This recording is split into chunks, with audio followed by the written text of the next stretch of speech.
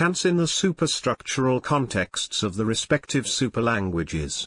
The axiological objects of the chronocultural series, present there, participate in other macrocosmic spaces of signification, i.e., they are polydimensional. This is the fact, which cannot be fully explained and that can only be comprehended by Hyperborean initiates. In any case, we suggest the idea that, a change in the perspective with which the axiological object is observed implies the effective transituation of the observer, i.e., the transport to a context in which the observed facet has a significance. Naturally, we refer to a cultural perspective, but it is surprising the millions of cultural aspects that an axiological object of the transitutive nucleus presents in so many other spaces of signification. Now then, it occurs that the slightest change of perspective causes the immediate physical transituation of the initiate to another space of signification. The importance of controlling this effect is indubitable, but what does the change of perspective depend on? Answer: a change of cultural perspective is a change in the axiological object's mode of affirmation, a modification in the expression of the recognition, i.e., a volitive act.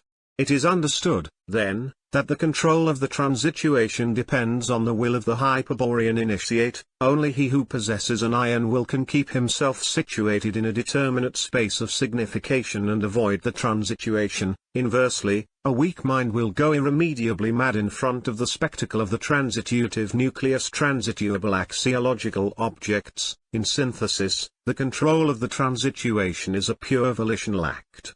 It is clear that only the firm will of the initiate will prevent the 11th step from concluding in a sort of metaphysical suicide.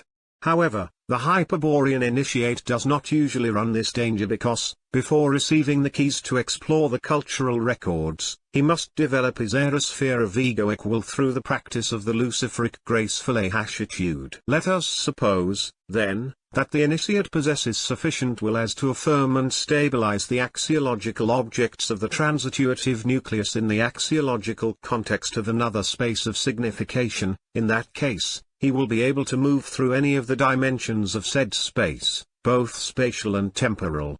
But such a possibility, we repeat, can only be comprehended by the Hyperborean initiates. It is only worth reflecting on a correspondence already highlighted. The movement of the hip to another space of signification by transituation is analogous to the movement of the cultural subject to another plane of signification by connotation. The 12th step of the faculty of anamnesis allows the voluntary transituation that we have just studied and of which it is not convenient to add anything more. As for the following steps, from the 13th to the 15th, it should be declared that they describe the way in which the initiate must return to his habitual context. Such a way immediately poses a problem. Why 3 steps for this, i.e., why are 3 steps required in order to return? Is it not possible to turn around in the transitutive nucleus and pass inversely through the first chi door, retracing the path traveled? Why, in order to go back, is it necessary to advance to the second chi door? Answer: if the initiate is in the vestibule chamber, in the transitutive nucleus, it is impossible for him to turn around and go back directly through the first chi door. In order to return to the point of departure, the initiate is physically obliged to continue his initial advance, to open, and to go through the second chi door, as the 13th and 14th steps of the faculty of anamnesis order. Only there, in the return chamber, will he be able to turn around and go back to the entrance and exit chamber, in accordance with the 15th step. This answer, and the acts that describe the mentioned steps, warn us about a strange abnormal behavior on the part of the chi doors and the intermediate space of the vestibule chamber. Without pretending to explain why things occur that way, how can it be possible for a door to permit entering an enclosure but not exiting it, unless a second return door is first passed through? The answer will arise after an ontological analysis of the door concept and defining the expanded door concept. Let us begin, then, with the definition of a door, using Figure 82. Areas A and B represent 2 enclosures, completely separated from each other by a central wall in which the opening has been made. Only through this opening is it possible to pass from one enclosure to the other and vice versa. In synthesis, a door is the opening, gap, hole, cut, etc., existing in the wall that separates two enclosures and through which they are connected to make passage possible. It is possible, in consequence, to functionally define every door, since its existence has the aim of connecting two enclosures and hashing passage from one to the other. That is to say, every door fulfills the function of allowing passage. In precise terms, we will say that, in general, every door is characterized by its passage function. The passage function, thus defined, is general for every door and does not receive, therefore, particular determinations. This means that, without restrictions, the passage function regulates the crossing of the door in both directions. That is why, in general, the passage function is biunivocal. The chi door allows the passage, biunivocally, from enclosure A to B and from B to A. Now, in particular, the passage function could receive the determination of allowing the passage in only one direction, for example, only figure 82 from A to B or only from B to A. It is what occurs, for example, in the valve of a compressed air cylinder, allegorically considered as a door. It allows the inflow of more air, from exterior A to interior B, but prevents the outflow of air from interior B to exterior A. Such a one-way valve presents a univocal path for the air, which leads to interpret its behavior by means of a univocal function. In a certain sense, the door of a prison fulfills a univocal function for the prisoners who are forced to pass through it. The prisoner, whose sentence is pending, will see that the prison door opens only to enter but not to exit. If the prisoner attempts to return by the same route, without serving the sentence, a sentinel will prevent him from doing so.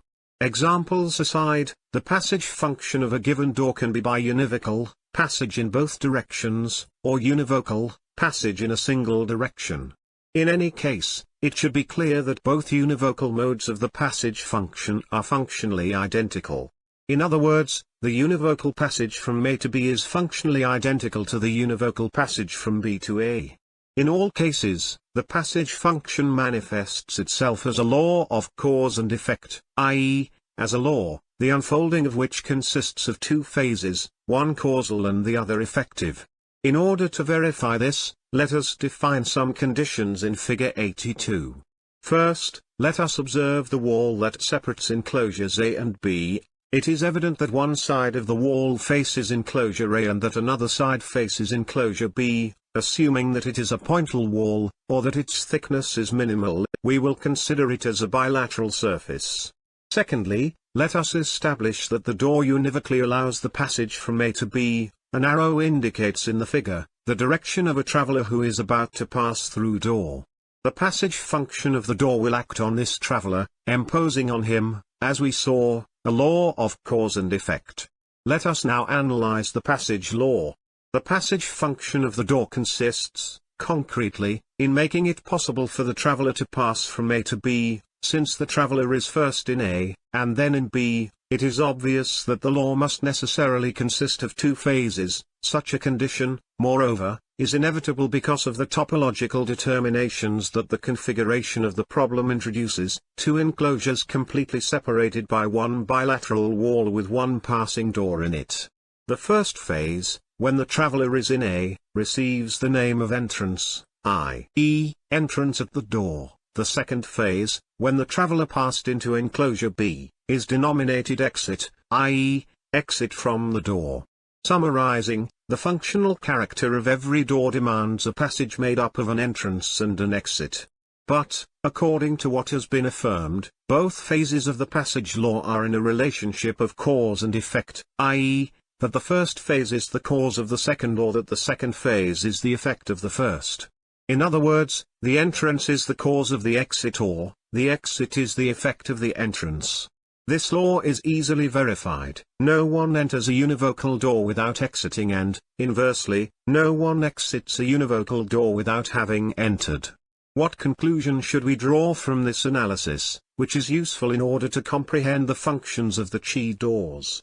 Answer, that in any normal door, such as in Figure 82, the passage law consists of two phases, entrance and exit, with absolutely no middle term. That is to say, the entry is causally followed by the exiting, without the possibility of defining an intermediate state or phase. More clearly, if the traveler of Figure 82, from enclosure A, enters the door, he immediately exits to enclosure B, with no possibility of remaining in an intermediate state between entry and exiting. The condition imposed on the separating wall, of being bilateral, should enable us to intuit the impossibility that the traveler can remain between two sides lacking thickness. In reality, the passage law is continuous, a single continuous passage formed by two phases. When the traveler initiates the passage from A, he enters the door, but, enters, and the part of the traveler that is in B, exits, and as the door lacks thickness, no part of the traveler is outside the only two phases of the passage law. Lastly, let us agree that the passage function determines, with the force of natural law, the passage through door. When passing through it, one is always entering or exiting, it being impossible to remain in an intermediate state. There is, between the two walls, no place where the traveler could be without entering or exiting, because it is not possible to alter the entry-exit sequence of the law of cause and effect. Whoever enters the door must necessarily exit the door. We have drawn the conclusion that the passage function determines a continuous passage through the door. It is not possible to stop the passage at an intermediate point of the phases, either one is entering or exiting the door. However, let us suppose that, with a procedure that is not relevant, we are capable of modifying the normal behavior of Dorchi and create a point between the phases of entering and exiting. At such a point the traveler can remain without altering the passage law, but, as far as the passage is concerned, he must obey the causal sequence of entry-exit. That is to say, also entering the door, he can remain indefinitely without exiting and even perform other acts, but, as soon as he attempts to continue the passage, he must inevitably complete the second phase of the law and exit. Figure 83 will illustrate to us this monstrous alteration of the normality of Dorchi. We see that now, in addition to enclosures A and B, there is a third enclosure C between two doors, but, these are not actually two doors but the two phases of the same door in figure 82, which here appear separated in order to give rise to point C between phases. According to this, the door in figure 83 is characterized by two functions, the passage function and the vestibule function. Such a door is called an expanded passage door or, simply, an expanded door. In the expanded door of figure 83, the passage function makes possible the passage from enclosure A to enclosure B according to a law of cause and effect that governs the entry-exit sequence. If a traveler takes advantage of the passage function, he must necessarily fulfill the entry-exit sequence. But if the traveler decides to use the vestibule function, then, also entering the door through A, he may stop at the vestibule location C and remain there without exiting to enclosure B. However, as soon as he decides to resume the passage, he must inevitably complete the sequence of the causal law and exit to enclosure B. It is clear that, in order to analogically represent the functions of an expanded door, both described figures, i.e., 82 and 83, are required. Thus, when the traveler is subject to the passage law, the figure 83 door responds to figure 82, the separating wall is then bilateral and the door lacks thickness. The traveler, once entering from enclosure A, must necessarily exit to enclosure B. On the other hand, when the traveler is governed by the vestibule function, the door adopts the form of figure 83, the separating wall presents then, an expanded thickness C that does not alter the passage function but permits the suspension of the passage. The situation between phases, i.e., the vestibule, the traveler, once he enters from enclosure A, may unlimitedly remain in the vestibule location C, but, if he decides to resume the passage, he must inevitably complete the sequence of the causal law and exit toward enclosure B. And now, let us draw the final conclusion of the whole analysis. If the traveler has penetrated into an expanded door, being guided by the vestibule function, and is situated in enclosure C, in no case can he return to enclosure A without completing the second phase. No one can alter the sequence of the passage law. Whoever enters, in effect, must exit, no matter how long the traveler stays and how much he does in C. If he proceeds from A, he cannot return to A without exiting to B, staying in C only suspends the passage law but does not nullify it. If he resumes the passage, inevitably, he will have to exit to B. Let us warn, on the other hand, that the return, in terms of movement, requires the turning around of the traveler, a turning around from the original direction and advancing in the opposite direction. If the direction of the traveler is from A to B, only a complete 180 degrees turning around will place him in a position to advance in the opposite direction, i.e., from B to A. Well, the conditioning relationship that exists between the passage function and the vestibule function can be represented allegorically as the impossibility that the traveler situated in C would have in order to turn around toward the entrance phase and return by the inverse path. Every movement in this direction implies resuming the passage, returning the door to its natural function. But, since in order to reach C it is necessary to have entered, to have undergone the phase of entry, it is clear that this cause keeps the concretion of its effect pending, which consists in the exit toward enclosure B. The traveler cannot escape this law, and this is the same as if, having entered from A, facing or in the direction of B, he could not turn around at C in order to return toward A. In truth, location C only exists for the vestibule function. In all cases the traveler resumes the passage, location C ceases to exist for the passage function and the crossing is carried out in accordance with figure 82. Also passing through an expanded door, and only in the case where the passage function is biunivocal, the traveler coming from enclosure A will be able to return to it. He will do so from enclosure C, also turning around, i.e., turning his back to door. The door will then present an inverse passage law. The entrance will be in enclosure B and the exit will be in enclosure A. It will not escape the reader's perspicacity that the expanded door that we have defined is something more than a mere hypothesis. In effect, the concept of the expanded door perfectly encompasses the chi doors of the cultural record and justifies the 13th, 14th, and 15th steps of the faculty of anamnesis.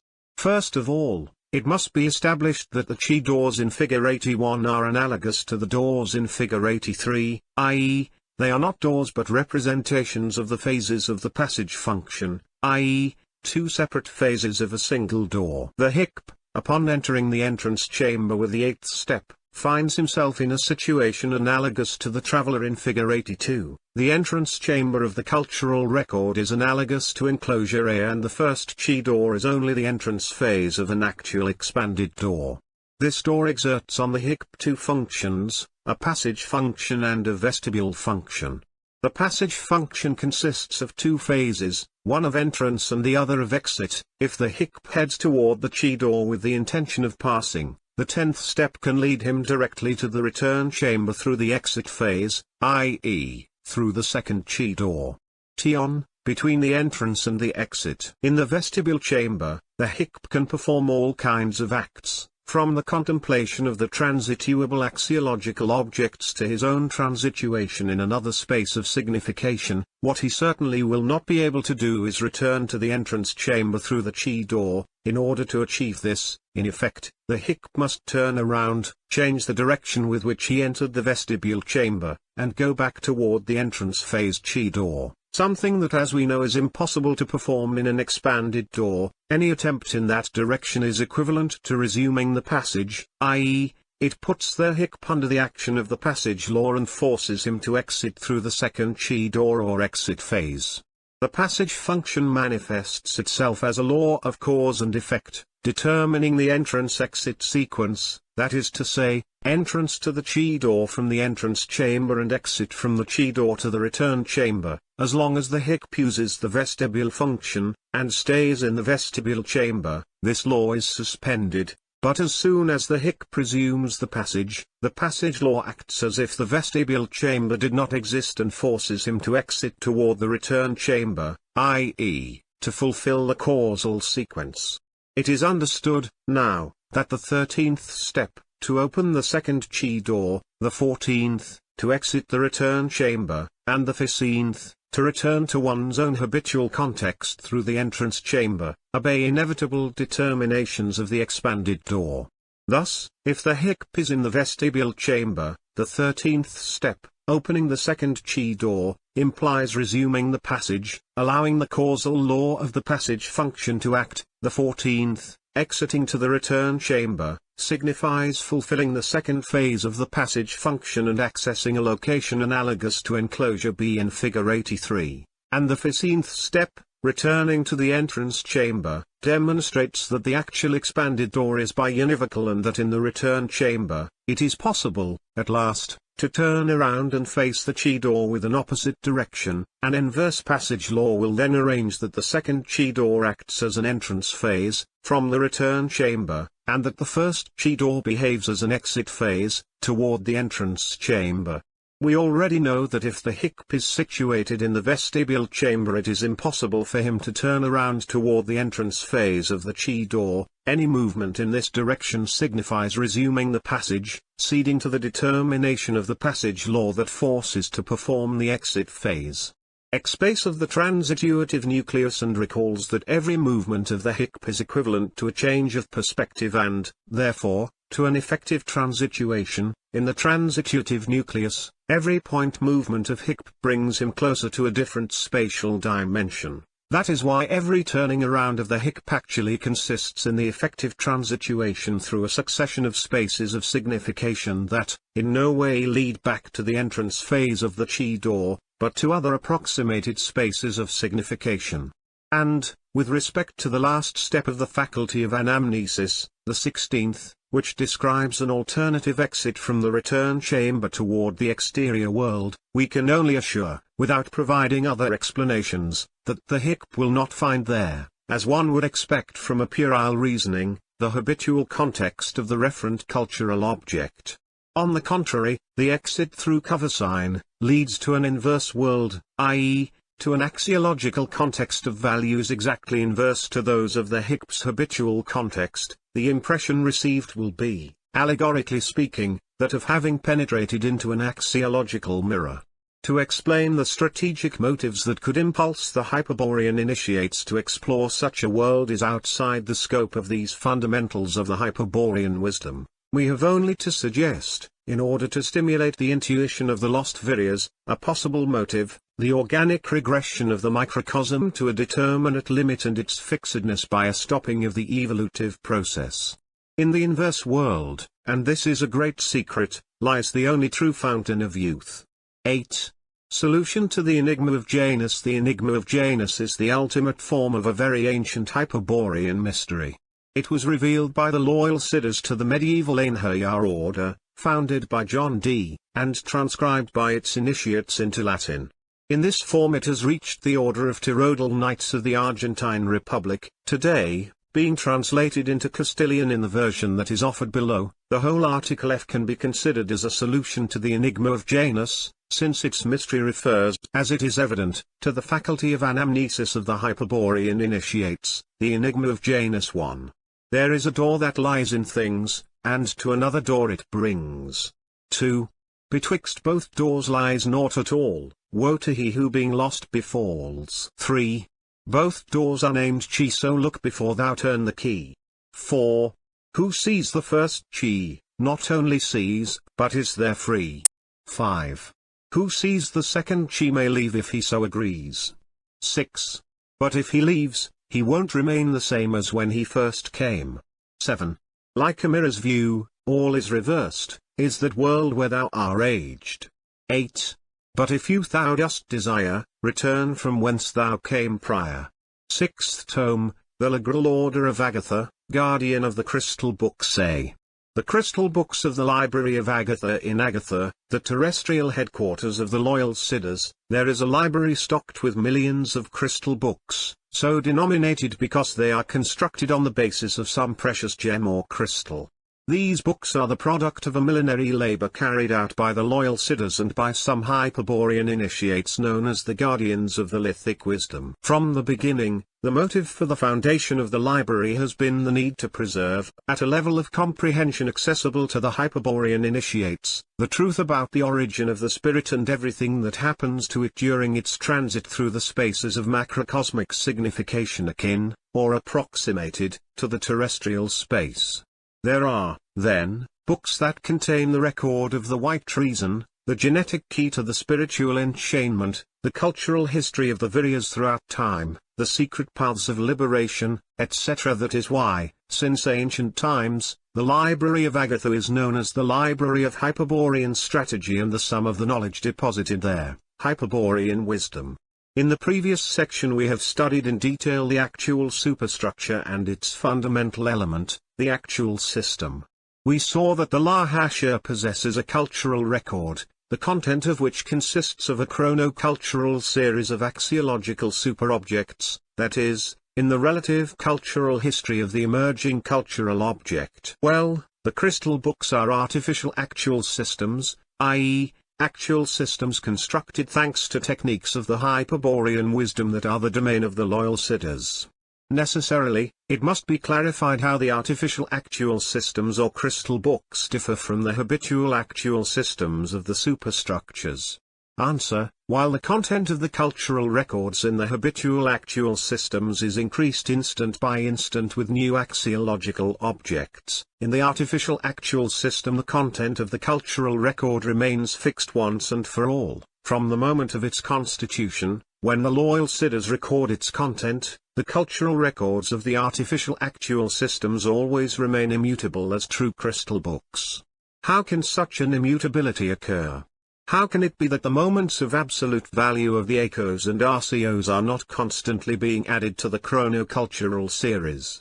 Answer: by the way that the artificial actual system is constructed, the echo and RCO are noological runes, i.e., uncreated symbols, without any correspondence with the archetypal forms created by the One. These runes, taken as cultural objects, consciousness aspect of the demiurge cannot apprehend them and drag them in its current because they are not comprehended with any archetypal form. The artificial actual system is constituted by using these runes as if they were cultural objects, i.e., by affirming a connection of meaning between them. For this purpose the loyal siddha engraves the runes on two opposite sides of an axiologically virgin crystal and then, using his powerful luciferic graceful will, affirms a connection of meaning between them. An artificial cultural record is thus formed inside the crystal, between the echo and RCO runes.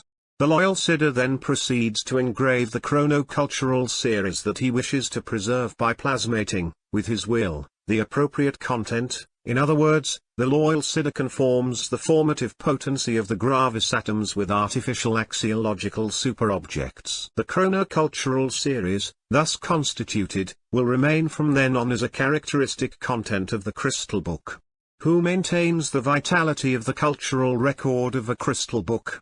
It cannot, of course, be an astral archetype because, in that case, the love aspect of the demiurge could not only comprehend the record at all times, subjecting the library to an infamous espionage, but could even erase its contents. Who, then? Answer: a class of mineral souls, or stone elementals, called Oleg. This is precisely the principal reason for the utilization of precious crystals as the physical support of the runes. The crystals Oleg are compelled to vitalize the cultural record. They obtain the necessary energy from certain radiations that penetrate from the exterior of the crystal and that they transduce and apply on the gravis atoms.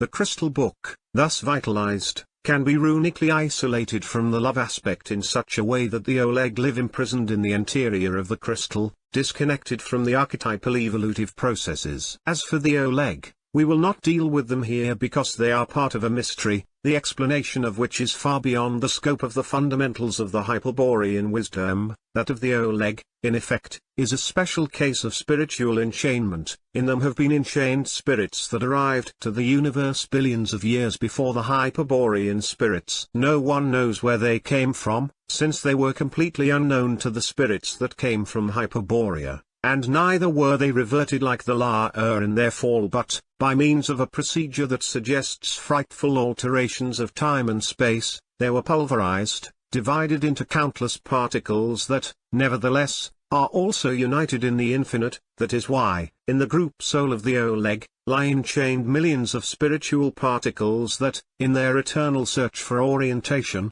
also impulse the evolutive process of the mineral elementals.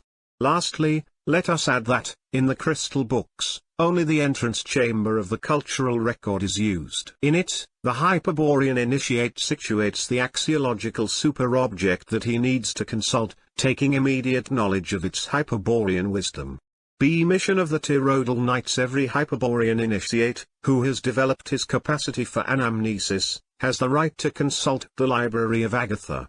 However, it is the guardians of the crystal books, those who decide who can and who cannot have access to them, and their judgment, also incomprehensible to the one who must accept it, is definitive and unappealable.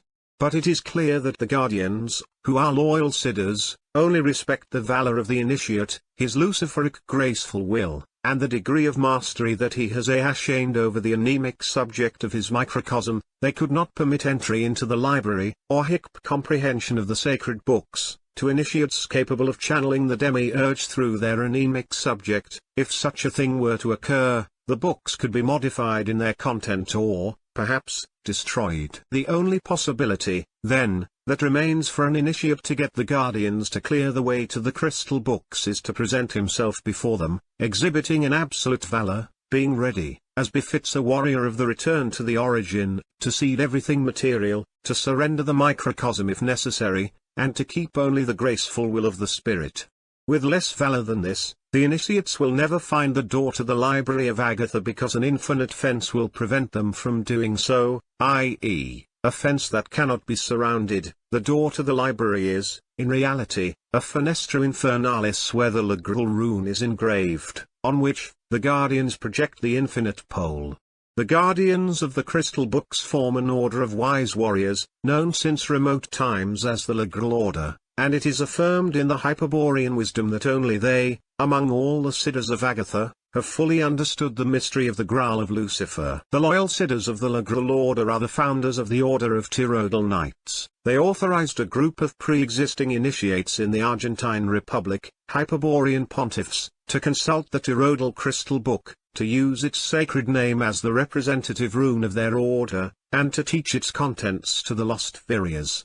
Together, they proposed a mission to the order, which is declared in the Law to the elect, to locate the elect ones and prepare them in the knowledge of the Hyperborean wisdom in order to face the coming end of history with honor. In synthesis, the guardians of the Library of Agatha have exceptionally permeated the Hyperborean pontiffs of the Order of Tyrrell Knights to maintain a permanent connection with the sacred Tyrrell crystal book, hence their extraordinary mastery of the Hyperborean wisdom.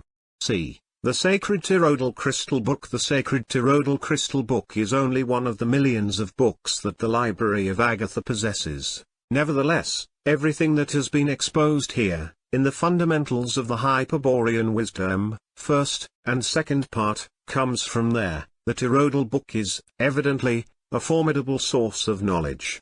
And it is so because its author, the Siddha Wotan, proposed to deposit, in the book, the key to the Gnostic liberation of the captive spirit. At the same time, this path implies the most intrepid action of war and the highest degree of wisdom. But it is not a question of an impossible request, but of repeating the feat that Wotan himself protagonized when he discovered the secret of life and death and the key to the enchainment of the eternal spirit to Ma'a. For this, Wotan, who is a loyal siddha, i.e., a true immortal on the physical plane, had to die as a Pasu, enchained to the world tree, to the dragon's skeleton, and resurrect as a siddha, as an eternal spirit, also seizing the secret of the spiritual enchainment, that is, the Kalachakra key. Wotan, who is the guide of the surviving white peoples of Atlantis, wrote the Tyrrell Crystal Book so that it could be consulted at all times by the Aryan initiates and so that they could know the way of strategic opposition, i.e., the way of spiritual liberation most appropriate to the Kshatriya or Hyperborean warrior type. As a product of his marvelous feat, Wotan rediscovered the runes in order to reveal them to the Aryans, and that is why the Tyrrell Crystal Book is also a language, the Tyrrell language, based on 13 plus 3 runes, i.e., 13 archetypal runes plus 3 noological runes.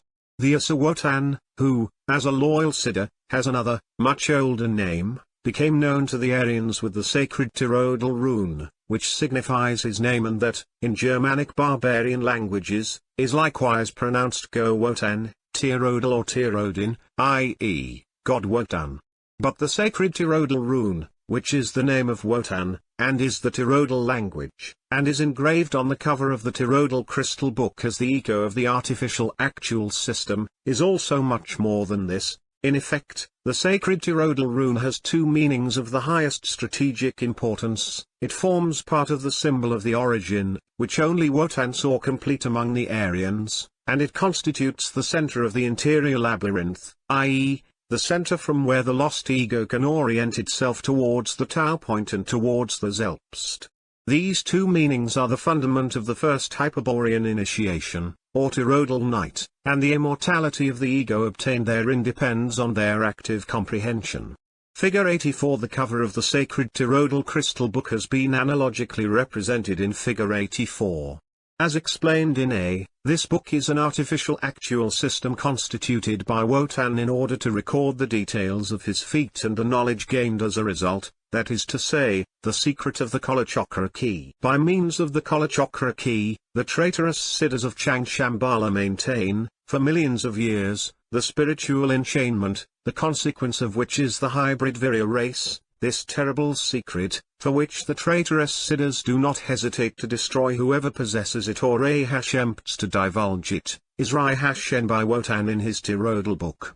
The Great Asa wanted that only the Aryan initiates know it, and that is why he used the sacred toroidal rune as the emerging cultural object of the actual system. No one who is not an Aryan initiate, and has not previously resigned his ego with the sacred rune, i.e., who has his ego in the center of the interior labyrinth, will be able to know its noological significance. For whoever is not an initiate, the rune will lack noological significance because he will have no runic context to grant it to him.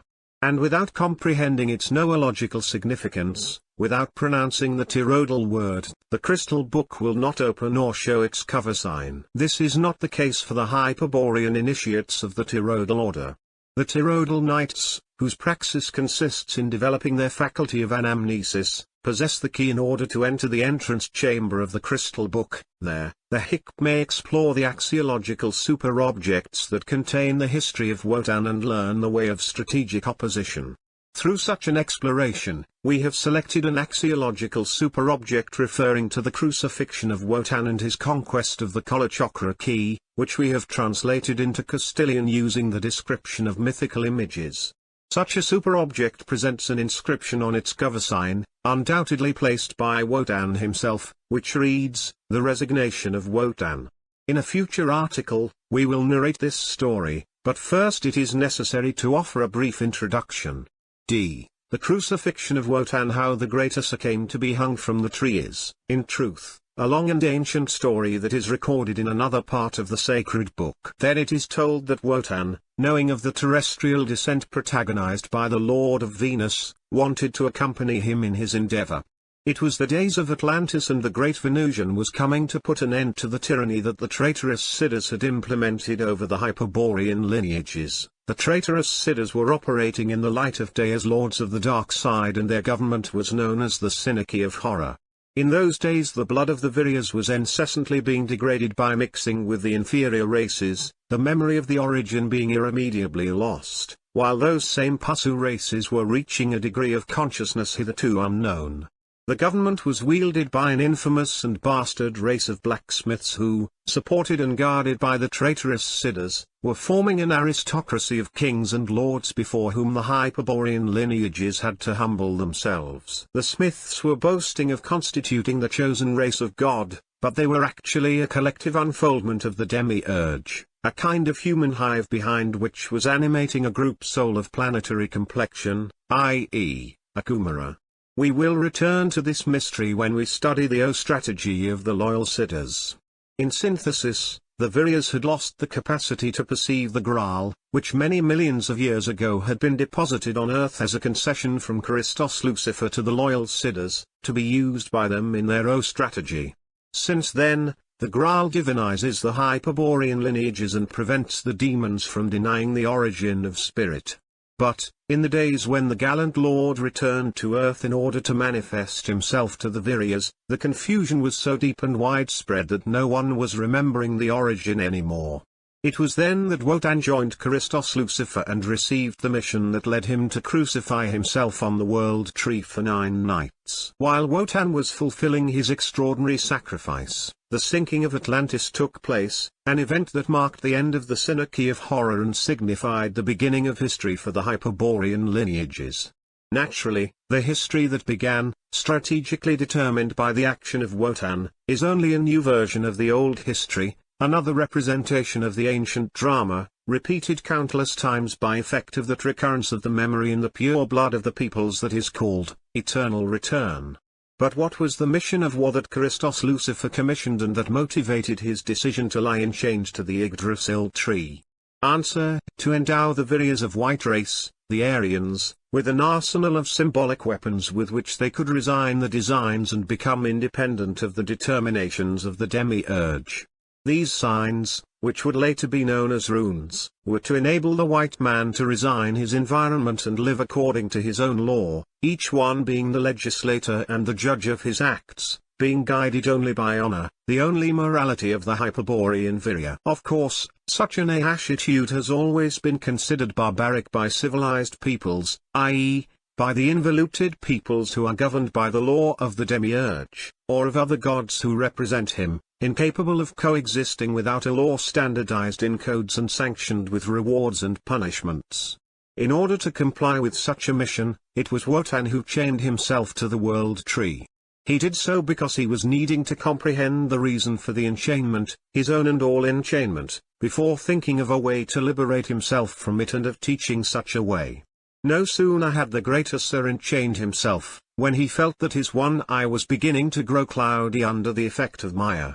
And, before he could even think of regashing his risky action, he experienced in himself the design of the demiurge. In effect, the designating aspect of the demiurge, his logos, acts unconsciously at this stage of the Kali Yuga because creation is already underway, and the entelligical unfolding of the archetypes is well advanced. That is why, if an undesignated entity, that is to say, an uncreated entity, appeared, just as Wotan appeared, then the logos would automatically designate it, assigning it a destiny within the plan. And, as an effect of that design that was now signifying his chains, as a consequence of that fatal impulse given to his crucifixion, Wotan all at once realized what the life and death of the Pasu, of the animal man, and the symbol of its evolutive destiny, is. He realized that a single symbol represents the evolution of every archetype, including the Manu archetype and its evolutive replica, the Pasu, and that said symbol could express itself outside, be communicated to the Viryas, with the spiral sign. That was, therefore, the sign of the enchainment. Then, Wotan said to himself, this accursed sign is the sign of pain. And with this name, to this day, the Hyperborean wisdom denominates the spiral sign, which, as it could not be otherwise, is sacred for Druids and Jews. Knowing the secret of the demiurge, Wotan was hanging from the tree of terror, trying to penetrate, with his single eye, the terrible secret of Maya and to find the key somewhere that would enable him to break free from his chains, that is to say, the uncreated sign with which to resign the sign of pain. Thus, it is clear that Wotan was looking in the wrong direction, for the exterior world could offer him nothing that was not designated by the demiurge. Wotan himself, enchained, was momentarily a victim of the deception, of the fatal and inflexible law of deception that governs for every Virya. No one who is incarnated is born knowing the truth. No one is born enlightened, neither Wotan nor the Führer nor any other Virya. On the contrary, every Virya, Wotan, the Führer, or any other Virya, at some time in his life has been deceived by the demiurge. And this law is inevitable because gnosis does not come from a mere inheritance or from a spontaneous enlightenment, but is the product of the will to awaken and to be what one is. That is to say, gnosis comes from the struggle between the eternal spirit, manifested in the Virya as the lost ego, and the soul, that extension of the demiurge. While hanging from Yggdrasil, Wotan was a victim of the deception, and that is why he was looking outward, without listening to the voice of the blood, reliving the perpetual drama of the lost Virya. However, the great Asur was able to awaken and comply with his mission, becoming, since then, the racial guide of all Aryans. In order to find out how he did it, let us consult the sacred Tyrrhodal crystal book, which he himself wrote also performing his feat, in the axiological superobject titled The Resignation of Wotan. The resignation of Wotan. For 9 nights the Asa Wotan was enchained on the Yggdrasil tree, which lies beyond the Boreas, i.e., Hyperborea. In truth, the tree of terror is Kron, the ivy of the world, the history of which is recorded in another axiological superobject and to which only the most valiant initiates are capable of contemplating without trembling with terror. Wotan was fastened to the tree with his arms crossed, immobilized and bleeding from a wound in his side that the coward Loki inflicted on him, the one who would later be worshipped as the god Lu by the traitorous people of the Celts. At that time, neither Balder, nor Hrothgar, nor Vithar, nor Heimdall, nor the Burgundian Siegfried had yet been born. There were, then, no kinsmen, no heroes, no Aesir Kameraden who wanted to risk a combat in order to liberate Wotan. In the walled terrestrial Hyperborea, which is the Valhalla of Agatha, the Aesir, the Berserker Siddhas, were observing from the ear column the torment of Wotan, but they were not coming to his aid. The lords of Venus, the loyal Siddhas, were only singing the song of immortality, the melody that awakens the nostalgia of Thule and Amor, the icy fire that was cooling the heart and defeats death. Outside of Wotan, only Mother Frigga was loving him enough to attempt to save him, but her keys were not matching those locks that were enchaining him to the tree of death. That is why Frigga was spinning her distaff in the company of the Norns while she was loving him in silence, wishing to give birth to blonde and strong sons in order to populate the world of Midgard. Time was passing and Wotan was irremediably agonizing, lamenting the design of the Lord of Darkness who had condemned him to suffer and die. In that trance, already tired of suffering, Wotan closed his eye, his single eye that was gazing at the misery of Midgard, and, oh miracle, in his interior he discovered a resplendent image that was dancing. It was Freya, the joy of the spirit, who until then had been within Wotan without him knowing it. When contemplating her absolute beauty, the great Asa longed for the happy days of Asgard, when Hyperborea was not yet relying on the invulnerable wall, or the insurmountable fence constructed by the loyal Siddhas. Then, the women Magi, who were not outside like Mother Frigga but inside like the Virgin Freya, were tending to the Garden of Apples and were revealing the mystery of time to the warriors coming from other worlds. So it was that Wotan, parched by an unquenchable thirst for more, wished, as never before, to come down from the Yggdrasil tree in order to wield the axe and combat the Lord of Darkness and his hordes of Elementarvasen. But his desire was not sufficient, his will was falling short in order to open the latches of deception. Besides that, his eye was no longer looking toward the Ashen world but was spellbound by Freya's dance. However, all was not lost for the great Asa. His Amor for Freya saved him, his Amor reciprocated by her who was pure grace. It was she who decided to save Wotan, fighting for him outside, sacrificing her divine virginity for Amor.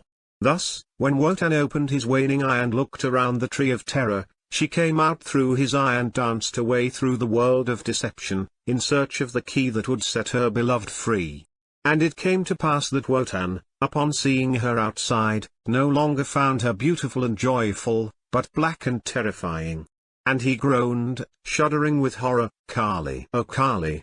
The Hyperborean initiates, the awakened Viryas, know what is meant when it is said that Wotan was not immobile while hanging from the Yggdrasil tree. His chains were forcing him to move perpetually, to spin in a spiral. His chains forced him to move perpetually, to spin in a spiral, and that is why none of Frigga's keys could free him. Perhaps Freya would have been luck and find the real key, but where to seek it? Perhaps the Siddhas of Venus in Valhalla would take pity on the valorous Ace and reveal the way to loosen his chains.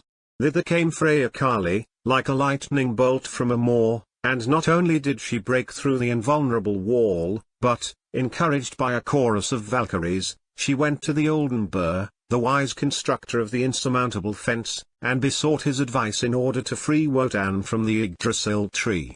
And Gohashbear, the primordial strategist of Hyperborea, assured her that the great Asa could be freed by himself, if someone loved him enough to give him the Kalachakra key. Oh, who has the Kalachakra key, capable of liberating my beloved from his circular crucifixion on the Yggdrasil tree? Thus, Freya Kali was crying out to the loyal Siddhas, she was supplicating to those for whom, since ever, their honor is called loyalty, and the loyal Siddhas responded, indicating to her the path that descends to Niflheim, the deepest infernal region of hell. There she was to seek and find the abode of the traitorous Siddhas, the Dejung city of deception and terror, where the two-faced giant, Jan, guards the Kalachakra key since the days in which the bloods of the earth were mixed and the Viryas no longer knew how to find the way toward Valhalla.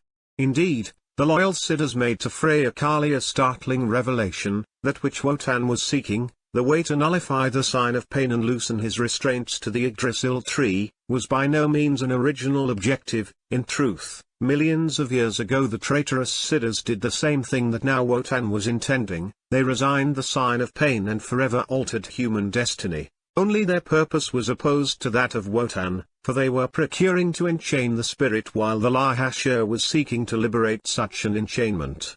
Listen well, O Freya. Added the immortal sages of Valhalla, lest you commit a strategic error. When you approach the key-bearer Jan, you will not be able to do so either from the past or from the future, for his two faces, like Earthrun Skuld, look toward time. You can only take the Kalachakra key in the present, for at that instant the giant Jan is blind. But the present is an almost insignificant instant for the lost Viryas. Will you, O beloved of Wotan, be able to Tyrodal Night, and the immortality of the ego obtained therein depends on their active comprehension. Figure 84. The cover of the sacred Tyrodal crystal book has been analogically represented in Figure 84. As explained in A, this book is an artificial actual system constituted by Wotan in order to record the details of his feat and the knowledge gained as a result, that is to say, the secret of the Kalachakra key. By means of the Kalachakra key, the traitorous Siddhas of Changshambhala maintain, for millions of years, the spiritual enchainment, the consequence of which is the hybrid Virya race. This terrible secret, for which the traitorous Siddhas do not hesitate to destroy whoever possesses it or attempts to divulge it, is rehashed by Wotan in his Tyrodal book. The Great Asa wanted that only the Aryan initiates know it, and that is why he used the sacred Tyrodal rune as the emerging cultural object of the actual system. No one who is not an Aryan initiate, and has not previously resigned his ego with the sacred rune, i.e., who has his ego in the center of the interior labyrinth, will be able to re-know its noological significance. For whoever is not an initiate, the rune will lack noological significance because he will have no runic context to grant it to him. And without comprehending its noological significance, without pronouncing the Tyrodal word, the crystal book will not open or show its cover sign. This is not the case for the Hyperborean initiates of the Tyrodal order. The Tyrodal Knights, whose praxis consists in developing their faculty of anamnesis, possess the key in order to enter the entrance chamber of the crystal book. There, the Hick may explore the axiological super-objects that contain the history of Wotan and learn the way of strategic opposition. Through such an exploration, we have selected an axiological super-object referring to the crucifixion of Wotan and his conquest of the Kalachakra key, which we have translated into Castilian using the description of mythical images. Such a super-object presents an inscription on its cover sign, undoubtedly placed by Wotan himself, which reads, "The Resignation of Wotan." In a future article, we will narrate this story, but first it is necessary to offer a brief introduction. D. The crucifixion of Wotan. How the Great Asa came to be hung from the tree is, in truth, a long and ancient story that is recorded in another part of the sacred book. Then it is told that Wotan, knowing of the terrestrial descent protagonized by the Lord of Venus, wanted to accompany him in his endeavor. It was the days of Atlantis, and the great Venusian was coming to put an end to the tyranny that the traitorous Siddhas had implemented over the Hyperborean lineages. The traitorous Siddhas were operating in the light of day as lords of the dark side, and their government was known as the Synarchy of Horror. In those days the blood of the Viryas was incessantly being degraded by mixing with the inferior races, the memory of the origin being irremediably lost, while those same Pusu races were reaching a degree of consciousness hitherto unknown. The government was wielded by an infamous and bastard race of blacksmiths who, supported and guarded by the traitorous Siddhas, were forming an aristocracy of kings and lords before whom the Hyperborean lineages had to humble themselves. The Smiths were boasting of constituting the chosen race of God, but they were actually a collective unfoldment of the demiurge, a kind of human hive behind which was animating a group soul of planetary complexion, i.e., a Kumara. We will return to this mystery when we study the strategy of the loyal Siddhas. In synthesis, the Viryas had lost the capacity to perceive the Graal, which many millions of years ago had been deposited on Earth as a concession from Christos Lucifer to the loyal Siddhas, to be used by them in their strategy. Since then, the Graal divinizes the Hyperborean lineages and prevents the demons from denying the origin of spirit. But, in the days when the gallant Lord returned to Earth in order to manifest himself to the Viryas, the confusion was so deep and widespread that no one was remembering the origin anymore. It was then that Wotan joined Christos Lucifer and received the mission that led him to crucify himself on the world tree for 9 nights. While Wotan was fulfilling his extraordinary sacrifice, the sinking of Atlantis took place, an event that marked the end of the Synarchy of Horror and signified the beginning of history for the Hyperborean lineages. Naturally, the history that began, strategically determined by the action of Wotan, is only a new version of the old history, another representation of the ancient drama, repeated countless times by effect of that recurrence of the memory in the pure blood of the peoples that is called eternal return. But what was the mission of war that Christos Lucifer commissioned and that motivated his decision to lie enchained to the Yggdrasil tree? Answer: to endow the Viryas of white race, the Aryans, with an arsenal of symbolic weapons with which they could resign the designs and become independent of the determinations of the demiurge. These signs, which would later be known as runes, were to enable the white man to resign his environment and live according to his own law, each one being the legislator and the judge of his acts, being guided only by honor, the only morality of the Hyperborean Virya. Of course, such an attitude has always been considered barbaric by civilized peoples, i.e., by the involuted peoples who are governed by the law of the demiurge, or of other gods who represent him, incapable of coexisting without a law standardized in codes and sanctioned with rewards and punishments. In order to comply with such a mission, it was Wotan who chained himself to the world tree.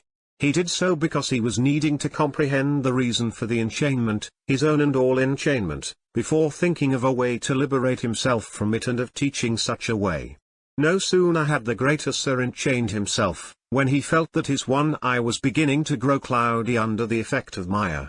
And, before he could even think of rehashing his risky action, he experienced in himself the design of the demiurge. In effect, the designating aspect of the demiurge, his logos, acts unconsciously at this stage of the Kali Yuga because creation is already underway, and the intellectual unfolding of the archetypes is well advanced.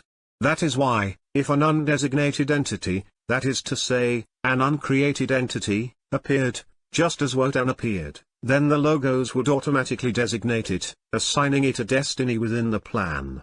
And, as an effect of that design that was now signifying his chains, as a consequence of that fatal impulse given to his crucifixion, Wotan all at once realized what the life and death of the Pasu, of the animal man, and the symbol of its evolutive destiny, is.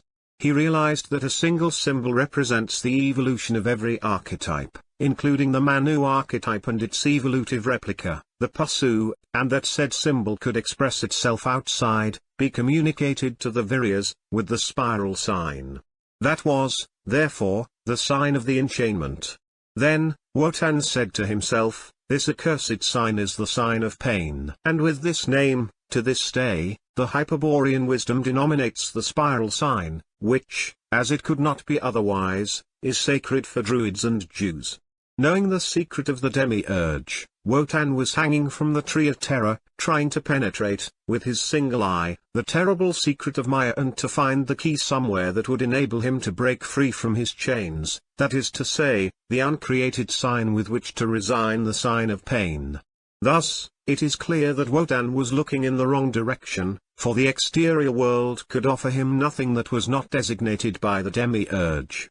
Wotan himself, enchained, was momentarily a victim of the deception, of the fatal and inflexible law of deception that governs for every Virya. No one who is incarnated is born knowing the truth. No one is born enlightened, neither Wotan nor the Fura nor any other Virya. On the contrary, every Virya, Wotan, the Fura, or any other Virya, at some time in his life has been deceived by the demiurge. And this law is inevitable because gnosis does not come from a mere inheritance or from a spontaneous enlightenment, but is the product of the will to awaken and to be what one is. That is to say, gnosis comes from the struggle between the eternal spirit, manifested in the Virya as the lost ego, and the soul, that extension of the demiurge. While hanging from Yggdrasil, Wotan was a victim of the deception, and that is why he was looking outward, without listening to the voice of the blood, reliving the perpetual drama of the lost Virya. However, the great Asa was able to awaken and comply with his mission, becoming, since then, the racial guide of all Aryans. In order to find out how he did it, let us consult the sacred Tyrrhodal crystal book, which he himself wrote also performing his feat, in the axiological superobject titled The Resignation of Wotan. The resignation of Wotan. For 9 nights the Asa Wotan was enchained on the Yggdrasil tree, which lies beyond the Boreas, i.e., Hyperborea. In truth, the tree of terror is Kron, the ivy of the world, the history of which is recorded in another axiological superobject and to which only the most valiant initiates are capable of contemplating without trembling with terror. Wotan was fastened to the tree with his arms crossed, immobilized and bleeding from a wound in his side that the coward Loki inflicted on him, the one who would later be worshipped as the god Lu by the traitorous people of the Celts. At that time, neither Balder, nor Hrothgar, nor Vithar, nor Heimdall, nor the Burgundian Siegfried had yet been born. There were, then, no kinsmen, no heroes, no Aesir Kamaraden who wanted to risk a combat in order to liberate Wotan. In the walled terrestrial Hyperborea, which is the Valhalla of Agatha, the Aesir, the Berserker Siddhas, were observing from the ear column the torment of Wotan, but they were not coming to his aid. The Lords of Venus, the loyal Siddhas, were only singing the song of immortality, the melody that awakens the nostalgia of Thule and Amor, the icy fire that was cooling the heart and defeats death. Outside of Wotan, only Mother Frigga was loving him enough to attempt to save him, but her keys were not matching those locks that were enchaining him to the tree of death. That is why Frigga was spinning her distaff in the company of the Norns while she was loving him in silence, wishing to give birth to blonde and strong sons in order to populate the world of Mythgarth. Time was passing and Wotan was irremediably agonizing, lamenting the design of the Lord of Darkness who had condemned him to suffer and die. In that trance, already tired of suffering, Wotan closed his eye, his single eye that was gazing at the misery of Mythgarth, and, oh miracle, in his interior he discovered a resplendent image that was dancing. It was Freya, the joy of the spirit, who until then had been within Wotan without him knowing it. When contemplating her absolute beauty, the great Asa longed for the happy days of Asgarth, when Hyperborea was not yet relying on the invulnerable wall, or the insurmountable fence constructed by the loyal Siddhas. Then, the women Magi, who were not outside like Mother Frigga but inside like the Virgin Freya, were tending to the Garden of Apples and were revealing the mystery of time to the warriors coming from other worlds. So it was that Wotan, parched by an unquenchable thirst for more, wished, as never before, to come down from the Yggdrasil tree in order to wield the axe and combat the Lord of Darkness and his hordes of Elementarvasen. But his desire was not sufficient, his will was falling short in order to open the latches of deception. Besides that, his eye was no longer looking toward the Ashen world but was spellbound by Freya's dance. However, all was not lost for the great Asa. His Amor for Freya saved him, his Amor reciprocated by her who was pure grace. It was she who decided to save Wotan, fighting for him outside, sacrificing her divine virginity for Amor. Thus, when Wotan opened his waning eye and looked around the tree of terror, she came out through his eye and danced away through the world of deception, in search of the key that would set her beloved free.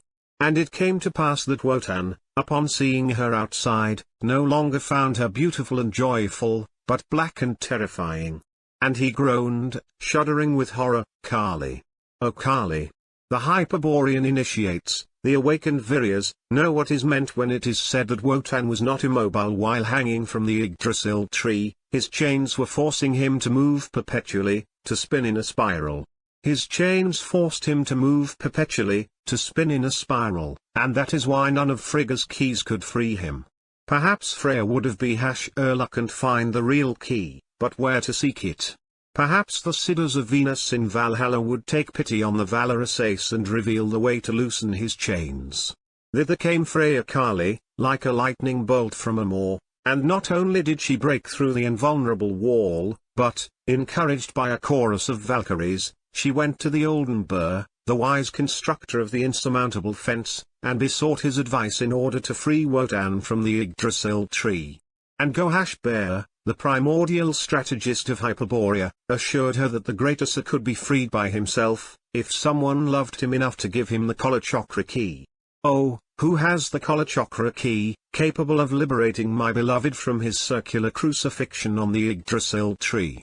Thus, Freya Kali was crying out to the loyal Siddhas, she was supplicating to those for whom, since ever, their honor is called loyalty, and the loyal Siddhas responded, indicating to her the path that descends to Niflheim, the deepest infernal region of hell. There she was to seek and find the abode of the traitorous Siddhas, the Dejung city of deception and terror, where the two-faced giant, Jan, guards the Kalachakra key since the days in which the bloods of the earth were mixed and the Viryas no longer knew how to find the way toward Valhalla. Indeed, the loyal Siddhas made to Freya Kali a startling revelation, that which Wotan was seeking, the way to nullify the sign of pain and loosen his restraints to the Yggdrasil tree, was by no means an original objective. In truth, millions of years ago the traitorous Siddhas did the same thing that now Wotan was intending. They resigned the sign of pain and forever altered human destiny, only their purpose was opposed to that of Wotan, for they were procuring to enchain the spirit while the Lahashur was seeking to liberate such an enchainment. Listen well, O Freya. Added the immortal sages of Valhalla, lest you commit a strategic error. When you approach the key-bearer Jan, you will not be able to do so either from the past or from the future, for his two faces, like Earthrun Skuld, look toward time. You can only take the Kalachakra key in the present, for at that instant the giant Jan is blind. But the present is an almost insignificant instant for the lost Viryas. Will you, O beloved of Wotan, be able to snatch the precious key from the two-faced key-bearer before he notices it and strikes you down with his scepter? I will suspend the present by laughing with joy, affirmed Freya Kali, and while I laugh, and the present stands still, I will take the key that will give freedom to my beloved. You really do know time and the way to overcome fear. The loyal Siddhas approved in chorus, showing signs of great jubilation, while joking, you will put the Nornverthandi to sleep, ha, ha. But they immediately continued advising the valorous goddess, listen to these instructions, O joy of the spirit, once you have the Kalachakra key in your possession, you must proceed with firmness and precision to divide it into two parts, using the double axe that we will here deliver unto you. Then the god Thor bestowed Freya with an impressive carved emerald labrys, of dimensions appropriate to the goddess' fist but no less fearsome and effective. The Kalachakra key, the loyal Siddhas were continuing to explain, is an ingenious system that enabled the traitorous Siddhas to equilibrate and neutralize the designs of the demiurge. That is why it consists of two complex signs, united by an iron shank that one must break. One is the sign of pain, which is made up of 49 plus 1 signs in relief, distributed around a three-dimensional spiral of decreasing diameter, i.e., of a helicoidal curl. This spiral is the combination of the key that opens the lock of the spiritual enchainment, since each one of the 49 plus 1 signs represent the primordial words of the demiurge, the voices by which all finite entities were created. Every design is made up of combinations of such signs. The Kalachakra key is, then, the master key of creation. But, shaped to this spiral bit by an iron shank, is the octagonal handle of the key. Inside the octagon, engraved in relief, is the other sign, the sign of the origin that equilibrates and neutralizes the sign of pain. This sign is constituted by 13 plus 3 signs called runes. These 13 enable us to describe and resign the 49 behos of the demiurge, and the remaining 3, called noological runes, are also used in our O strategy and in the path of individual liberation by strategic opposition. But in the Kalachakra key, each of both sets of signs are structurally integrated into a major sign that contains them, the 49 plus 1 in the sign of pain and the 13 plus 3 in the sign of the origin. Listen carefully, now, O smile of the green ray. Required the loyal Siddhas. If you truly wish to save Wotan, you must break the Kalachakra key and bring to him only the sign of the origin, so that the great Asa resigns the sign of pain by himself and descends from the Yggdrasil tree, as has been commissioned to him by the great chief Lucifer. However, O graceful one, you will not figure 85 abandon the part of the key that contains the sign of pain, for you will need its Physi signs for the mission of Amor that you will fulfill in the Aryan race. Because, O Freya, now that you have come out of Wotan, everyone knows that you are the Hyperborean goddess of Amor. Your remembrance will be plasmated in the blood memory of the Viryas and they will sing to you with profane voices, in cultural languages, the ugly sounds of which only please the Lord of Darkness. You must teach them the language of the birds. Look around you and see what has occurred here, in Valhalla, because of your graceful presence. Freya Kali looked around and observed in amazement the brave berserkers, lords of war, momentarily abandon the practice of arms in order to join in the loyal Siddha's song of Amor. And she realized that, from then on, that charismatic song, which was procuring to awaken and orient the lost Viryas, would refer to her, would transmit her image and the sound of her luciferic laughter. And she also knew that, in response to her loving Viryas, she would have to teach them that Amor signifies undeath, immortality, another way of spiritual liberation, another path to Valhalla. Yes, affirmed the loyal Siddhas, because of you, the Aryans will know that it is possible to attain immortality through Amor. But the most important part of your mission, O non-existent flower, will be to inspire true poetry. The poetry of Amor that ices the heart and clears the vision of the spirit, the poetry that is recited with the voice of the pure blood, that which converts the lost Virya into an awakened one, the awakened one into an immortal Siddha, the noble one into a king, and the king into a god. Quite contrary to the poetic ecstasy of the Pasu, which kindles an inferno in the heart, which clouds reason and casts a veil on the vision of the soul. Yes, confirmed the berserkers, from this day forward, you will be the dame captain of our celestial cavalry of Wotan's wilds here. In your honor, a daily tournament of knights will be held in Valhalla, and the aid of poetry will be maintained as long as the last of the Aryans remains enchained, so that the true Minnesingers will also be immortalized in Valhalla, like the warrior heroes. And all this will be to Wotan's pleasure, roared the bear men with joy upon proposing this curious possibility of salvation by means of the Song of Amor. But they knew what they were doing because they were initiated by Christos Lucifer, or Apollo, the Lord of Beauty, and they knew the beauty of the uncreated forms, the beauty that only a Minnesinger with the voice of the pure blood can sing. A beauty that has nothing to do, of course, with the vile archetypal forms that the demiurge created trying to imitate the true worlds.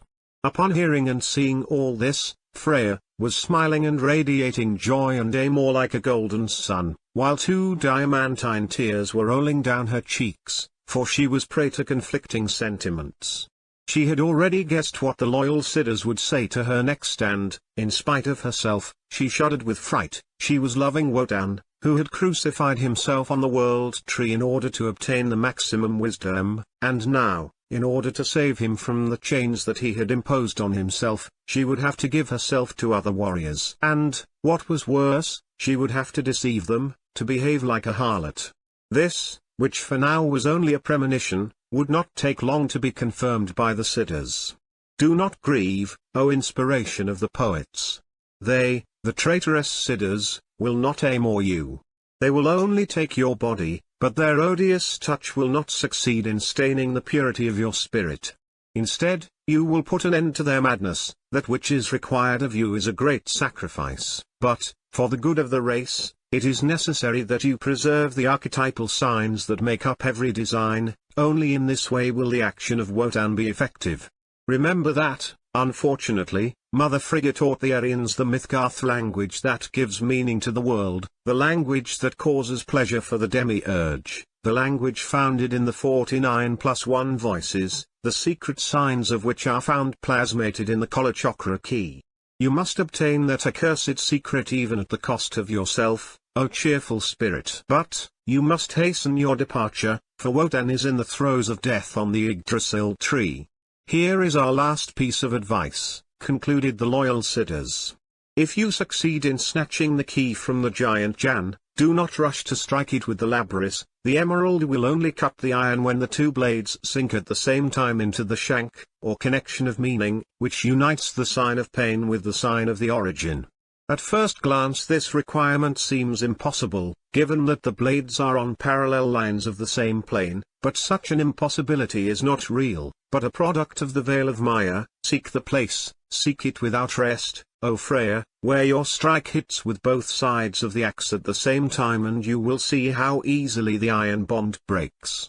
Figure 86. Instructed in this way by the loyal Siddhas, the goddess of Amorle Valhallan set out on her journey to Niflheim, in search of Dejung city, the abode of the traitorous Siddhas. We will omit the account of that terrifying journey as well as the description of the scene in which the marvelous grace of Freya's laughter stopped time and enabled her to snatch the Kalachakra key from the two-faced giant. January. Neither will we narrate her quest for the macrocosmic plane of signification in which the double-axe labrys cuts as if it were that of a single, a quest that culminated in success when, with a single stroke, she separated the primordial signs. All this can always be seen in detail by any Virya of pure blood, who decides to transit the path of return to the origin, for its account is found in the Tyrodal book, the sacred book of the Aryans that every Hyperborean initiate has the right to read. Here we will continue the story at the moment in which Freya Kali separates the signs with an accurate strike of the emerald labrys. Freya had the power to transform herself into a bird. When she undertook her descent into Niflheim, she decided to adopt that form, but, as she was outside of Wotan, in her guise of Kali, the Black One, she only managed to convert herself into a raven. And as a raven she descended into hell, carrying in her talons the fearsome labrys, and as a raven she snatched, with her beak, the Kalachakra key from the giant Jan, and as a raven she came to the place where she could, at last, separate the signs. There, Freya retook her form as Kali, the Black One, and with a single stroke of the labrys, separated the signs, sply-hashing the iron shank of the Kalachakra key. And here is what then occurred. Kali, always dancing, cut the iron bond of the Kalachakra key, taking, with one of her four lay hands, the octagonal handle with the sign of the origin.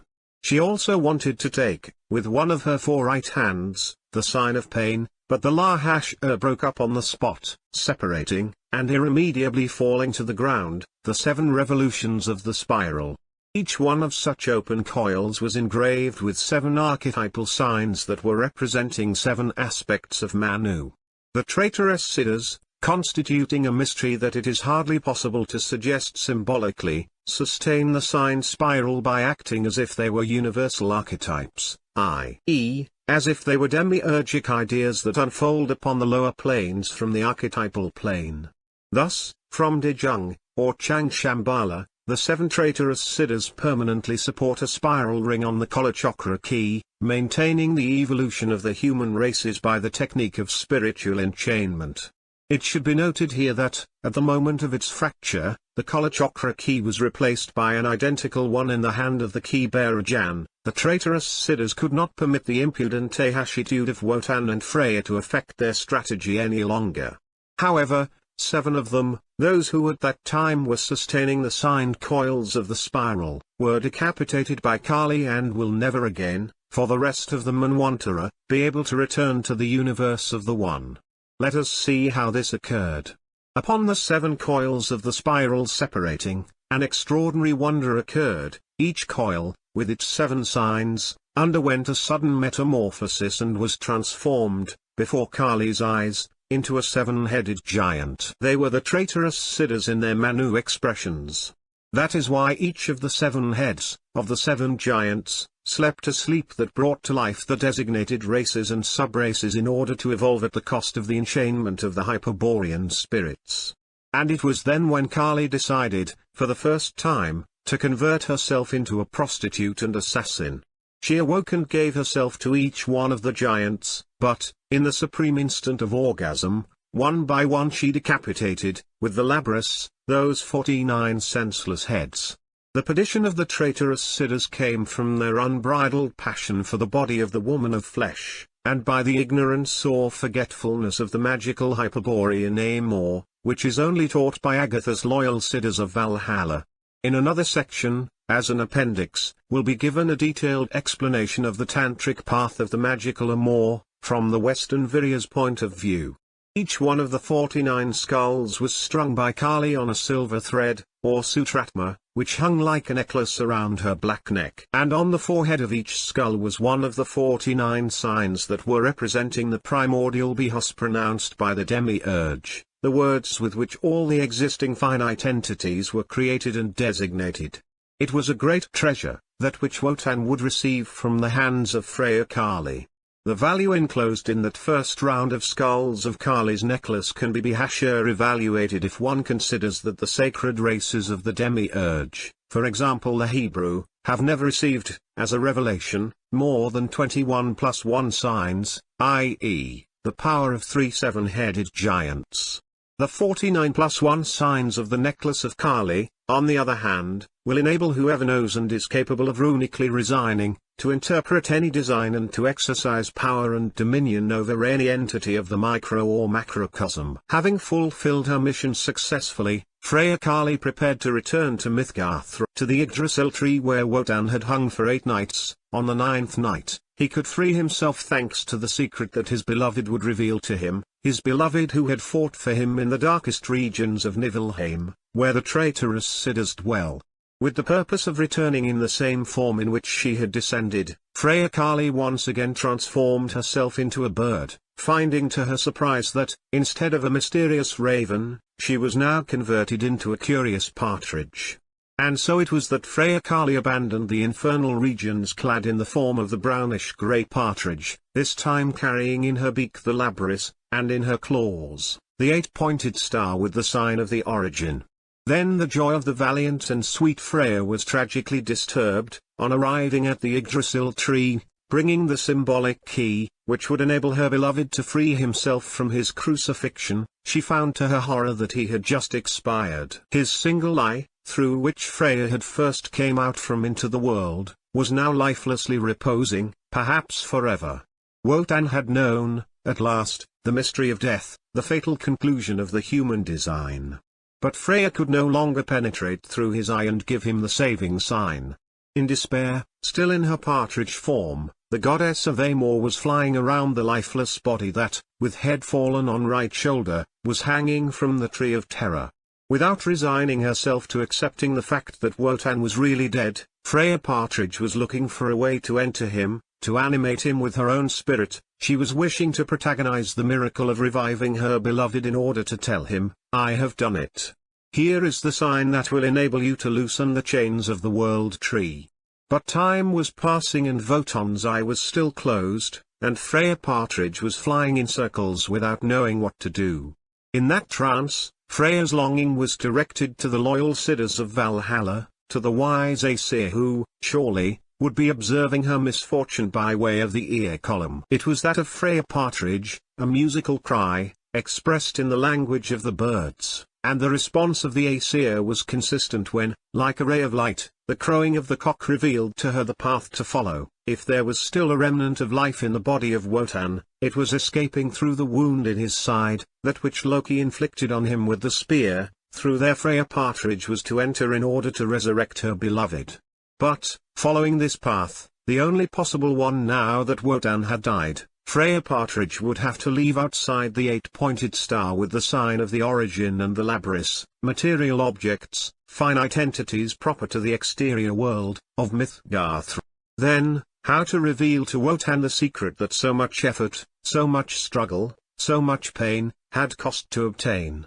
Freya decided in an instant. She would return to the bosom of Wotan converted into a bird, into a partridge, and when she was in front of the manifestation of his spirit, in front of his ego, she would express for her beloved the sign of the origin. Yes, to save her beloved, Freya Partridge would dance and sing the sign of the origin, converting herself into the symbol itself.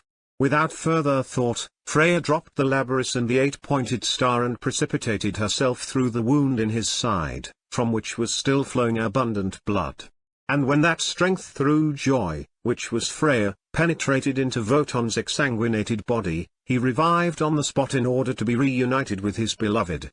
But, before continuing with Freya and Wotan, let us see what occurred with the objects that fell to Mythgarth.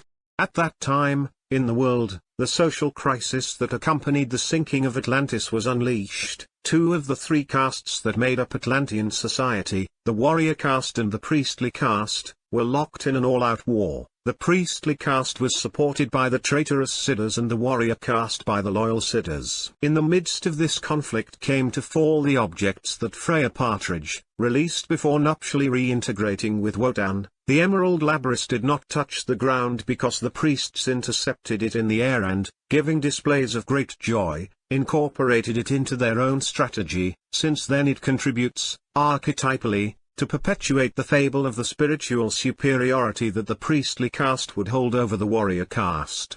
Hyperborean Aryans, guided by Wotan, would take thousands of years to reach the Externstein, in Teutoburg the Wald, which is the place where fell that half of the Kalachakra key conquered by Freya from the traitorous Siddhas. Naturally, because of the fall, the star fractured, producing an archetypal explosion, thousands of times more powerful than the atomic explosion, since the Lahasher only disintegrates while the former disintegrates and integrates again, plasmating lasting and stable forms. The sign of the origin decomposed, then, into its 13+3 runes, and these signs definitively altered the landscape, the psychoregion, of Teutoburger Wald, since they were plasmated in the rocks of the Externstein, and they are still there. That is why in such a Germanic site, one of the most sacred places on earth, there will forever be a nexus with Valhalla and Venus. To all this, Freya Partridge, within the body of Wotan, of the Menschlichen Mikrokosmos, had to seek the spirit of Wotan in a region equivalent to the Niflheim of the Golican Macrocosmos. In that region of darkness, the astral world where the souls of the dead await judgment in order to again return to life, Wotan was experiencing in his own flesh the most demented and sinister aspect of human destiny, a destiny designated by the demiurge for the Pasu, but also shared by the Hyperborean spirits because of the white treason. But, despite the terrible deviation in which he was plunged, Wotan had a spark of lucidity when suddenly recognizing the joy of Freya in front of him. She, on the other hand, lamented when seeing the deep reverie that her beloved was suffering and proposed to awaken him immediately. To do so, she began to dance the sign of the origin, the dance of the labyrinth that only a Kali woman can perform when she converts herself into a partridge. And Wotan, who no longer knew who or where he was, upon contemplating, spellbound with joy, that primordial dance, suddenly knew, with exactitude, without possibility of error, where he had to go in order to find himself, to recover the vril and to unchain his spirit, and to unchain himself from the Yggdrasil tree. From there on, he did not care to transit through the 9 tunnels of the labyrinth that connect the 7 worlds of the demiurge, and he did not care because he was marching with his mind set on her and because she was dancing for him the dance of the return to the origin. And he did not mind because he marched with his mind set on her and because she danced for him the dance of the return to the origin. What importance did those momentary advances and retreats have if he would finally reach the center of the sign of the origin, Tyrodel? For from the center of the labyrinth, where the paths conclude at the right angle of Tyrodel, is the passage toward the Zelpst, the window to the spirit and the vril, the path of Agatha, the door of Venus. Finally, Ossa hanging 9 nights from the tree of terror, Ossa dying and being reborn, Wotan found in the sign of the origin, which is comprised of 13+3 runes, the knowledge sufficient for inverting the process of spiritual enchainment and strategically reorienting the Hyperborean spirits, the reverted spirit spheres. He proved it by chaining himself, by crucifying himself on the Yggdrasil tree, and freeing himself by stopping the wheel of time through the secret of the Kalachakra key. Also realizing such a luciferic feat, Wotan took it upon himself to guide the Aryans toward the runes, i.e., toward the Externstein, toward Thule, toward Valhalla, Agatha, Venus, Hyperborea. A path that can only be transited with weapons in hand and ice in the heart. F. The Kalachakra key. The history that we have referred to in the previous article, and which is recorded in the chronocultural series of the sacred Tyrodal crystal book, allegorically tells us about an incomprehensible wonder and an immeasurable feat. The wonder constitutes, without any doubt, the Kalachakra key, the genius creation of the traitorous siddhas that lends universal nature to the spiritual enchainment. And the feat, measureless, consists in having broken the Kalachakra key and in having comprehended its parts separately. This feat enabled Wotan to liberate himself from his own enchainment and to conceive a strategic way of spiritual liberation, suitable for every virya. Let us begin with the Kalachakra key. We have already mentioned that the loyal siddhas possess sufficient knowledge to constitute artificial actual systems. The crystal books of Agatha's library are an example of such constructions. Well, the Kalachakra key is also an artificial actual system, the most powerful artificial actual system ever constructed within the limits of the solar system. And this product of the highest genius is, of course, the work of the traitorous siddhas. Although the Kalachakra key is described in the axiological super-object, the resignation of Wotan, with other symbolic material, it is easy to see that it is an actual system. The bit, with the spiral or sign of pain, is equivalent to the emerging cultural object. The octagonal handle, with the sign of the origin, represents the referent cultural object, and the iron shank, which joins both signs, corresponds to the connection of meaning or cultural record of the artificial actual system.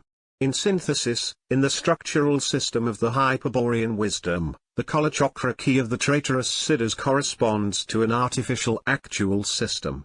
It is impossible for the lost virya, who is the victim of its action, to comprehend the dimensions of this enormous actual system. However, they can be intuited to some extent if one attributes the universal properties of an archetype to the actual Kalachakra system, as if it were a true archetype. In effect, every virya participates in the universal influence of the Kalachakra key. This enormous potency suggests the titanic characteristics of the Kalachakra actual system and raises two logical questions: what was the Kalachakra key constructed for, and how could an artificial actual system of universal archetypal dimensions be constructed? These questions are answered in the following commentaries. First, what was the Kalachakra key constructed for?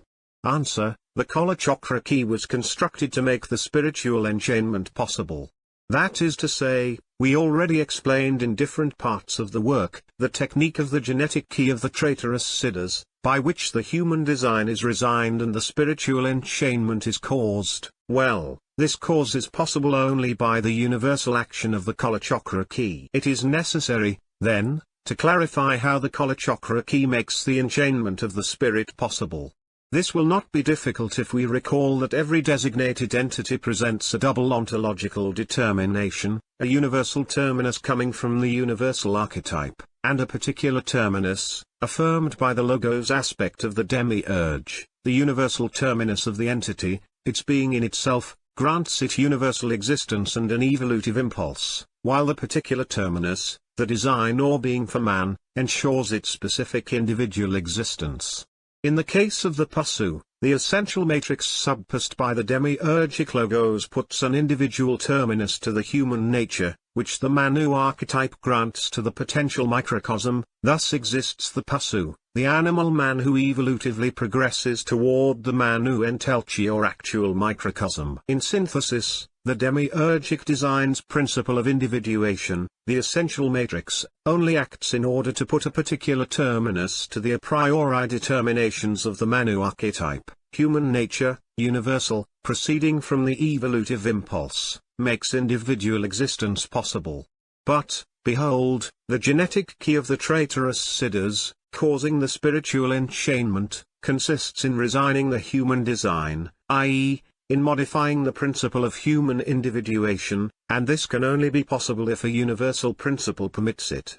It is now understood that the Kalachakra key is the universal principle that makes the individual action of the genetic key in every virya possible. without the universal influence of the Kalachakra key, the individual resignation in the design of every pasu could not be maintained, nor its inheritance in the blood memory. Of course, it will not be easy to comprehend this universal action of the Kalachakra key, which equates it to a universal archetype, for the traitorous siddhas, faced with the impossibility of, in any way, modifying the universal archetypes, which are directly sustained by the will of the One, decided to operate on the pasu design, permanently modifying the destiny of the animal man.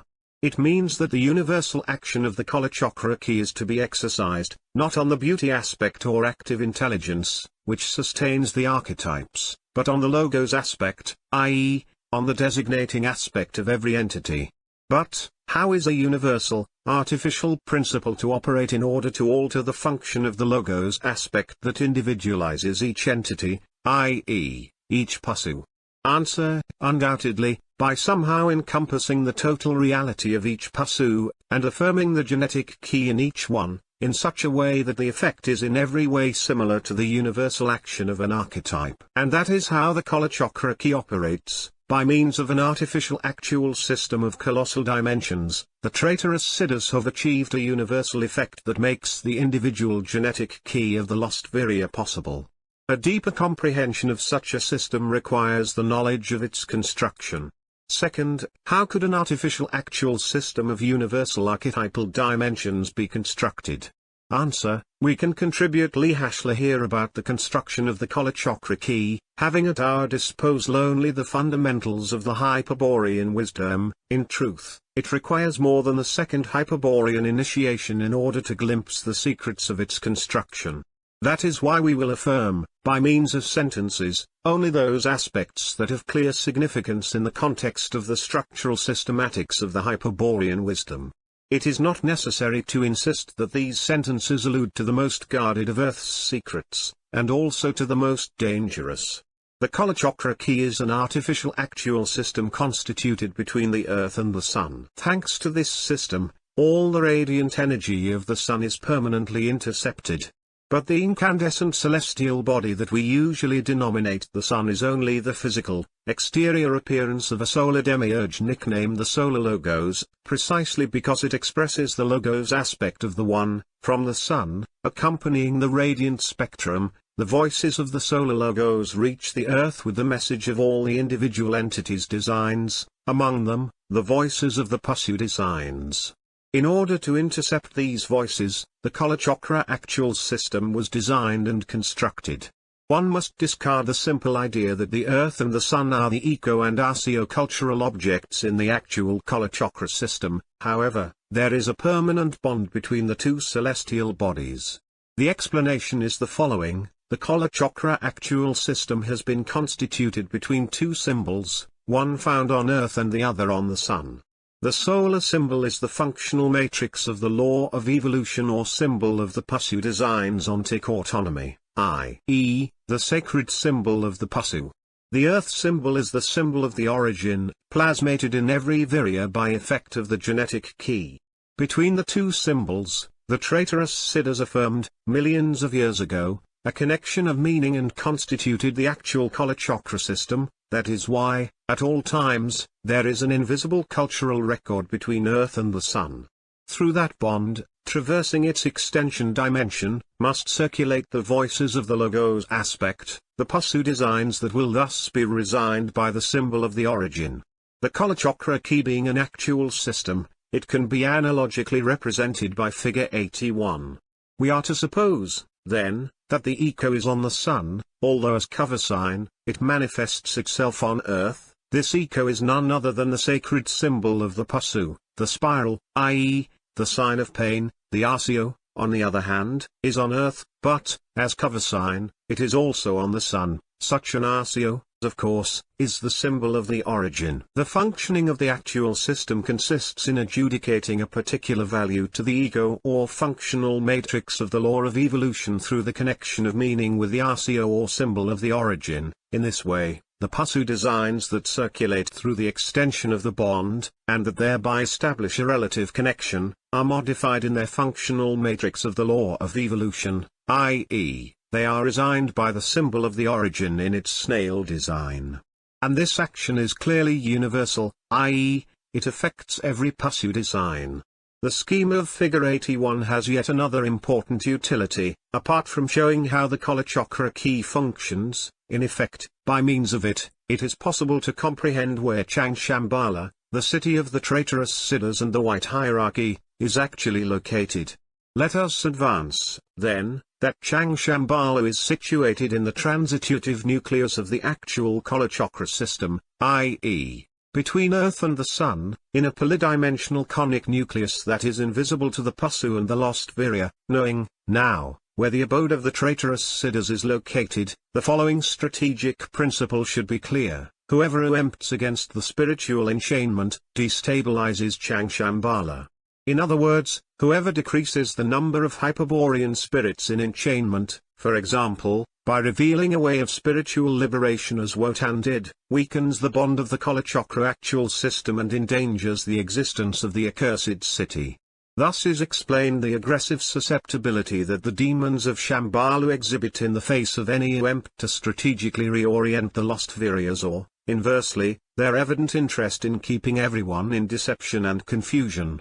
Naturally, today, in the midst of the darkness of the Kali Yuga, the bases of Shambhala are stronger than ever. However, we should not despair. The next coming of the Führer, when the pure blood of the eternal SS forces the city of Horror to emerge in front of the sun, and the earth appears concave, will put an end to this situation. But, knowing where Changshambhala is located is of Leela use if we do not indicate where its stores are, through what frightful opening one enters the world of nameless evil. But the answer is simple, although it may surprise the lost Viryas. Everywhere, i.e., the door is located anywhere in which one affirms the cover sign of the Kalachakra actual system. Why? Answer: because the path to Changshambhala begins at the entrance chamber of the Kalachakra actual record, i.e., at cover sign. And it should be noted that, as the extension of the actual system is between Earth and the Sun, it is not necessary to place oneself in the hikp in order to face the cover sign, because the Kalachakra actual system offers its comprehension from the front. It is enough only to affirm, facing the Sun, the sacred symbol of the Pasu, so that cover sign gives way to the entrance chamber. It should be clarified that it is not easy for the Viryas to open these doors, and this is for two principal reasons. The first is that the Viryas, upon having the sacred sign of the Pasu resigned by the genetic key, could never project it and affirm it in the world with the necessary perfection. Only the Pasus can express it with exactitude, or the Hyperborean initiates, since the graceful will of their awakened ego allows them to force the conscious subject to project it exteriorly. The second source of difficulty comes from the guardians at the entrance chamber, those to whom it is of no interest whatsoever that the Virya should enter it, except when the White Hierarchy has authorized it, i.e., when the Virya has been deceived and is intended to be used for the benefit of some strategic area of the universal synarchy. The conclusion of all this, as it could not be otherwise, tells us that the path to the White Hierarchy is only cleared for the Pasu or the Synarch initiate, that is to say, for the one who has experienced the draining of the symbol of the origin. The Hyperborean initiate, on the other hand, even when he knows how to open the door toward the hell of Changshambhala, would never do it unless an action of war or the Kairos required it. It is worth adding something else about the path to Changshambhala, a mention of fixed doors, which exist in various parts of the world and that permit access to the entrance chamber. The origin of such doors is the following: the traitorous Siddhas have handed over to the White Hierarchy the entrance chamber of the Kalachakra actual system and entrusted it with its custody, also authorizing them to use it for the strategy of the universal synarchy. As a result of this, the Masters of Wisdom have dedicated themselves to affirming the entrance chamber in different parts of the world and to situating, at each one, an axiological superobject suited to their particular strategic mission. In front of each entrance, they have posted guards armed with the sacred symbol of the Pasu, with the order to allow passage only to those who bear the password. This word, or sign, is a password with which the fools who come there believe the door to magically open, and that word, or sign, of course, has been revealed to them, in the synarchic organization to which they belong, so that they make the initiatory journey. In this way, numerous similar dens, sometimes in the form of a temple, sometimes in the form of a palace, sometimes in the form of a paradise, etc., have been created in the course of the centuries. In other words, within each culture, i.e., in the capacity of its superstructure, the masters of wisdom affirm the entrance chamber and situate an axiological superobject with a corresponding cultural space, in its context. According to the historical needs of the evolution of myths, they usually construct the characteristic ambits, for example, a pagoda, a synagogue, a church, a mosque, an initiatic cave, a sacred mountain, an enchanted island, a land of the ancestors, a lost valley, etc., etc. Then, one of the masters, under the form of a divine envoy, avatar, messiah, etc., presents himself giving signs of his power, constitutes a priestly caste and founds a secret society, to which comes his revelation, the key, word, or sign, of the entrance chamber.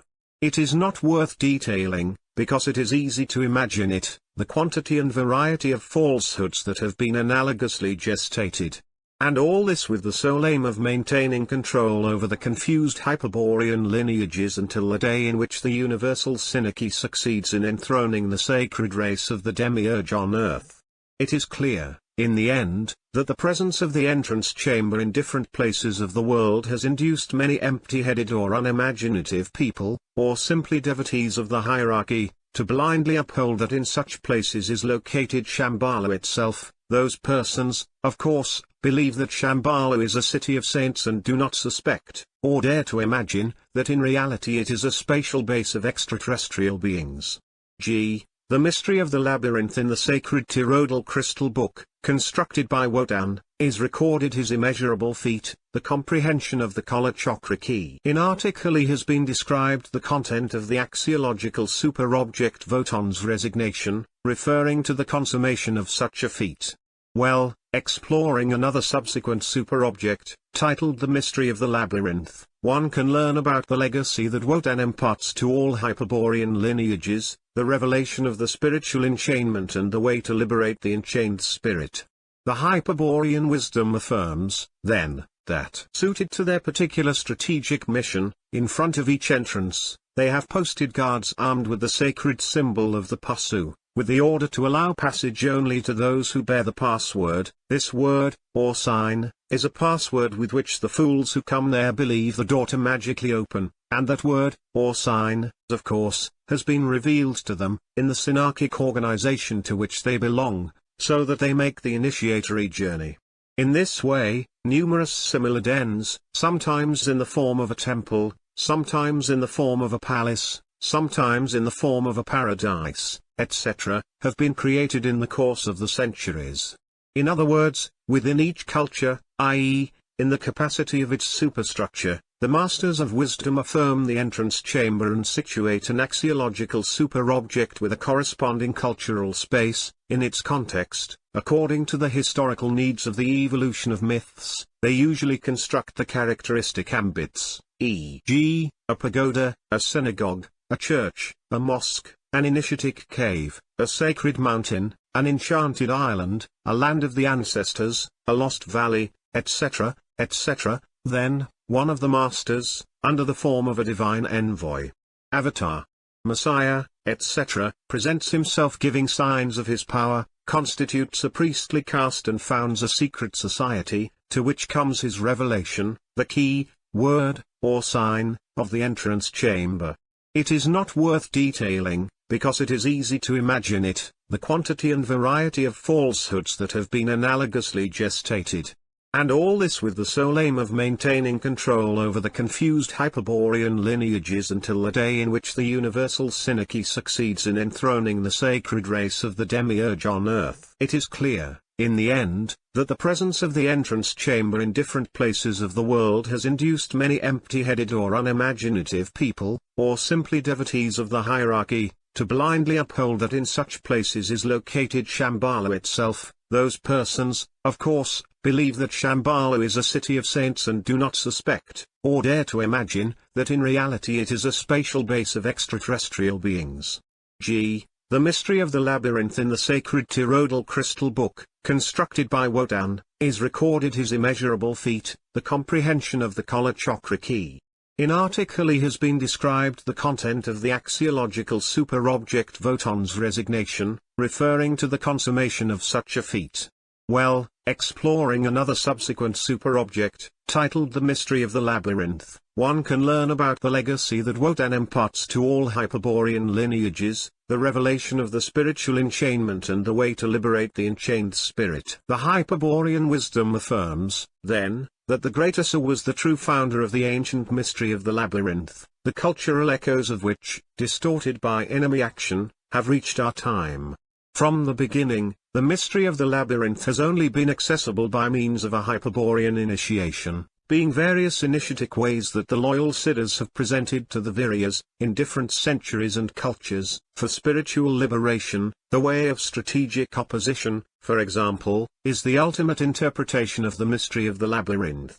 This way, revealed by the loyal Siddhas to the medieval Einherjar order, is currently utilized by the Order of Tyrrhodal Knights as the basis of its 3 degrees of initiation. The mystery of the labyrinth is thus preserved by the Tyrrhodal Knights, but the initiatic instruction is carried out with modern concepts through the structural model of the Hyperborean Wisdom. However, the general idea that is revealed in the mystery of the labyrinth has already been symbolically expounded in the allegory of the imprisoned ego. There it is concluded, in effect, that the only possibility of liberation lies in 2 inseparable acts. 1 degree, it is necessary to awaken and orient the prisoner. 2 degrees, it is necessary to teach him the secret exit, to reveal to him the way to escape from the prison.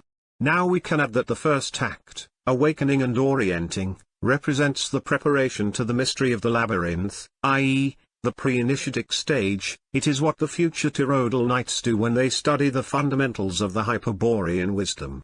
The second act, on the other hand, knowing the exit, constitutes the initiation itself. Only the Hyperborean initiates can perform this act. The first initiation, for example, grants the Tyrrhodal Knights the permanent vision of the Zelpst, that is, the exit toward the Vril, as well as assuring the immortality of the ego. In synthesis, the way of strategic opposition, which dominates the Order of Tyrrhodal Knights through the structural model of Hyperborean Wisdom, is, historically, the ultimate interpretation of the mystery of the labyrinth. As we shall see, its objectives are the same as those originally proposed by Wotan. And what did Wotan propose? Asa comprehending the Kalachakra key. Answer: Wotan reduced the problem of spiritual enchainment, of life and death, to allegorical or mythical terms similar to those of the imprisoned ego, i.e., he posed the problem in 2 phases. First phase, awakening and orienting the ego. Second phase, revealing the secret exit. In order to solve this problem, Wotan proposed a 2-step solution. First step, awakening and orienting the ego by means of Tyradingwibur, the sign of the exterior labyrinth. Second step, revealing the secret exit directly to the ego by means of the gnosis of the interior labyrinth.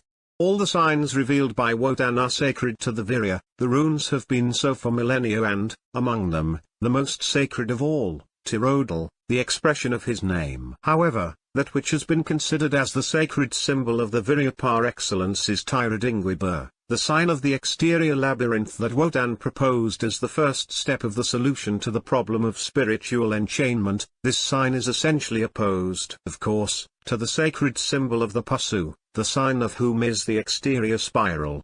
That is why, although Tyradingwibur has arrived semically complete until today, its significance and origin has been degraded and deformed by the enemy cultural strategy, on the basis of a plan of which we will give an account in the next section. The following articles will therefore be devoted to defining its true significance, to showing how the sacred symbol of the Virya solves the first phase of the problem of spiritual enchainment, to demonstrating how the cultural degradation of Tyradingwibur has produced the various and well-known types of labyrinths, to explaining how the lost Virya causes such a degradation, to exposing the synarchic plan against the mystery of the labyrinth, etc. With respect to the second step, it must be stated at the outset that it will not be possible to comprehend it by means of merely descriptive expositions, since it requires initiatic experience. Only he who performs the proposed act, that is, he who makes the transit through the secret exit, will comprehend the second step.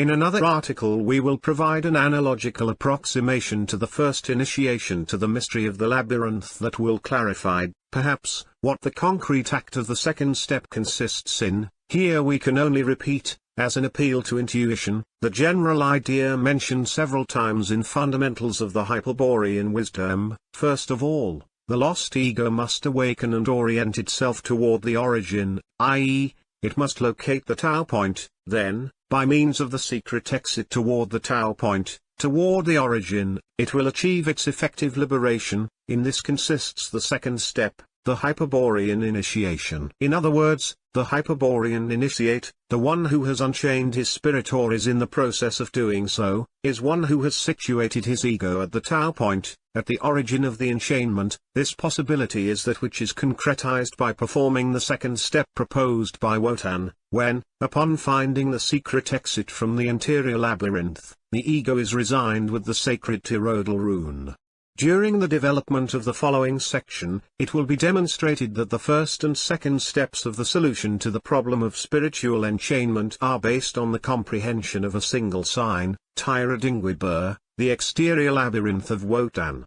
The first step, awakening and orienting, is effectively achieved also comprehending the significance of the Virya's sacred symbol, i.e., by studying the exterior labyrinth sign.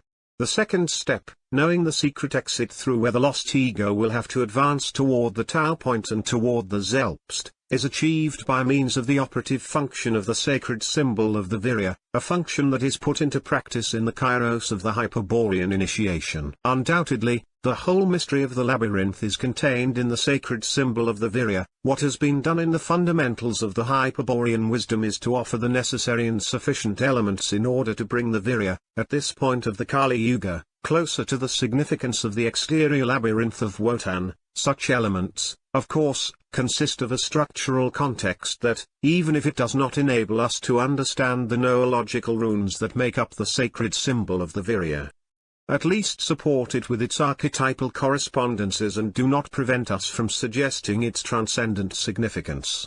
Hence, in the following section, Ossa explaining the significance of the exterior labyrinth in the structural context of the Hyperborean Wisdom, clarifying its operative function will be tenaciously insisted upon. It will thus be emptied, via a consistent intuition, to induce the noological comprehension of the Virya's sacred symbol, a comprehension that will no longer encompass the merely structural significance and that is why it will require an ethical foundation. This should not be surprising because the noological comprehension is the apprehension of the Virya's sacred symbol by the ego, without the intervention of the anemic subject, i.e., it is the apprehension carried out by a being whose essence is the graceful will and whose act is honor. Noological comprehension is, then, an ethical moment.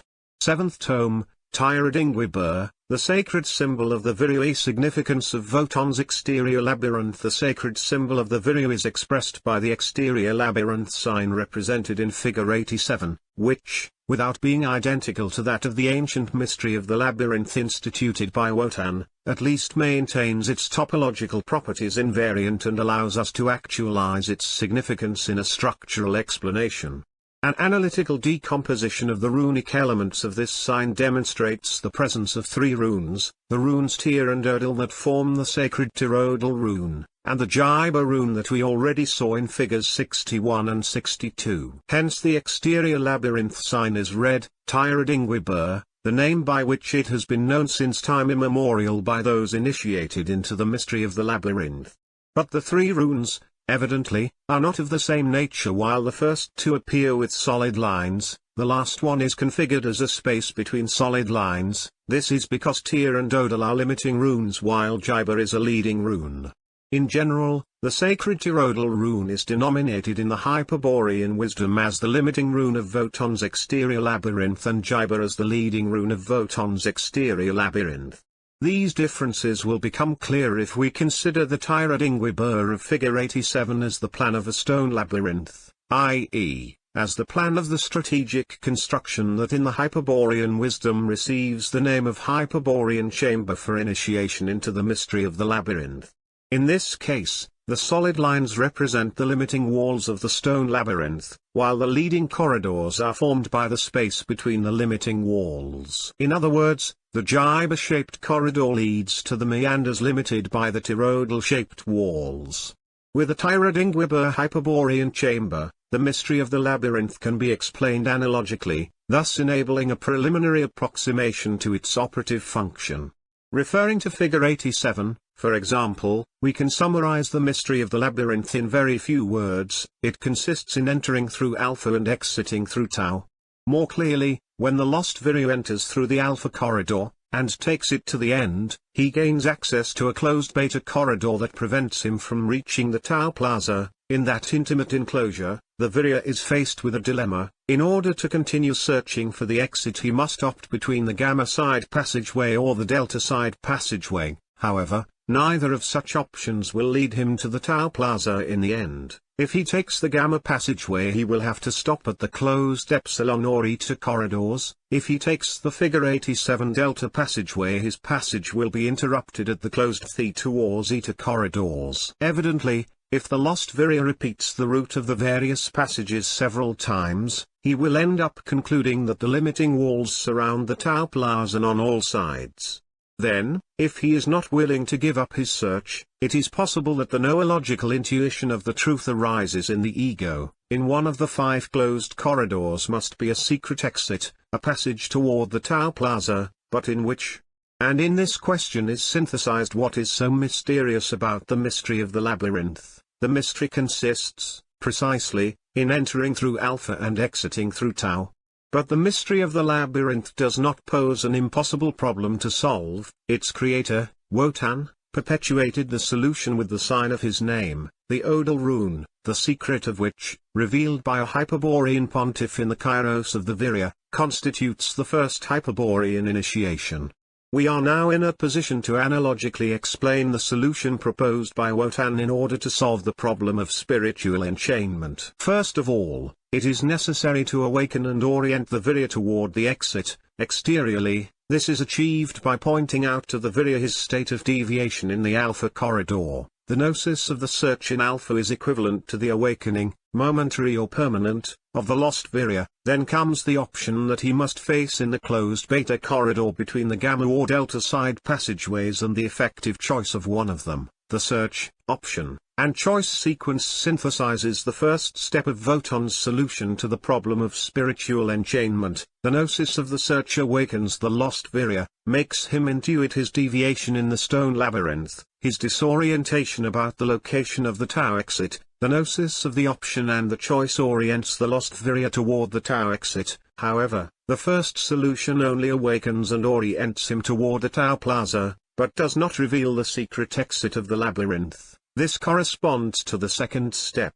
Thus, secondly, it is necessary to reveal to the Virya, awakened and reoriented, the secret of the exit to the tau plaza. Although such a secret can only be known during the kairos of the first initiation, at least we will know what it refers to if we define the Odal Archeman concept. The runic name of Wotan, in effect, is expressed through the principle of the fence with the sign represented in figure 88. The Odal rune is, above all, an archeman that separates an inside from an outside, a plaza liberated from a valplad dominated by the enemy. The interior area of the Odal archeman, marked with the Lahasha Tau, is the plaza that one must occupy by entering through the Beta Fenestra Infernalis. The Odal archeman has 2 properties that should be emphasized. The first is that the plaza is quadrangular, and the second is that one of these 4 interior angles is opposed by the vertex with the exterior beta right angle. Hence, the way to enter the Tau plaza through the Fenestra Infernalis is known as the secret of the right angle. The Hyperborean Wisdom formulates this secret as follows: the vertex of every right angle is apt to reflect the infinite pole of the reverted spirit sphere. The secret of the right angle enables, evidently, to apply the archimonic technique and the strategic opposition described in the first part to the Odal rune. Returning to the sacred symbol of the Virya, we now see that the Odal archeman constitutes the center of the exterior labyrinth. But every archeman is only the sign on which the principle of the fence is projected and recognized, and, therefore, it can be both exterior and interior, The second step of the solution to the problem of spiritual enchainment, proposed by Wotan through the Tyradingwibur sign, consists, figure 88 of the odal archem to the interior of the virya. In other words, the second step consists in directly teaching the lost ego the secret exit to the Tau Plaza, i.e., in showing an interior path for the return to the origin.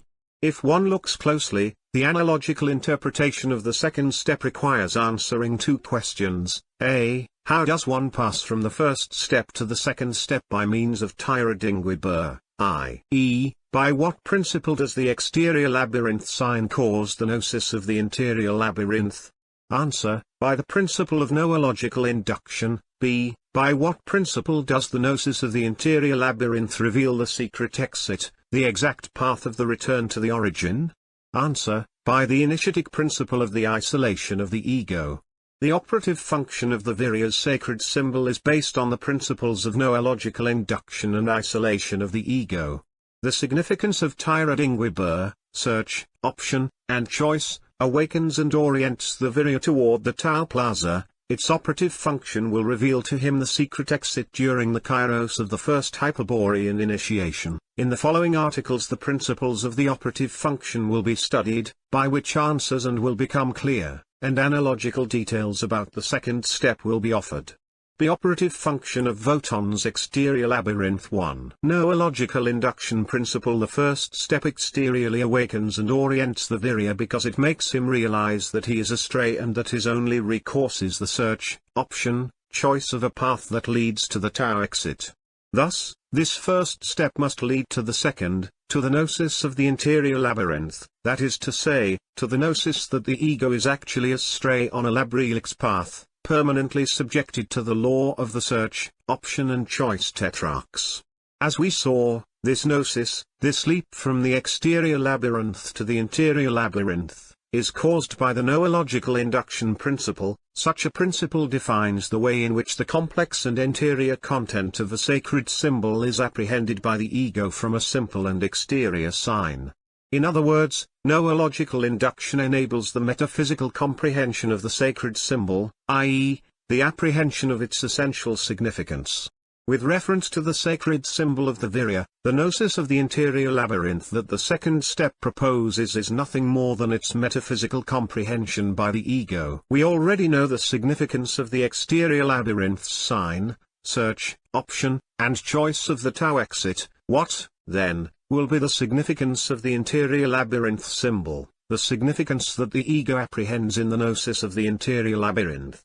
Answer, the interior labyrinth symbol signifies the strategic distance that separates the lost ego from the Selbst. Every sacred symbol is the semic appearance of a metaphysical truth. The sacred symbol of the virya, interiorly perceived by the ego, reveals the strategic distance that separates it from the Selbst, i.e., the degree of disorientation with respect to the Tau origin. Once this significance is grasped, it will be possible, by means of the ego isolation principle, to advance toward Tau, toward the origin, in the kairos of the Hyperborean initiation. As said metaphysical significance is apprehended by noological induction, it will be convenient to examine in detail such an aspect of the operative function of the virya's sacred symbol. The interior labyrinth symbol signifies the strategic distance that separates the lost ego from the Selbst. From this definition, it follows that the interior labyrinth represents an essentially individual situation, unique to each lost virya, and, more importantly, an interior situation. Conversely, the exterior labyrinth sign has been affirmed in the world as a cultural object, i.e., it has been collectively communicated. But, if the first truth, the significance of the interior labyrinth, is individual, unrepeatable, unique, interior, it is worth asking, what relationship links the exterior labyrinth symbol, a collective cultural object, with the interior labyrinth symbol, an individual cultural object? Answer, between the exterior labyrinth sign and the interior labyrinth sign exists the relationship that links the simple with the complex, when one knows the complex from the simple. This is the principle that society uses in order to transmit common knowledge by means of teaching, a principle that has its remote origins in the initiatic instruction that the mystery schools of antiquity were bestowing, In synthesis, such a principle consists in revealing to the pupil or disciple certain simple signs, lahashas, numbers, ideograms, etc., from which, by induction, the understanding will advance to much more complex interior symbols. That is why the exterior simple signs represent an inferior, exoteric degree of the interior complex symbols, although only by means of the induction of the simple is it possible to draw nearer to the presence of the complex. It is clear that the exterior labyrinth sign is an exterior cultural object and that the symbol of the labyrinth, which it represents, is an interior cultural object. However, it is worth recalling the definition on page 355, in summary, cultural objects can be internal or external. The internal cultural objects form part of the cultural structure and constitute a first degree in the reality of the object. The external cultural objects are embodied and materialized projections of the former and represent a second degree in the reality of the object. They are recognized in the world as a reflection of the internal objects. Naturally, if such a dependence is not noticed, one can commit the gnosiological error of attributing the cultural qualities directly to the physical body or entity on which the project has been made. Now, an interior cultural object can be apprehended directly from the cultural structure if one has previously discovered or intuited it.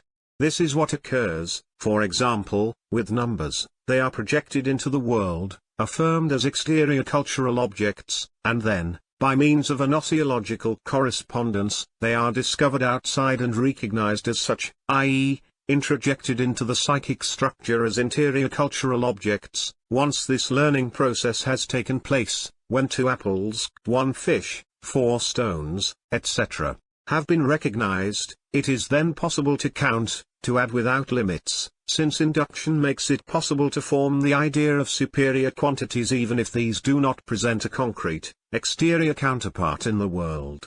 When we recognize 1 apple, 2 apples, 3 apples, we can think of any quantity of apples, even if we never see them. Induction allows us to interiorly extend the limits of knowledge, apprehending the idea directly from the cultural structure, and that is why, when someone tells us I have bought 200 apples, we understand him immediately, we know what he is talking about, we grasp the idea of the 200 apples, which we do not see, because by induction we extend the basic knowledge of the 1, 2, 3 apples, which we were possessing a priori. The teacher who taught us to count when she was writing on the blackboard was intending to do just that, AA plus AA plus AA equals AAAAAA. She was wanting us to discover the numbers and to apply induction in order to extend the knowledge. But we were not learning alone. This example from the teacher was shared with other pupils who were also discovering numbers and learning to count. And this signifies that the example, 1 apple, 2 apples, 3 apples, is eminently social. It fulfills an initiating function. When the pupils have grasped it, the example will be a collective patrimony because all of them will already be initiated in the inductive method of counting. But from then on, each student moves from the social to the individual because, once the numbers have been discovered, it is possible to infinitely extend the quantitative knowledge. And when our friend tells us I will share the 200 apples with you and my 3 brothers, we know that we will have 40 apples even before seeing them. We have apprehended the idea of the 40 apples, an interior cultural object, directly from the cultural structure. And that induction, as well as all those that we can make in our life, it is possible that whenever we see 1, 2, 3, exterior apples, we discover 1, 2, 3, interior apples. This long reasoning should enable us to realize 2 things, that induction extends knowledge from the simple to the complex, once the simple has been revealed or discovered, and, more importantly, that every initiation to a complex knowledge is based on this principle. Esoterically, for example, the comprehension of a mystery must begin with the comprehension of an exterior sacred symbol that represents it. Let us now consider Wotan's exterior labyrinth, which should be qualified as a simple sign in reference to the complexity of the interior labyrinth that it represents. This simple labyrinth expresses the idea of search, option, and choice. A lost Virya searches, among several possibilities, the correct path that leads to the exit, When he finds himself in front of a bifurcation, he must decide the dilemma of which path to take and opt for one of them. If he chooses the wrong corridor, he will soon find that it ends abruptly, or he will arrive at a new bifurcation, where the dilemma will be repeated. With no other help than his instinct, lacking any indication in order to orient himself, he can only go forward and backward constantly, trusting that luck or a miracle will allow him to reach the exit. What he must never do is stop. For someone who transits astray in a labyrinth, without food or water, the saving of time, the haste with which he acts, is a fundamental factor of survival. Such is the idea that the Hyperborean pontiff expounds to the initiate as an explanation of the outer labyrinth sign.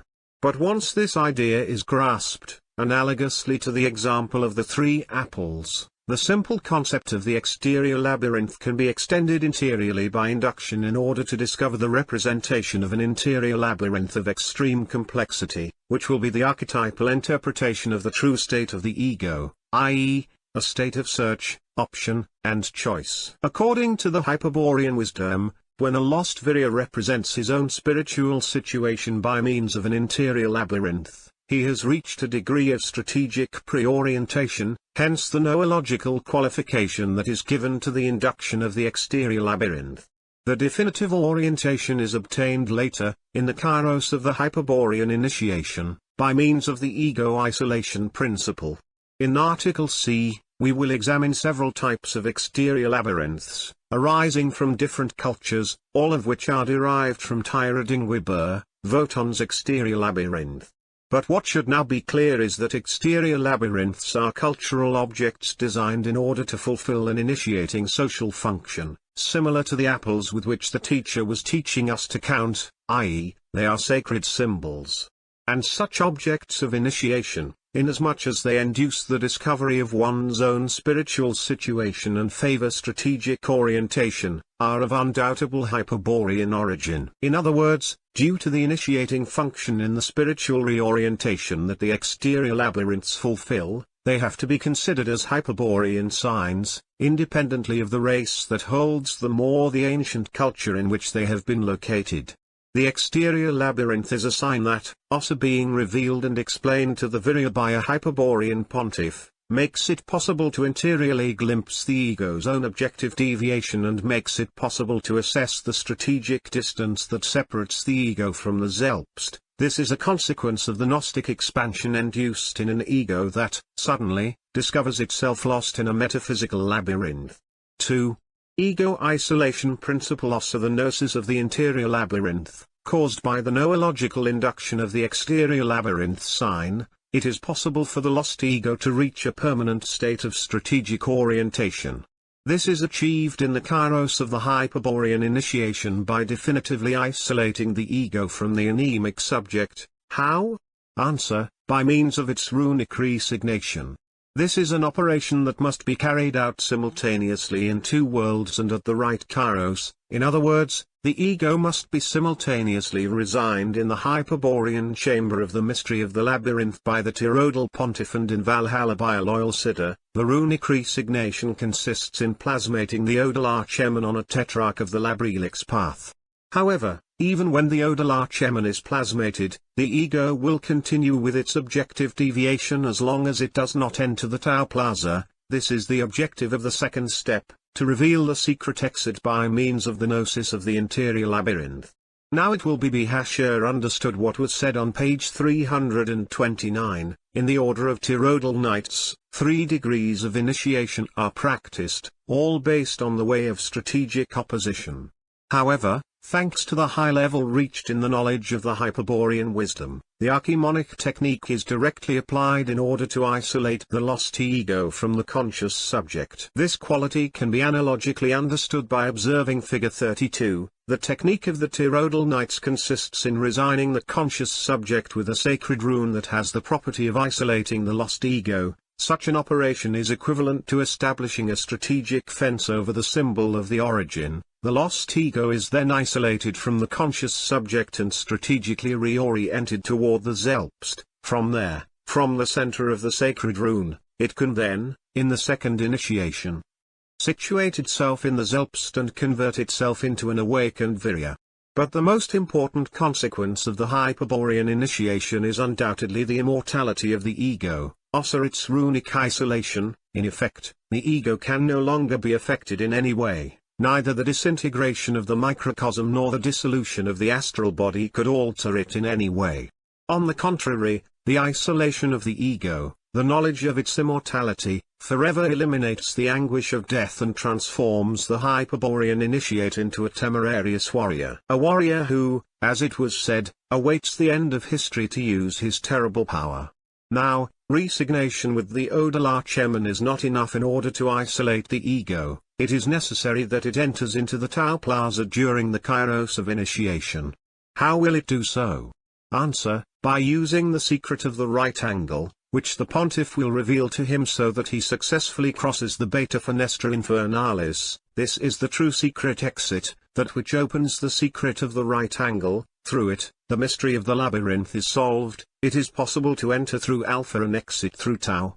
Only then, when the ego has entered, through the Beta right angle, into the Tau Plaza, is the Virya Hyperborean initiate, a Tyrrhodal knight. Only then is his ego runically isolated and immortalized. In order to analogically comprehend the significance of the ego's isolation, we must emphasize the following. The initiatic resignation is carried out a posteriori to the gnosis of the interior labyrinth. This means that, upon entering the Odal rune, the ego does so with the conviction that it enters into the center of the interior labyrinth.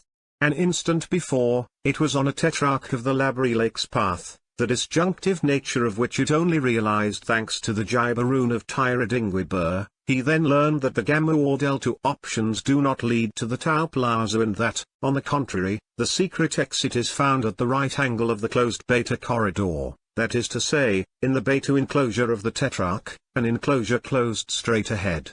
An instant later, thanks to the secret of the right angle, the ego is situated in the Tau Plaza, remaining isolated from the conscious subject. Below the tetrarch is the monarch, the instant of imminent time in which the lost ego is habitually submerged. Ossa entering into the Odal rune, perhaps for the first time, the volitive force of the lost ego will allow it to dominate the anemic subject and not be dragged along by its temporal current.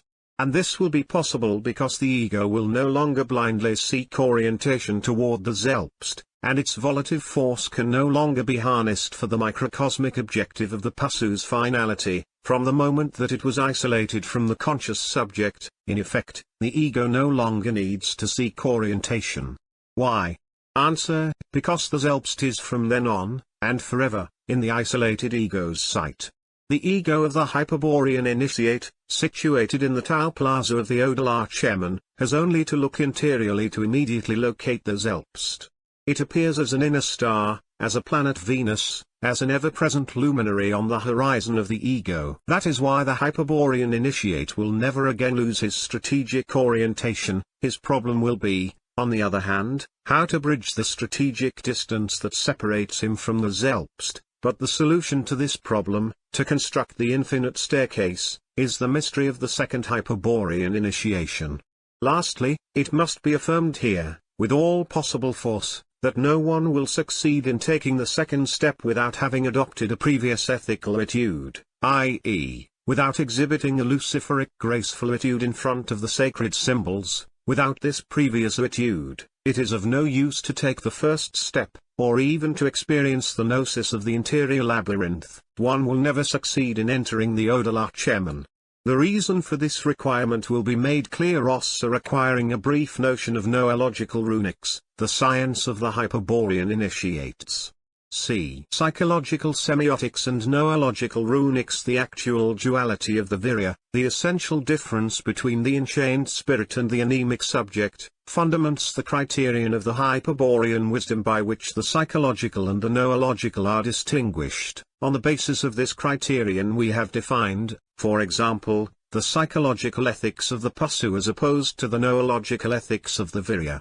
Well, the same distinction can be made in all that concerns the study of signs, taking into account the principle that the runes are not archetypal signs. The runes, in effect, are uncreated signs, i.e., not created by the demiurge, although their communication by Wotan to the Viryas made it possible for them to be archetypally interpreted when being perceived by the rational subject, the runes, then, have been affirmed in the axiological context and incorporated as cultural objects. In this way, the axiological context sustains them in the superstructure while the context of the interior cultural structure grants them an archetypal significance. But it is an illusion, a semic construction that archetypally interprets the rune, not the rune itself. In an ultimate background, the rune remains uncreated under the runic sign. That is why, when the Hyperborean initiate perceives the runic sign, two apprehensions take place, a psychological one, carried out by the rational subject on the archetypal form of the rune, and a noological one, by the awakened ego on the uncreated rune.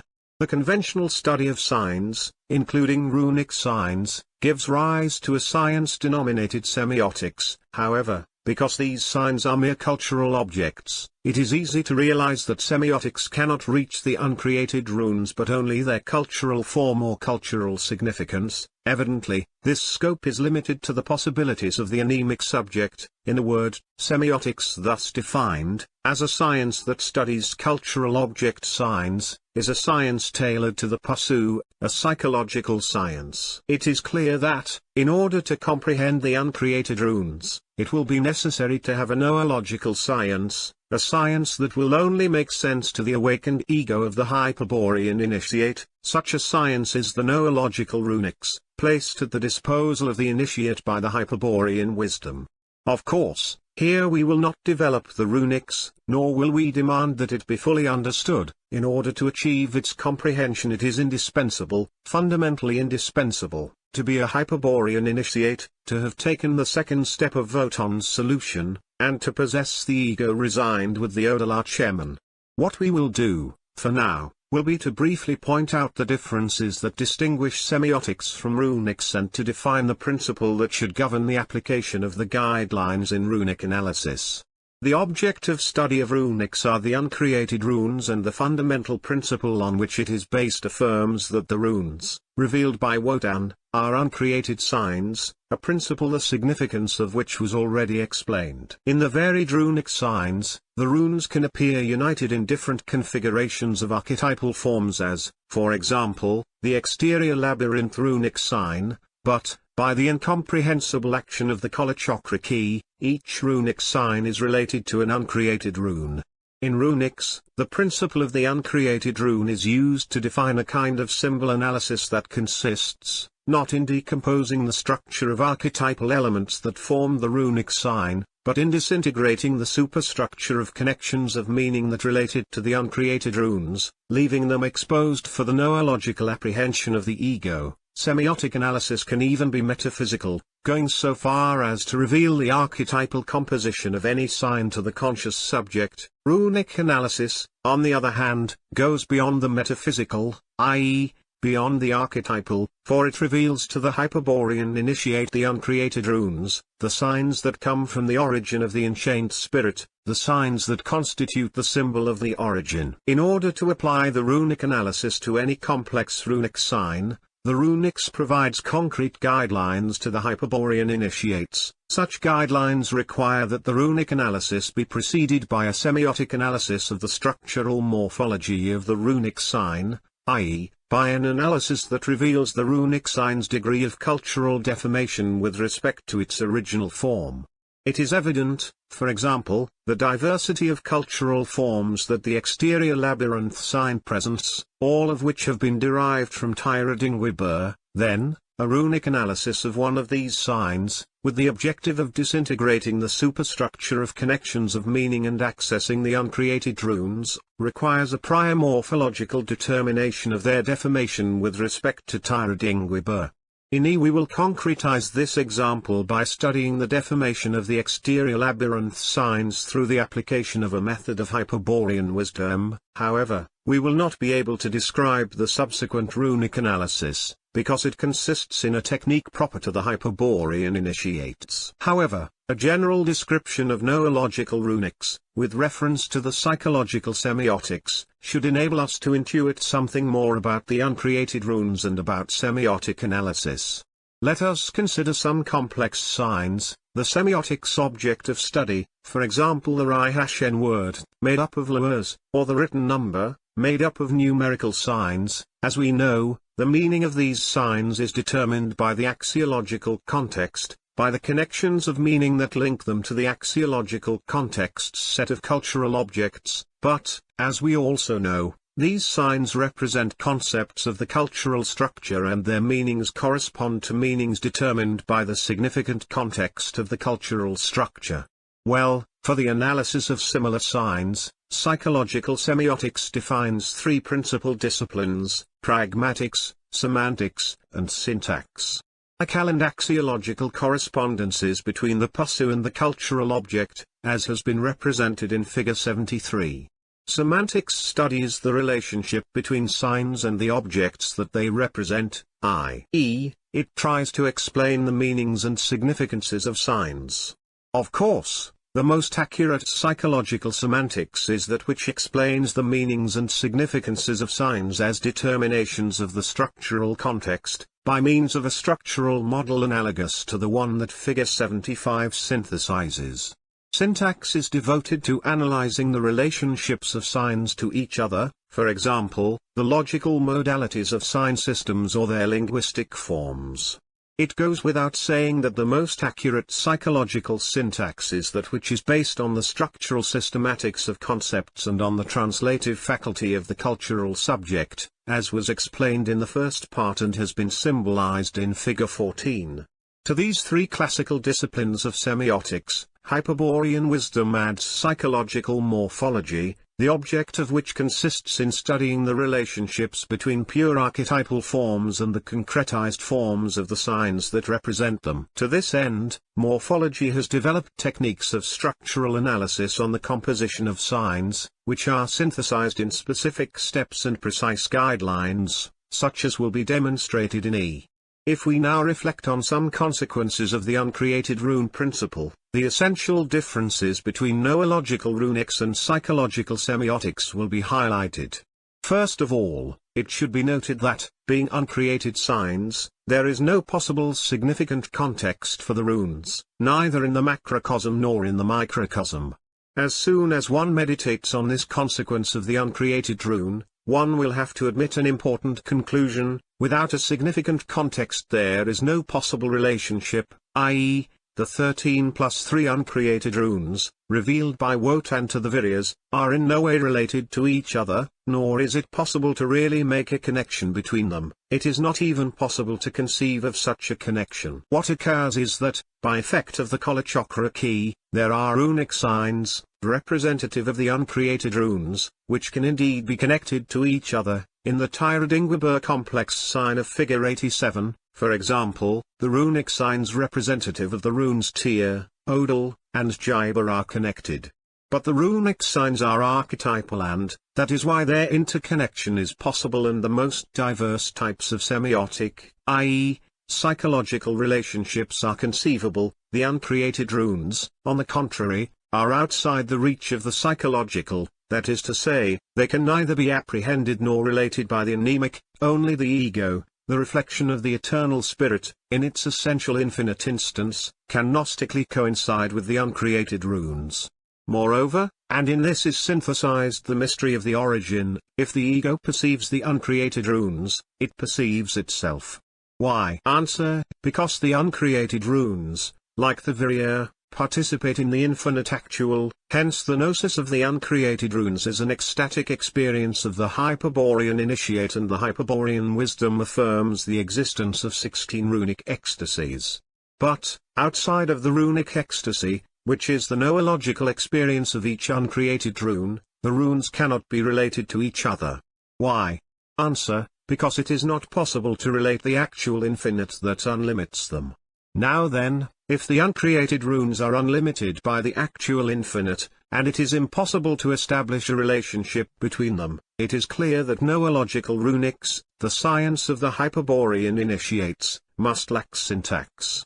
However, the 13 plus 3 uncreated runes constitute the language of the birds, the Tyrodal language of the loyal Siddhas of Agatha revealed by Wotan in the Crystal Book. We are, then, in front of the incomprehensible presence of a language lacking syntax, in truth, a paradox caused by the actual infinite. Moreover, as fundamental elements of the language of the loyal Siddhas, the uncreated runes are significant, so runics defines noological semantics.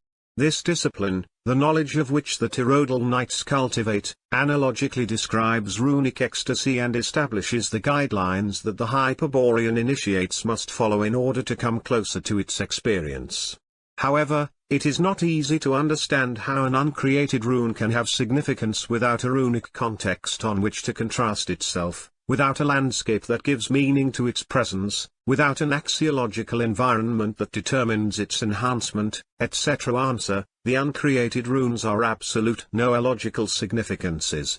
That is to say, they are significances existing by themselves, which do not require anything exterior in order to be, and to which, inversely, nothing exteriorly can affect them. The uncreated runes are, therefore, absolutely indeterminate significances. The uncreated runes are unlimited by the actual infinite and, therefore, their significances are unlimited. This implies that the rune is, for the ego of the Hyperborean initiate, all possible significance. The rune, in effect, reveals all knowledge during the runic ecstasy, or, if you will, there is nothing later know outside of the rune.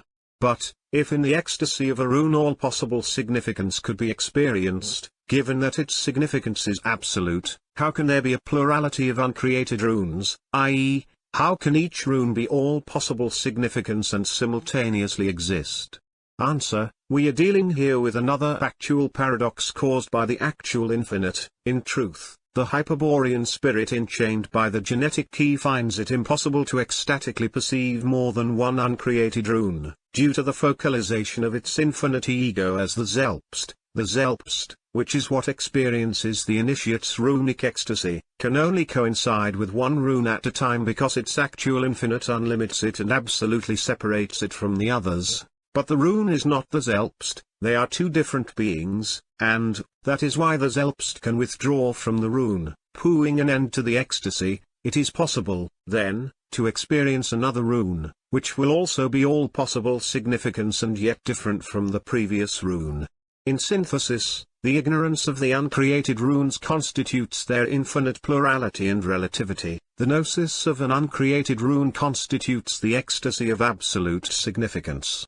And here is where we must seek the principle of the language of the birds, the Tyrrhodal language of the Hyperborean initiates, the language the words of which admit no syntax but express all possible significance. It is the succession of runic ecstasies, the coming and going from the Zelpst to the uncreated runes, which constitutes the fact of the Tyrrhodal language, a succession, a coming and going, which is proof of the spiritual enchainment, a language that has no meaning beyond the origin, that cannot exist for a normal spirit sphere, not reverted, for an eternal and infinite Hyperborean spirit, a language, in short, that, as a succession of runic ecstasies, is represented in noological semantics with the Sikh sign.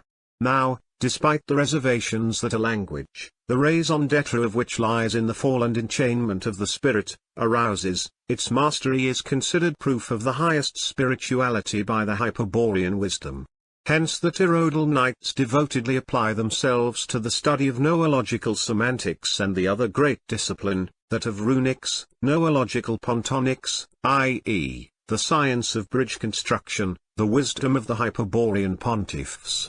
In order to synthesize the object and scope of both disciplines, we must observe that while noological semantics studies the runic ecstasies and describes the modes of approximation to their experience, noological pontonics implies the actual experimentation of the uncreated runes and the mastery of the Tyrrhodal language, i.e., that noological semantics constitutes the theory of runics while pontonics expounds its praxis. This praxis of noological pontonics is what we have often referred to as resignation. The mastery of the Tyrrhodal tongue and resignation are, in effect, one and the same thing. It is the ecstasy of the uncreated runes that enables the Zelpst to resign the demiurgic designs.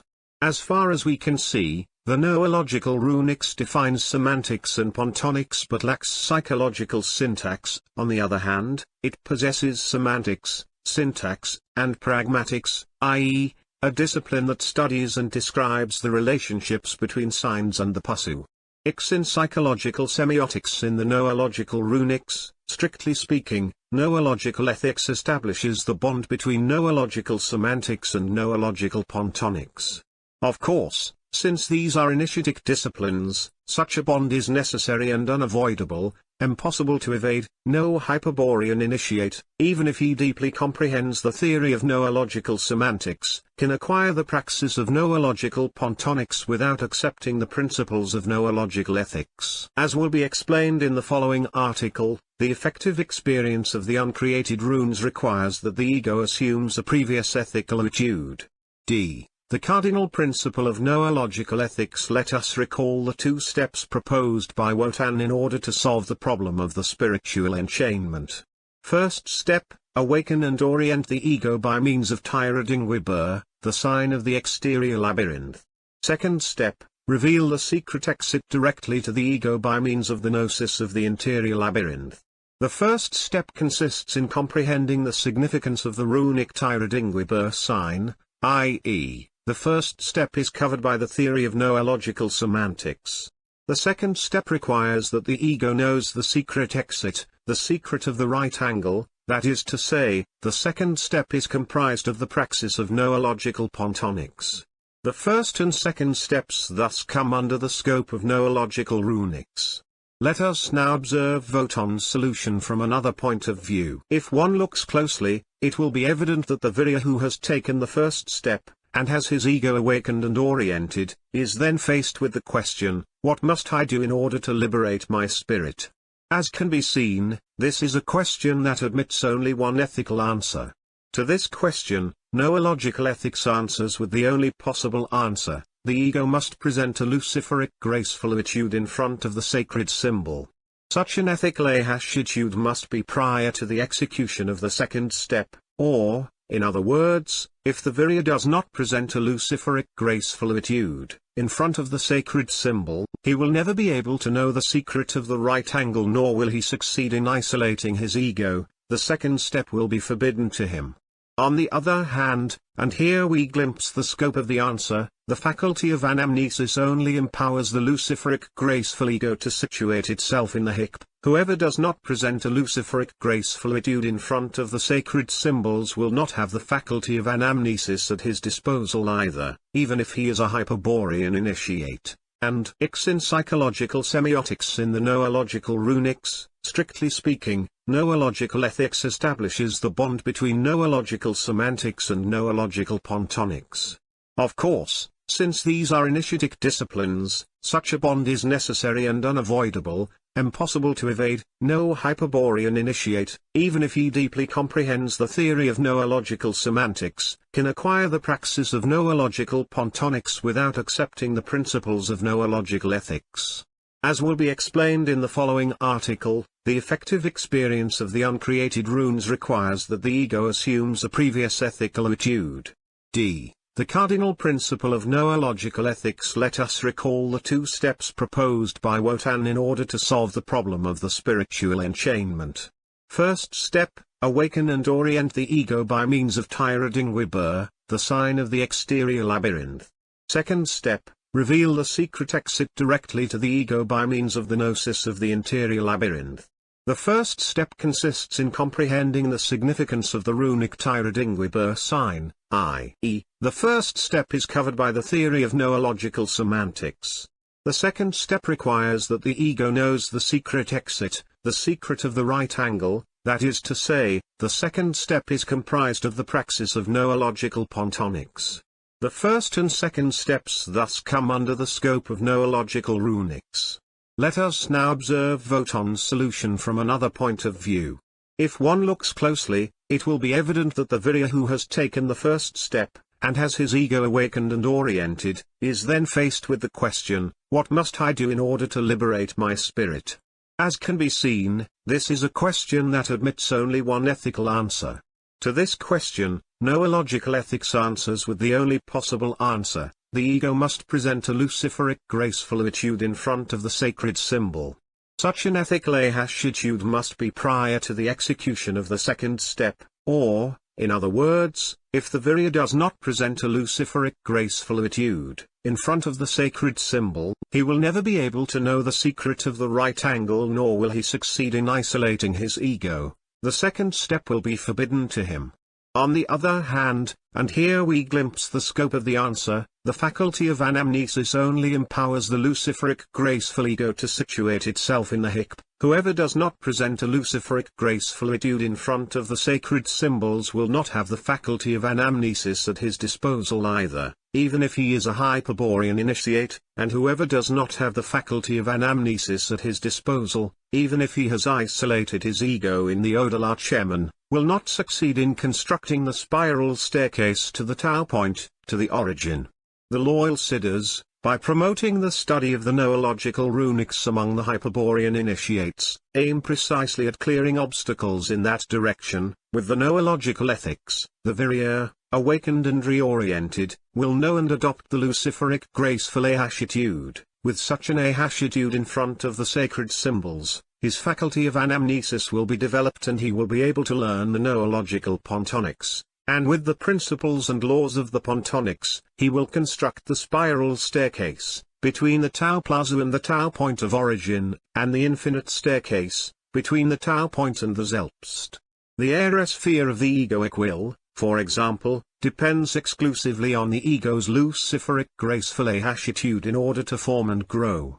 It is clear, then, that the ethical attitude prior to the second step will become, also the initiation, the permanent ethical attitude of the Hyperborean initiate. Noological ethics describes the prior ethical ahashitude of the ego in the context of a noological typology of the lost Virya, which will be elaborated in the next articles. In order to make such a description, and to offer the previous answer, noological ethics is based on its cardinal principle: the uncreated rune is the truth of the Virya. For the purpose of comprehending the cardinal principle, it is necessary to establish what it excludes and what it includes. What it excludes is evident: everything that is not the uncreated rune is not true. In consequence, everything that is not the uncreated rune is a lie, a deception, an illusion created by the demiurge. Let us recall that the truth of the entity for the Pusu comes from the demiurgic designs, from the being for man revealed to reason and schematized in the cultural structure as a bond or relationship. This truth of the Pusu is diametrically opposed to the truth of the Virya, for, while the uncreated rune exists by itself, absolute, eternal, and infinite, the truth of the Pusu, like every lie, must be sustained by the iron will of the demiurge. The designs are affirmed and plasmated in the entities by the Logos aspect of the One, while its remaining aspects sustain and control the evolution of the universe's set of entities. The entire universe is, then, a deception constructed on the fundamental support of the demented will of the One. If, for instance, that will to manifest were to be extinguished, the pralaya would ensue, the entire universe would collapse into nothingness, like every discovered lie. Because the lie, which is not, needs to be sustained in order to appear to be, but, the truth, which is, does not need to be sustained by anything outside of its own being. The uncreated rune, which is sustained by itself, is the truth of the Virya, and all that is not the uncreated rune is not truth, it is an illusion created by the demiurge. It is clear that it is not easy to approximate the truth of the Virya. The truth of the Virya can only be known during the runic ecstasy, when the Zelpst coincides in actual infinite with the uncreated rune. Quite contrary to the truth of the Pusu, which only requires a mere sensorial perception of the entity in order to reveal itself to reason. And what does the cardinal principle of noological ethics include? Answer: during the runic ecstasy, when the Zelpst experiences the absolute significance of the uncreated rune, all that the Zelpst is not, is of the rune. More clearly, during the runic ecstasy, all that the spirit is not, is of the uncreated rune, and, by the truth, the spirit knows that it is. Hence, one can deduce that, for noological ethics, truth is an experience a priori to freedom. Truth can be experienced by the ego in the runic ecstasy, even while enchained. Conversely, without knowing the truth, there is no possible freedom of the spirit. Only the mastery of the truth of the Virya ensures the return to the origin, and the normality of the reverted spirit sphere awaits, Only the truth enables one to know what it is not and to reject it, distancing oneself from the macrocosmic lie.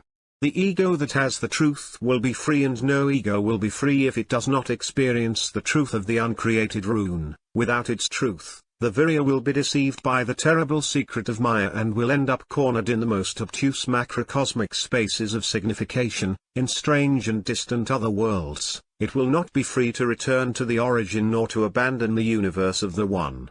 For noological ethics, the freedom of the spirit without the truth of the uncreated rune is a proposition devoid of significance, one more lie. This is the truth, by the gnosis of the truth, freedom, that is, by the gnosis of the uncreated rune's truth, the freedom of the enchained spirit is ensured. There are, then, two diametrically opposed and irreconcilable concepts of freedom. One is that of blind freedom, the belief that ignorance of microcosmic determinations translates into a state of natural freedom, i.e., the principle of freedom that the psychological ethics of the Pasu formulates. The other concept is that of Gnostic freedom, the freedom obtained by knowledge of the uncreated rune's truth, i.e., the principle of freedom that the noological ethics of the Virya teaches. Its reversion and enchainment, its actuation beyond the origin, the truth has remained outside of the spirit, hence the importance of the runic ecstasy. By the truth, the ego knows what it is. But the truth of the Virya is the uncreated rune, which consists in an absolute significance. The ecstasy of the uncreated rune comprises all possible significance. That is why the ego, besides knowing what it is, during the runic ecstasy also knows what it is not. All that the spirit is not, the uncreated rune is. Such is the consequence of the reversion and enchainment. The Hyperborean spirit, since then, can only know the truth of the uncreated rune because it is beyond the origin, and in the origin, the statement all possible significance must be understood for the reverted and enchained spirit. Beyond the origin, from where has come the symbol of the origin comprised of the 13 plus 3 uncreated runes, there is a reality that escapes the comprehension of the reverted spirit. There is the reality of the true God of the Hyperborean spirits, to whom it is prudent to refer as the incognizable. It is not possible to know the true God when the spirit is reverted and enchained. However, the uncreated runes come from beyond the origin, i.e., from the reality of the true God. If they are all possible significances available to the reverted spirit, it is worth asking if in some way the uncreated runes do not reveal the true God, if the incognizable is not included in the truth of the Virya. Answer: if the spirit, the Zelpst, the ego, calls for him, the true God will manifest himself during the runic ecstasy, not gnostically, but volitively. That is why it is not possible to know him but to ascertain the action of his strength, which reinforces the aerosphere. The will of the true God is denominated paraclete or graceful will of the incognizable. In synthesis, the construction of the aerosphere consists in this: the ego, with a luciferic graceful attitude, must get the paraclete to manifest itself during the runic ecstasy, i.e., to coincide in the actual infinite. Its presence will not bring any knowledge apart from the truth of the uncreated rune, but, instead, it will transmute the psychic structure of the Virya by creating a sphere of egoic will around the Zelpst. The aerosphere, the content of which is an extra energy provided by the paraclete, is thus converted into a source of volitive force that the ego consumes in order to reinforce its own volitive essence. Such is the grace of the true God, that the reverted and enchained spirit never lacks the necessary strength in order to concretize its liberation. If the volitive force is insufficient, the ego will always have the possibility of calling on the paraclete's aid. However, its transmuting presence will only manifest itself to that Virya that expresses a luciferic graceful attitude, i.e., to the one who has received the charismatic message from the Graal of Christos Lucifer, the envoy of the incognizable, and has charismatically aligned himself with his warrior band. Summarizing, noological ethics presents to the Virya the cardinal principle and informs him of the obligation to know the truth and to liberate his captive spirit. The Virya knows, from then on, where the truth is and where he must go to seek it. The infinite ego, in the Zelpst, must experience the runic ecstasy and know the absolute significance of the uncreated rune. It must also call on the aid of the paraclete, but, for this, it is indispensable to take the second step, Noological ethics indicates how to take it. The ego must present a luciferic graceful attitude in front of the sacred symbol. It is now easy to evaluate the importance of comprehending what this ethical attitude prior to the isolation of the ego consists in, i.e., what the ego must do in order to present a luciferic graceful attitude in front of the sacred symbol. The answer will be offered and explained in detail in the following articles. We will only add, in order to clarify the expository method, that from here on we will exemplify on a concrete fact the degradation and defamation of sacred symbols. As a general case, we will take Tyra Dingwibur, the exterior labyrinth sign of Wotan, and we will demonstrate, through a morphological analysis, the defamation of a series of exterior labyrinth signs derived from that one. This will be given in the following article. Also, the evidence of the defamation has been highlighted. In subsequent articles, it will be explained that the cause lies in the degradation of the sacred symbols, and the author of all analogous degradations will be described. The ludic attitude of the lost Virya, we will define, thus, the first type of the aberrant typology, the remaining exponents of which are the sacralizing and the luciferic graceful. Semiotic analysis of exterior labyrinth signs 1.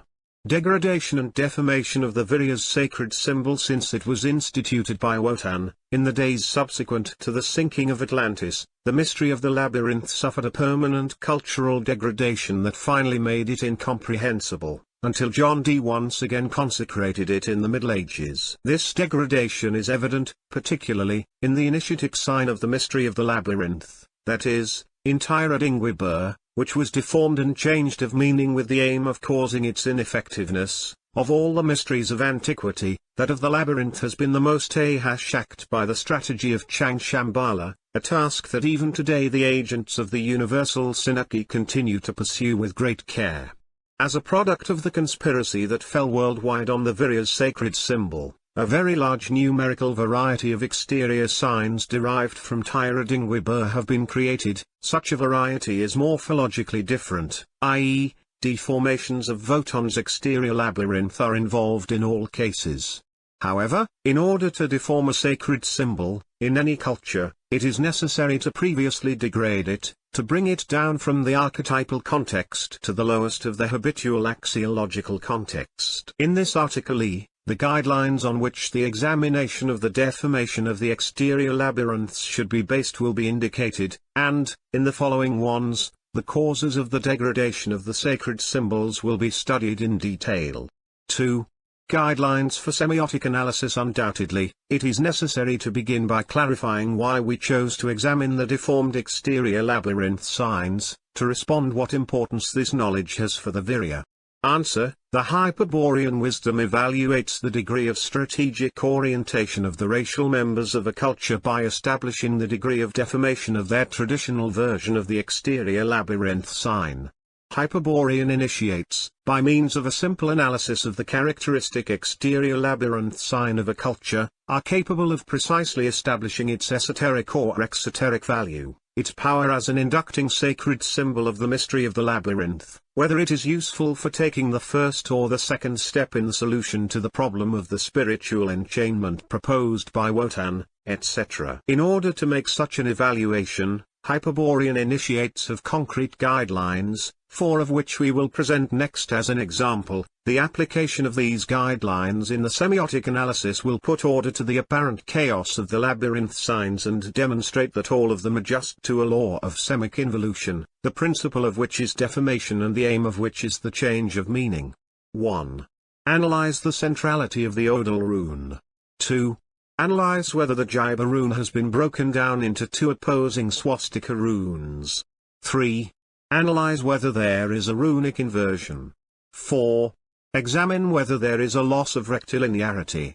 The significance of these guidelines will become clear if we observe their application in the analysis of a series of exterior labyrinth signs, representative of the defamation process. However, before we begin, it should be reiterated that the semiotic analysis we are about to undertake will be neither pragmatic, nor semantic, nor syntactic, to these three classical disciplines of semiotics. The Hyperborean wisdom adds psychological morphology, Tural analysis on the composition of signs, which are synthesized in specific steps and precise guidelines. Hashingly, the four previous guidelines belong to psychological morphology. 3.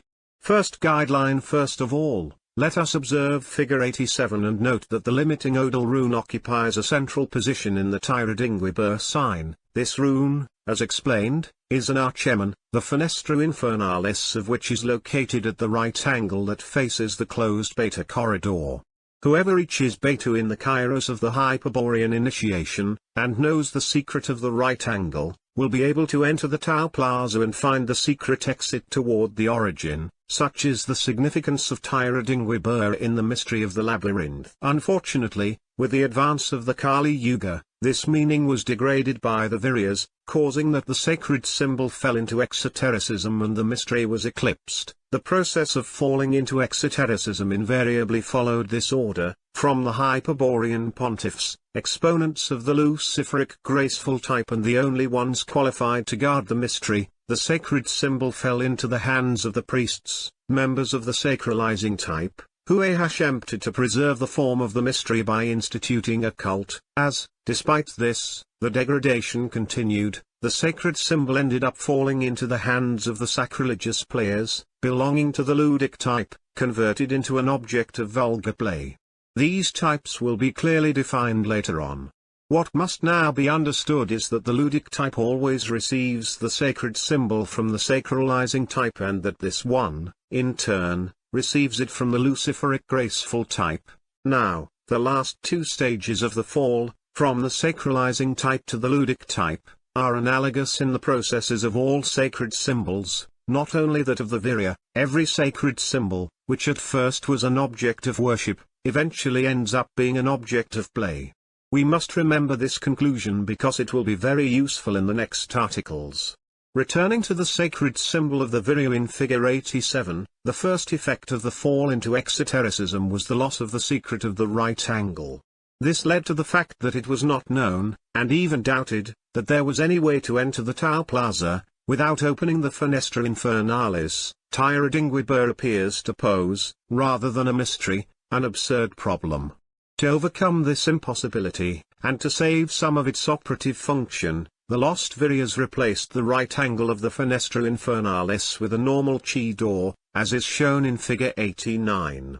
It is evident that thus, even when the plaza occupies a central position, it is no longer totally surrounded by the odal archeman. In consequence, it is no longer possible to apply the principle of the figure 89 fence because the vallo obsesso is interrupted at door chi. No principle and, therefore, neither archimonic technique nor strategic opposition. Of course, this does not worry the lost Viryas because now, without difficulty, they can enter into the plaza, through door chi. The problem is that once there, they do not know what to do in order to exit the labyrinth. That is why, in order to force a miracle or receive some saving inspiration from on high, the most practical solution seems to be to transform the plaza into a temple. In this phase of the fall, the exterior labyrinth is endowed with a central temple, in which the idol of the most trustworthy god is installed and to which a special cult is dedicated. If we notice that the Hyperborean pontiffs are constructors of war walls according to the Hyperborean wisdom of the loyal Siddhas of Agatha, and that the priests are constructors of temples for the cult of the demiurge, according to the Kalachakra key of Changshambala's traitorous Siddhas, it will be understood that in an exterior labyrinth like that of figure 87, the deformation and loss of signification is almost irreparable. From the vallo obsesso apt to pose as its creek, a siege war, against the demiurge, the plaza of Tyradingwibur ends up converted into a temple for worshipping the demiurge. In figure 89, the black central square marks the central temple in the plaza, or the corresponding idol. But this will not be all. Although it seems a lot, the degradation will continue and, in a subsequent cultural phase, it will be required that the temple possesses 4 side doors, analogous to how it has been represented in figure 90. The reason for this requirement must be sought in the unconscious of the lost Viryas, more precisely, in the quadrangularity of the shadow sphere caused by the genetic key, The following paragraph, transcribed from page 521, will help us to recall this effect, the symbol of the origin, by causing the dystomia of every continuous significance of the psychic structure, by converting it into figure 90. An interior labyrinth for the apperception of the lost ego, produces a curious subjective effect denominated quadrangularity of the shadow sphere. This effect, which is no more than the assimilation of the whole shadow sphere to the form of the tetrarch, produces in the ego the impression that the unconscious of the psychic structure is governed by the number 4. Inversely, it usually occurs that the number 4 unconsciously governs the apperception of the ego and determines the cardinality of thought. The 4 seasons, the 4 cardinal points, the 4 winds, the 4 elements, the 4 ages, etc., are arbitrary divisions of the real caused by the tetrarchic form of the shadow sphere. And, we could add to these examples, the 4 doors of the temple of figure 90. It is clear, then, that the lost Viryas who projected the 4 doors of the central temple had their ego objectively deviated at the tetrarch points of the labyrinth path because of the spiritual enchainment through the genetic key. The first guideline commands to analyze the centrality of the odal rune in the considered exterior labyrinth sign.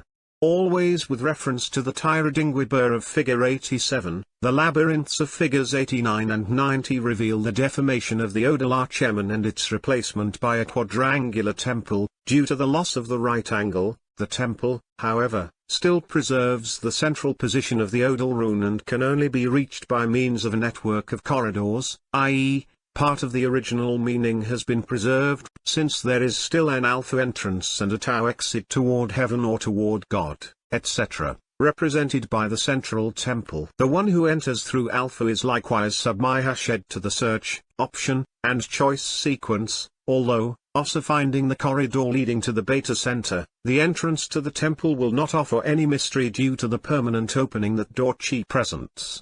As a conclusion of this analysis, it can be diagnosed that the labyrinths of figures 89 and 90 are only apt for the first step of Wotan's solution, awakening and orienting, the comprehension of the search, option, and choice significance, in effect, awakens and orients the lost Virya, and could still induce the gnosis of the exterior labyrinth, that is to say, it enables one to complete the first step.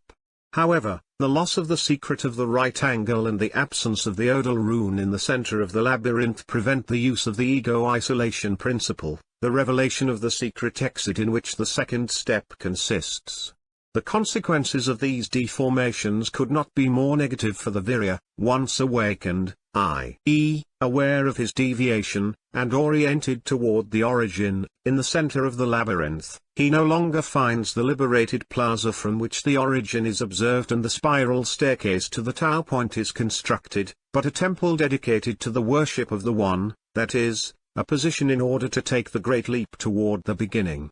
In the exterior labyrinths of the type of figures 89 and 90, according to the first guideline, the Virya runs the certain risk of converting himself into a cynic initiate and being incorporated into the white hierarchy of Chang Shambhala, instead of the return to the origin of the ego. The operation of these deformed labyrinths lead the anemic subject back to the beginning of the archetype, causing the definitive and irreversible draining of the symbol of the origin.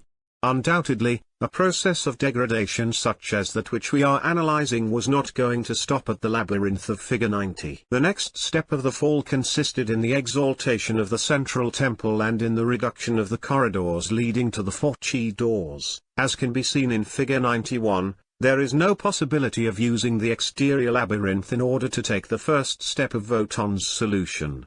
The labyrinth, barely recognizable in this yantra called Shri, no longer poses the sequence of search, option, and choice to the lost Virya. There is no longer an alpha entrance that leads to a disjunction, nor a beta corridor toward the Tau Plaza. At each X door, only 2 side corridors are preserved that permit direct access to the central temple.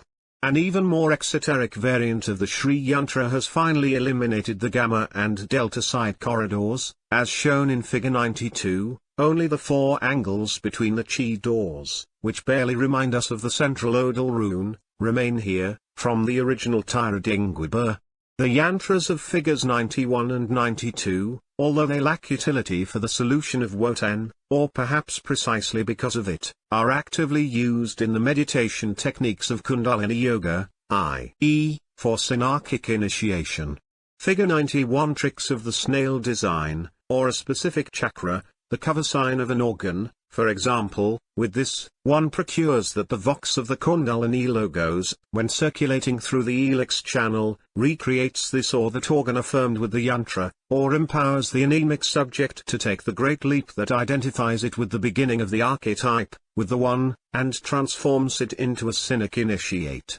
Since the simple mandalas, or yantras, employed by Kundalini Yoga are all derived from the Sri Yantra, we will take the opportunity here to warn of the dire consequence that its operative use as an initiatic sign can have on the lost virya.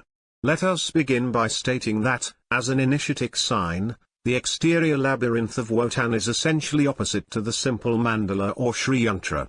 Figure 92 light years, the Sri Yantra, on the contrary, strengthens the anemic subject, equilibrates the psychic structure, and increases the submission of the ego in the anemic immanence. We will explain this in more detail next. In the Hyperborean initiation, the proposed objective is the solution of Wotan. First step, to awaken and orient through the comprehension of Tyradingwibur. Second step, to reveal the secret exit through the gnosis of the interior labyrinth, a gnosis to which one arrives by the noological induction of the exterior labyrinth sign. Such a gnosis, which clarifies the situation of the ego with respect to the origin, is a strategic and, therefore, warlike act. This signifies that the origin, its position, cannot be reached peacefully, without struggle, for, between the ego and the origin, is always the enemy. Sibyl, just then, to direct itself toward the origin and liberate the captive spirit. In the synarchic initiation, the proposed objective is the identification with the One, by means of the great leap toward the beginning of the archetype. This objective is to be achieved with the help of Kalachakra techniques, which principally consist in administering to the virya an initiatic sign, generally a Sri Yantra or a quadrangular mandala with a central chakra. The principle of induction is also used here in order to ensure that the contemplation of the mandala interiorly transfers its semic structure. But the introjected mandala is a quadrangular temple in which center a chakra has been symbolized. The techniques of Kundalini Yoga procure such a chakra is situated on a corresponding interior organic chakra, by action of the principle of phonetic selection.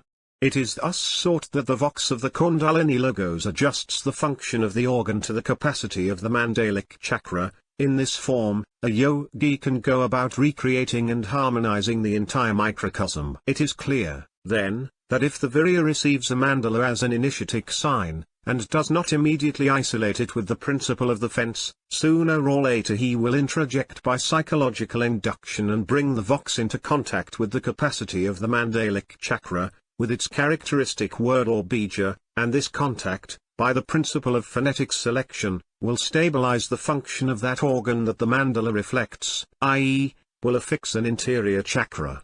In the case of a quadrangular mandala like the Sri Yantra, what will this interior affixed chakra be? Answer, naturally, the psychic totality.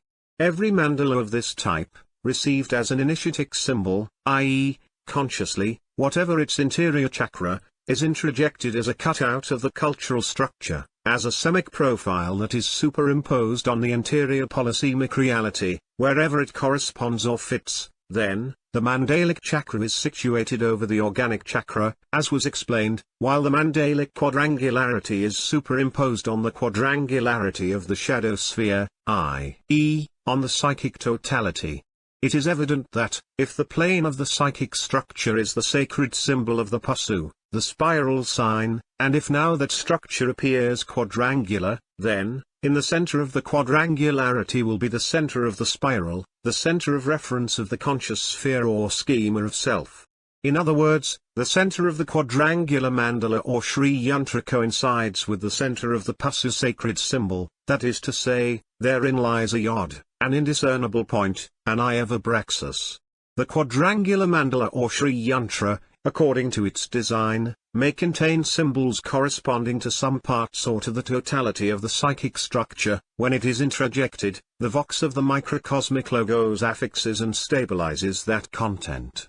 That is why it is usually affirmed, and the Swiss psychiatrist C.G. Jung has demonstrated it, that the mandala is curative, i.e., that it exerts a therapeutic effect on subjects that suffer from psychotic states or mental disequilibrium. Precisely, the re-establishment of equilibrium comes from the quadrating and content-affixing function that the mandala fulfills by applying it as a cutout or limit of the cultural structure, thus reducing the numinous action of the unconscious, radiating the autonomous myths, and marked the self. This Jungian self, of course, is not the Selbst of Hyperborean wisdom, but the schema of self's center of reference, the yod, the center of the spiral that coincides with the center of the mandala, a center that is quite distant from the ego, particularly if the ego is in any way reoriented toward the origin. Well then, the mandalic healing, the psychic equilibrium obtained by the mandalic quadrating, definitively disorients the ego from the Selbst and brings it closer to the self, to the center of the spiral, i.e., it plunges it deeply into the immanence of the conscious subject. Such is the effect of the mandalic cure. In everything similar to that of the synarchic initiation, a psychic equilibrium achieved on the basis of the ego's innovation, the submission of the ego to the conscious subject, in the end, an affirmation of the spiritual enchainment.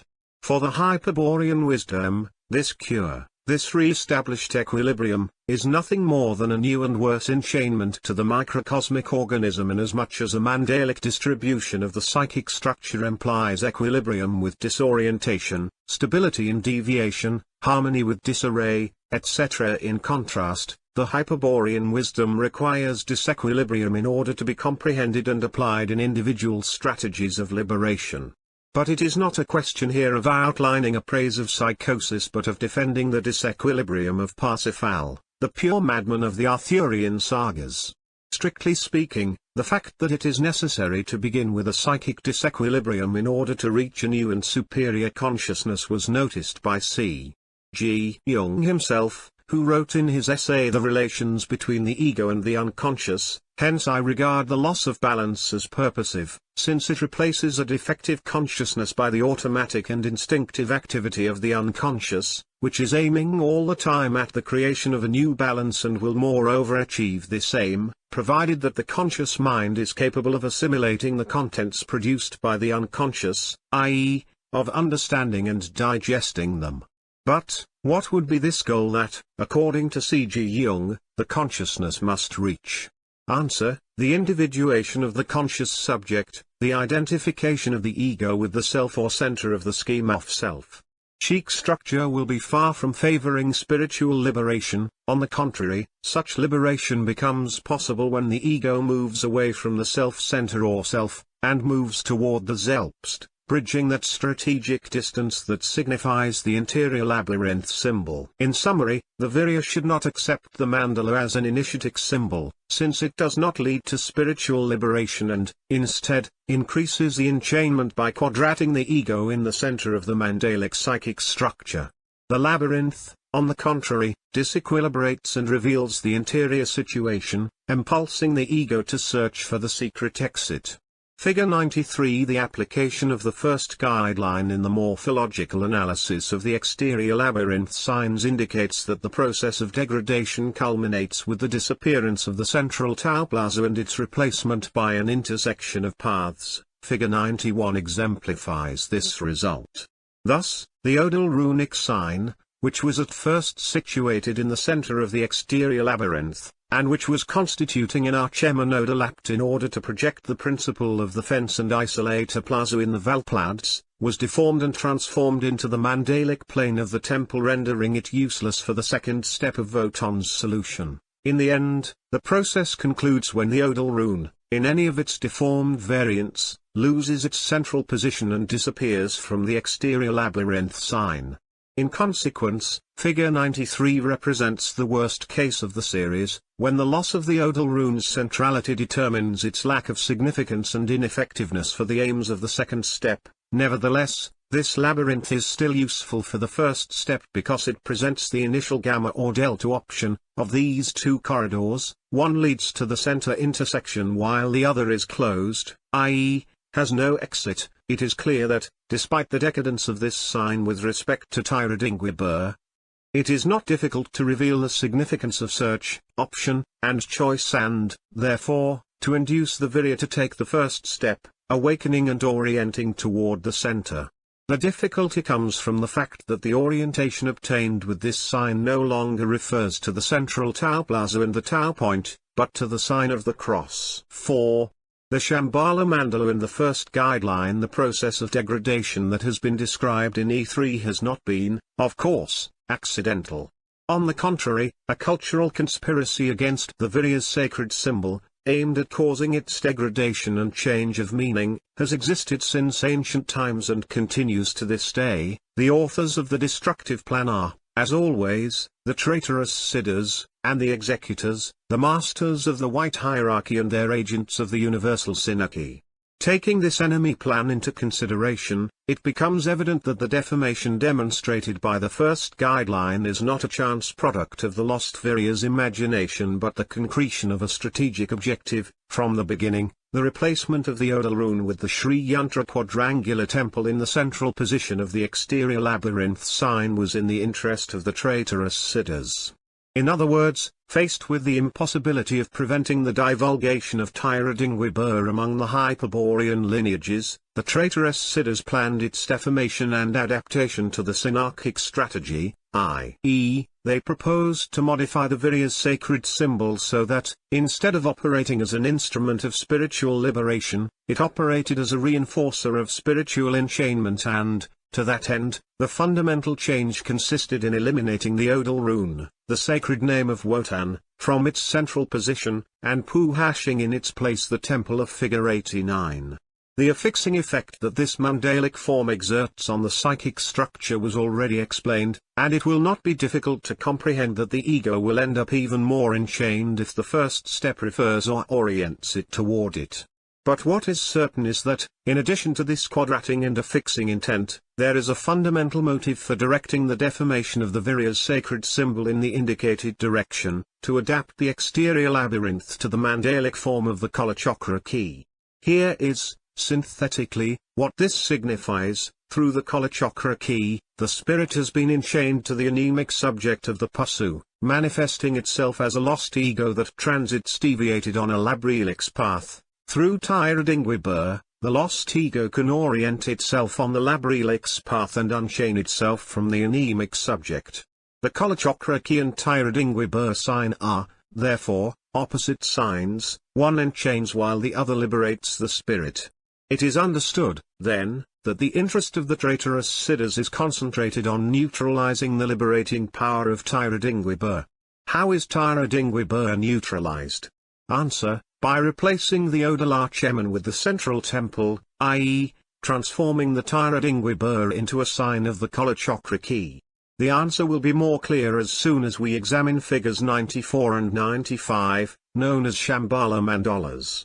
In reality, these mandalas are representations of the Kalachakra key. Compare the quadrangular temple at the center of the mandalas, with figure 91, and it will be understood how the Tyradingwibur sign can be neutralized. The sacred symbol of the Virya, Tyradingwibur, will be neutralized when the Odal rune, destined to isolate the ego, is replaced by the quadrangular, tetrarchic temple, the aim of which is to enchain the ego. The deformation of Odal, and its confirmation as a central temple, has the object of transforming the Tyradingwibur into a sign of the Kalachakra key. This is the real reason for the deformation that demonstrates the first guideline of the morphological analysis. As for the mandalas of Shambhala, it can be added that they represent the vision of the Kalachakra actual system. The larger circle, in effect, is nothing other than the cover sign of the ego seen on the entrance chamber. The circle is, also, the section of the connection of meaning or cultural record seen from its comprehension dimension. What the mandalic circle of figures 94 and 95 shows us is thus a door of Shambhala. The path to Chang Shambhala begins at the entrance chamber of the Kalachakra current record, i.e., at cover sign. And it should be noted that, because the extension of the current system is between the Earth and the Sun, it is not necessary to place oneself in the hip in order to face the cover sign, for the Kalachakra actual system offers its comprehension from the front. The mandala is the sign of the Kalachakra key. Outside of the mandala, i.e., outside of the Kalachakra actual system, is the exterior world of the Virya, his habitual axiological context. However, in that exterior world, which integrates heaven and earth, valleys and mountains, the sun has not been depicted. This is because the sun is in the referent cultural object of the Kalachakra actual system and, therefore, hidden behind the mandala, at the extreme end of the cultural record's extension. At the sun is the RCO, the sacred symbol of the Pasu, the spiral sign, that is the farthest end of the actual system. At the nearest extreme, i.e., on Earth, is the emerging cultural object figure 94, i.e., the symbol of the origin, represented in the mandalas by the central quadrangular temple, and in the center of the central temple, marked with a small circle, is always the yod, the eye of Abraxas, the center of the evolutive spiral, the self of C.G. Jung, the current monarch point, etc. In that central point, in a tetrarchon monarch, is situated the imprisoned ego to which the Odalarchemen of Tyradingwibur intends to isolate. It is now evident that such a pretension will be neutralized if a central temple is installed in place of the Odalarchemen, since in this way, the sacred symbol of the Virya will have been transformed into a representation of the Kalachakra key. Figure 95-5. Second guideline: the sacred symbols represent metaphysical truths. The Tyradingwibur exterior labyrinth, for example, being archetypally interpreted by the runic signs that comprise it, has a metaphysical significance that we have explained. Consequently, the deformation of a sacred symbol must correspond to a modification of the meaning, i.e., to a deformation of the represented metaphysical truth. A sacred symbol, obtained by the transformation of another original sacred symbol, will signify a metaphysical truth analogously transformed from another original metaphysical truth. Even the slightest variation in the semic structure of a sacred symbol has a significance with respect to the original truth. Tunes correspond to a chain of causes and effects of which synthetic statement is the following: 1. The loss of the secret of the right-angle cause is the deformation of the Odalarchemen. 2. The deformation of the Odalarchemen forms a central temple, endowed with a plurality of doors through which one can enter without obstacle. 3. The plurality of accesses to the central temple causes the deformation of the leading Jaiba rune, the trident of Poseidon. 4. The deformation of Jaiba causes the appearance of two opposite leading swastikas. 5. The labyrinth possesses, lastly, two opposite alpha entrances, one in each swastika, which lead to the central temple, also the respective path bifurcations. From this statement, it is only worth clarifying sentence 4, which expresses the Hyperborean canon of the duality and opposition of principles. In effect, according to Hyperborean wisdom, the single principle of the orientation of the ego is represented by the Jaiba rune when the lost ego, objectively deviated on the Labrylix path, enters the Tau Plaza of the Odalarchemen of Tyradingwibur. It does so by transiting through the Jaiba rune as the trident of Poseidon, i.e., from alpha to beta. The trident of Poseidon is the weapon of the Siddhas, and only if they arrange it in front of the Odal, in the kairos of initiation, will the ego be able to actually enter the Odalarchemen and be isolated from the anemic subject.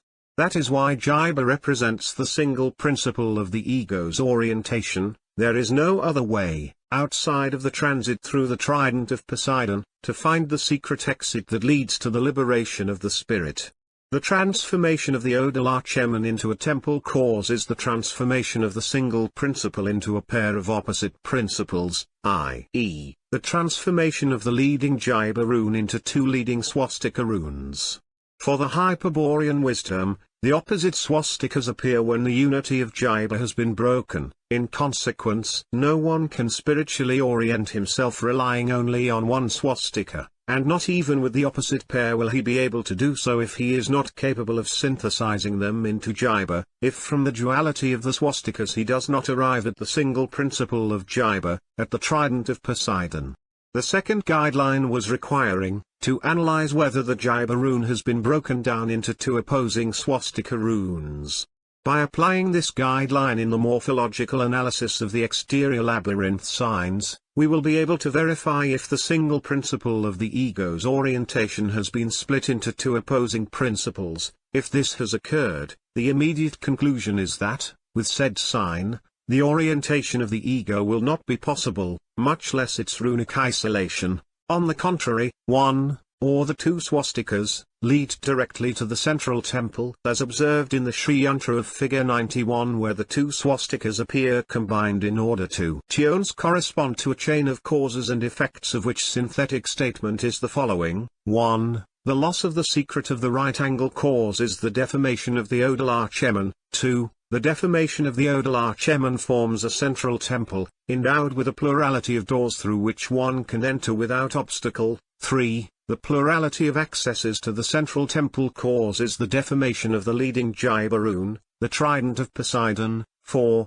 The deformation of Jaiba causes the appearance of two opposite leading swastikas. 5. The labyrinth possesses, lastly, two opposite alpha entrances, one in each swastika, which lead to the central temple, also the respective path bifurcations. From this statement, it is only worth clarifying sentence 4, which expresses the Hyperborean canon of the duality and opposition of principles. In effect, according to Hyperborean wisdom, the single principle of the orientation of the ego is represented by the Jaiba rune when the lost ego, objectively deviated on the Labrilix path, enters the Tau Plaza of the Odal Archemen of Tyradingwibur. It does so by transiting through the Jaiba rune as the trident of Poseidon, i.e., from alpha to beta. The trident of Poseidon is the weapon of the Siddhas, and only if they arrange it in front of the Odal, in the Kairos of initiation, will the ego be able to actually enter the Odal Archemen and be isolated from the anemic subject.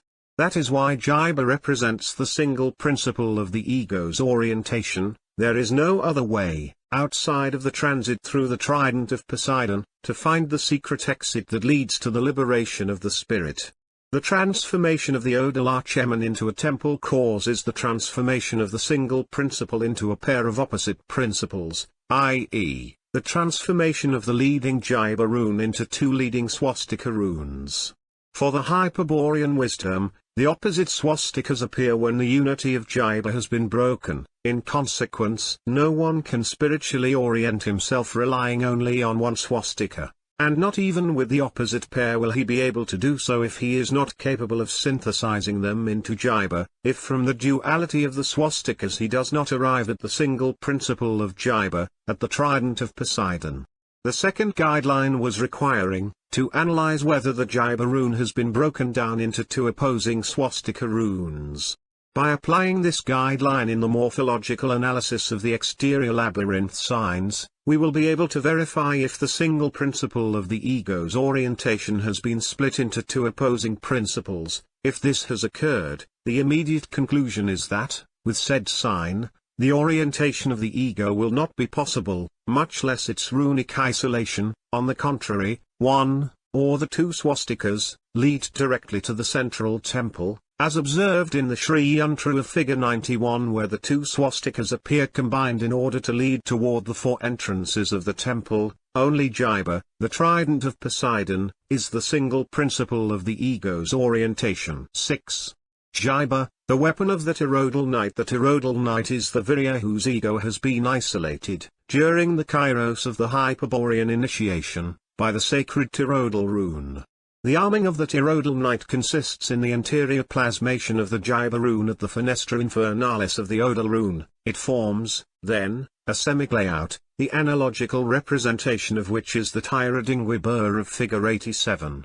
In order to visualize the explanation, let us suppose that the ego of a Tyrrhodal Knight is isolated in the Tau Plaza of the Tyradingwibur. In that case, the ego operates on the exterior reality, on the conscious subject, through the Fenestra Infernalis, i.e., through the right angle that faces the beta corridor of the Jaiba rune. It is evident that, seen from the isolated ego, the Jaiba rune has the characteristic of the sword of Wotan, and that is why, being that the ego expresses itself through its intermediary, it is said that the weapon of the Tyrrhodal Knight is the sword of Wotan. The Hyperborean wisdom stresses, principally, three properties of the Tyrrhodal Knight's weapon. The sword of Wotan is, at once, the verb, the thunderbolt, and the lightning stone. The verb, because this is his warlike expression, the verb of the Tyrrhodal Knight is the sword of Wotan.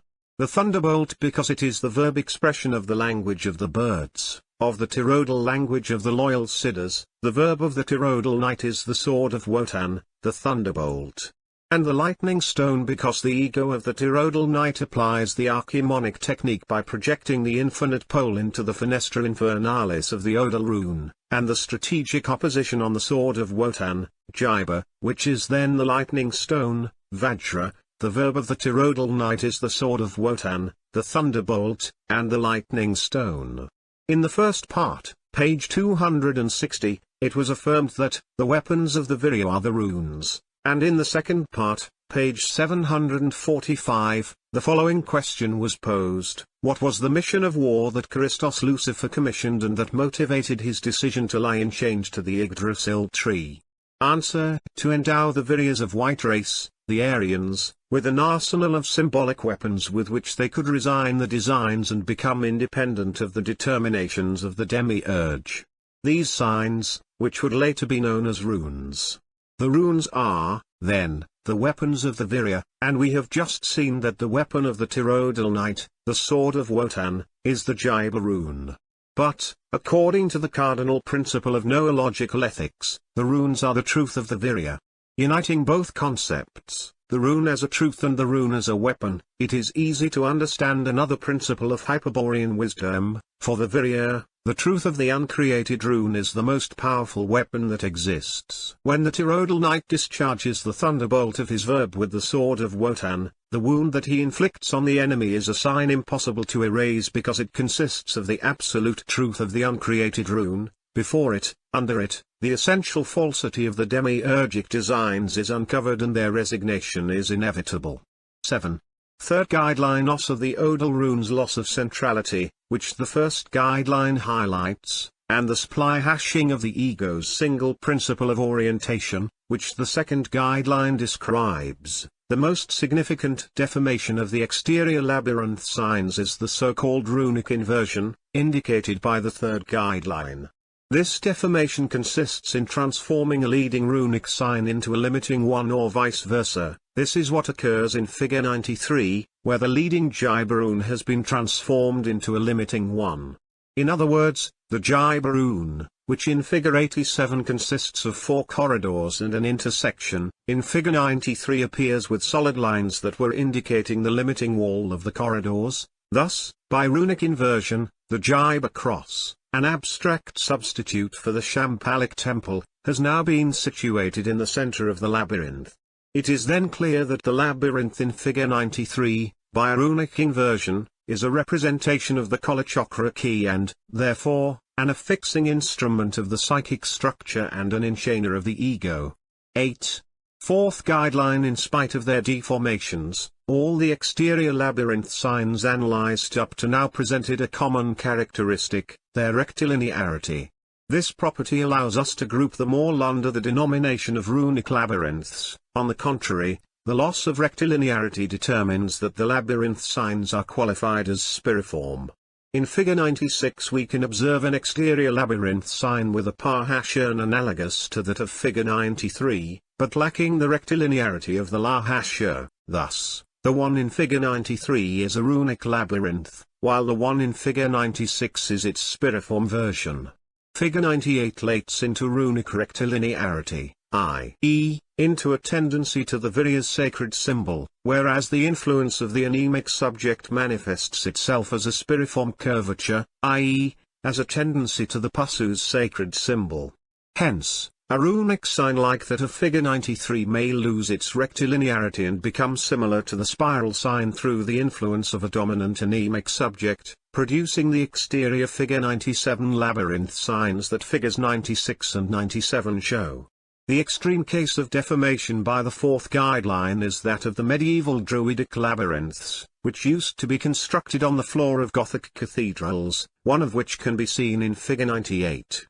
Why this labyrinth should be considered as the lowest case of degradation and the most extreme case of deformation is not difficult to explain. Apart from having almost no rectilinearity, i.e., being almost completely spiriform, in this labyrinth there is no objective deviation. Whoever enters through the only alpha entrance, can reach the Tau center, without obstacles, by simply following the path, which goes back and forth but is never cut off. In this labyrinth, it is not possible to go astray, nor is there any search, option, and choice because there is no disjunction. It is thus an adistomic path, a path that represents the helix, the continuous function of the anemic subject's evolutive progress, and not a path that represents the labyrinth, the distomic function followed by the ego, just as every exterior labyrinth sign is. Sacred symbols and the sacred symbol of the virya. In this section we have defined Tyradingwibur as the sacred symbol of the virya. However, it is necessary to clarify that this sacred symbol differs from any other by its runic, i.e., non-archetypal character. What such a difference signifies for the virya will become evident if we recall the effect that the sacred symbols cause when emerging in the light sphere of the Pasu. We will have to resort, then, to what we have already seen in the first part. First of all, we will note that every symbol that emerges in the light sphere acts, in front of the subject, as the representative of an archetype, i.e., the symbol unfolds in an evolutive process that tends toward a final perfection or entelchi. During said process, the symbol distracts the attention of the subject. The I symbol, for example, stabilizes in front of the conscious subject at level psi. The level of stabilization of every conscious representation is reached in a single movement that begins in the cultural structure. In Figure 21, this signifies that the I symbol emerges from the plane of signification up to level psi in a single movement, progressive up to psi and brusque up to psi. At the level of stabilization, the emergence ends and the process begins. The stability of a representation is experienced by the subject as the appearance of the image, as a symbol that suddenly emerges and becomes clear in the consciousness. But such stability does not indicate quietude but signals only a change in the activity of the symbol. From there begins an entelligical process that can completely alienate the subject's attention unless the lahasha has sufficient energy, in other words, will, in order to counteract it. In summary, every conscious representation, upon energetically stabilizing itself and appearing in front of the subject, attempts to develop an entelligical process. Uation of the movement initiated in the archetypes inverted in the archetypal memory by reason. One can rightly speak of a single phenomenon divided into several phases. Phase 1, actualization of the inverted archetypes as the entity's schemata. Phase 2, rational representation on the relationship. Phase 3, emergence of the conscious representation. Phase 4, development of the entelligical process in front of the conscious subject. Naturally, phase 4 is always interrupted by the will of the subject, in order to maintain control of the consciousness, once it has obtained sufficient knowledge of the representation through its eidetic vision. The capacity of the conscious subject to volitively act in order to divert attention from a representation is a sign of an elevated evolution in the psychic structure of the Pasu. For such an affirmation of the subject can only take place in a schema of self of great structural complexity, in a schema of self that, justly, has been integrated with representations that have completed their entelchi in the absence of the subject and form part, albeit unknown, of the history of the microcosm. So, then, a highly evolved conscious subject has to be capable of avoiding the entelligical process of the representations, a process that the lahasha attempts to develop because they are, beyond the image that they represent, archetypal symbols in full actuality. However, there is a type of representation, which up to now we have not studied, before the elevated energy of which the conscious subject, even the most evolved, is not only volitively ineffective but also runs the risk of being irreversibly fragmented or definitively dissolved. So dangerous a type of representation is denominated myth and its image, sacred symbol. Wherein lies the danger of sacred symbols for the Pasu's conscious subject? Answer, in that they deploy their entelligical process upon the conscious subject, attempting to overpower its will and take control of the microcosm.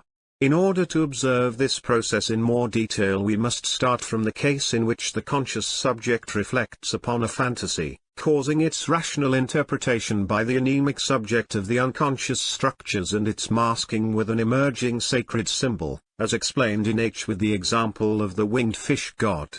In that case, when the sacred symbol emerges in the light sphere, then the fantasy ceases to intervene in the phenomenon and is definitively absent from the objective plane. Why? Answer: because the masking by a sacred symbol is energetically insurmountable for any ideal object. Now, every conscious representation, even that which masks a fantasy, attempts to unfold the potency of its archetypal symbols in a process that, as we have seen, enraptures the attention of the conscious subject and tests its volitive force, the sacred symbol, autonomous entelligical process at the very instant it bursts into the light sphere. But there is a difference between the two processes, an essential and dangerous difference. While every representation is self-referent, to the scheme of self, i.e., to the conscious sphere, the sacred symbol presents itself in the light sphere referred to the conscious subject. It occurs this way because the sacred symbol has been mounted, from the outset, on a fantasy, on an ideal object essentially sustained by the subject. This will be understood if we recall that every fantasy represents objects, or objective situations, unreal, without existence in the exterior world. Such unreal objects, objects of fantasy or phantasms, can only exist in the mind as products of the conscious subject. The conscious subject sustains the existence of the fantasy, however evidently unreal its content may be, and that is why the sacred symbol, which is superimposed on it, which receives its fundament from it, is also essentially supported by the conscious subject, referred to it. The difference is clear: every conscious representation, because of its first intention, is self-referent. Fantasies, on the other hand, do not possess a first intention, they are products of the conscious subject, creations, and are sustained by it. The sacred symbol, of which emergence had as its origin the apperception of a fantasy, manifests itself in front of the conscious subject, in substitution of the fantasy, as an object of apperception, in consequence, sustained by it and referred to it. This referential difference, which we have tried to clarify, implies an effect diametrically opposed to that caused by entelligical processes. If the ideal object is a representation, self-referent, its process will unfold in front of the subject, as a spectacle, and the conscious subject, as a spectator, will be able to end or not to such a spectacle. If it wishes to know, it will pay attention to the process, but its volitive energy will allow it to interrupt it by withdrawing its attention, removing it from the present. The sacred symbol, on the contrary, will attempt to unfold its process over it, involving it as an author and not as a mere spectator. The important thing now is to comprehend that the sacred symbols, from the moment in which the emergence takes place, transcend the physical plane of the microcosm and participate in the metaphysical plane of the macrocosm. That is why the sacred symbols are the only valid metaphysical signs, the true fundaments of all metaphysics. On the contrary, it is necessary to deny the title of metaphysics to any science of which object is not the knowledge of the sacred symbols, and, finally, the most elevated metaphysics is the Hyperborean Gnosis, because the sacred symbols constitute for it the principal objective of its investigation. This metaphysical participation signifies that the sacred symbol represents both the myth, or archetypal symbol, structured in the scheme of the microcosm, and a psychoid archetype of the macrocosm. Its truth is a transcendent truth.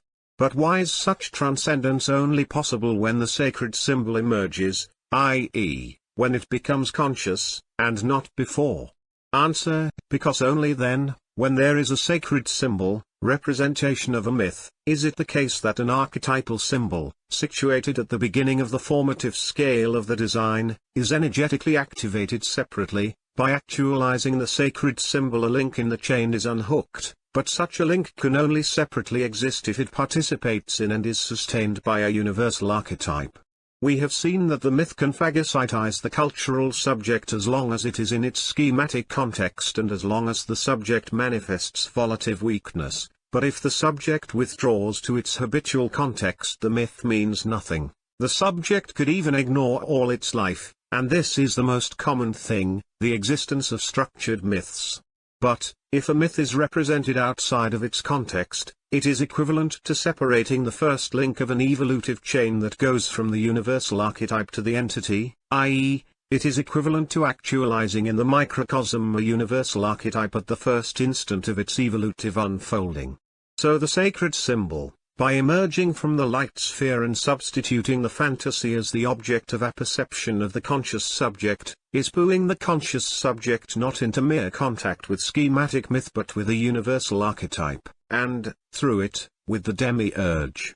It is true then that every sacred symbol, whatever its sign, from the complex Olympian Zeus to the abstract cross, represents the God of the universe, the One, the cosmic demiurge, the sacred symbol, in a metaphysical undercurrent that one must transcend, participates, or is the revealed manifestation, of the will of the One. The will of the demiurge, present behind the sacred symbols, explains why his appearance in front of the conscious subject never causes a madness of the type described as first phenomenon on page 173.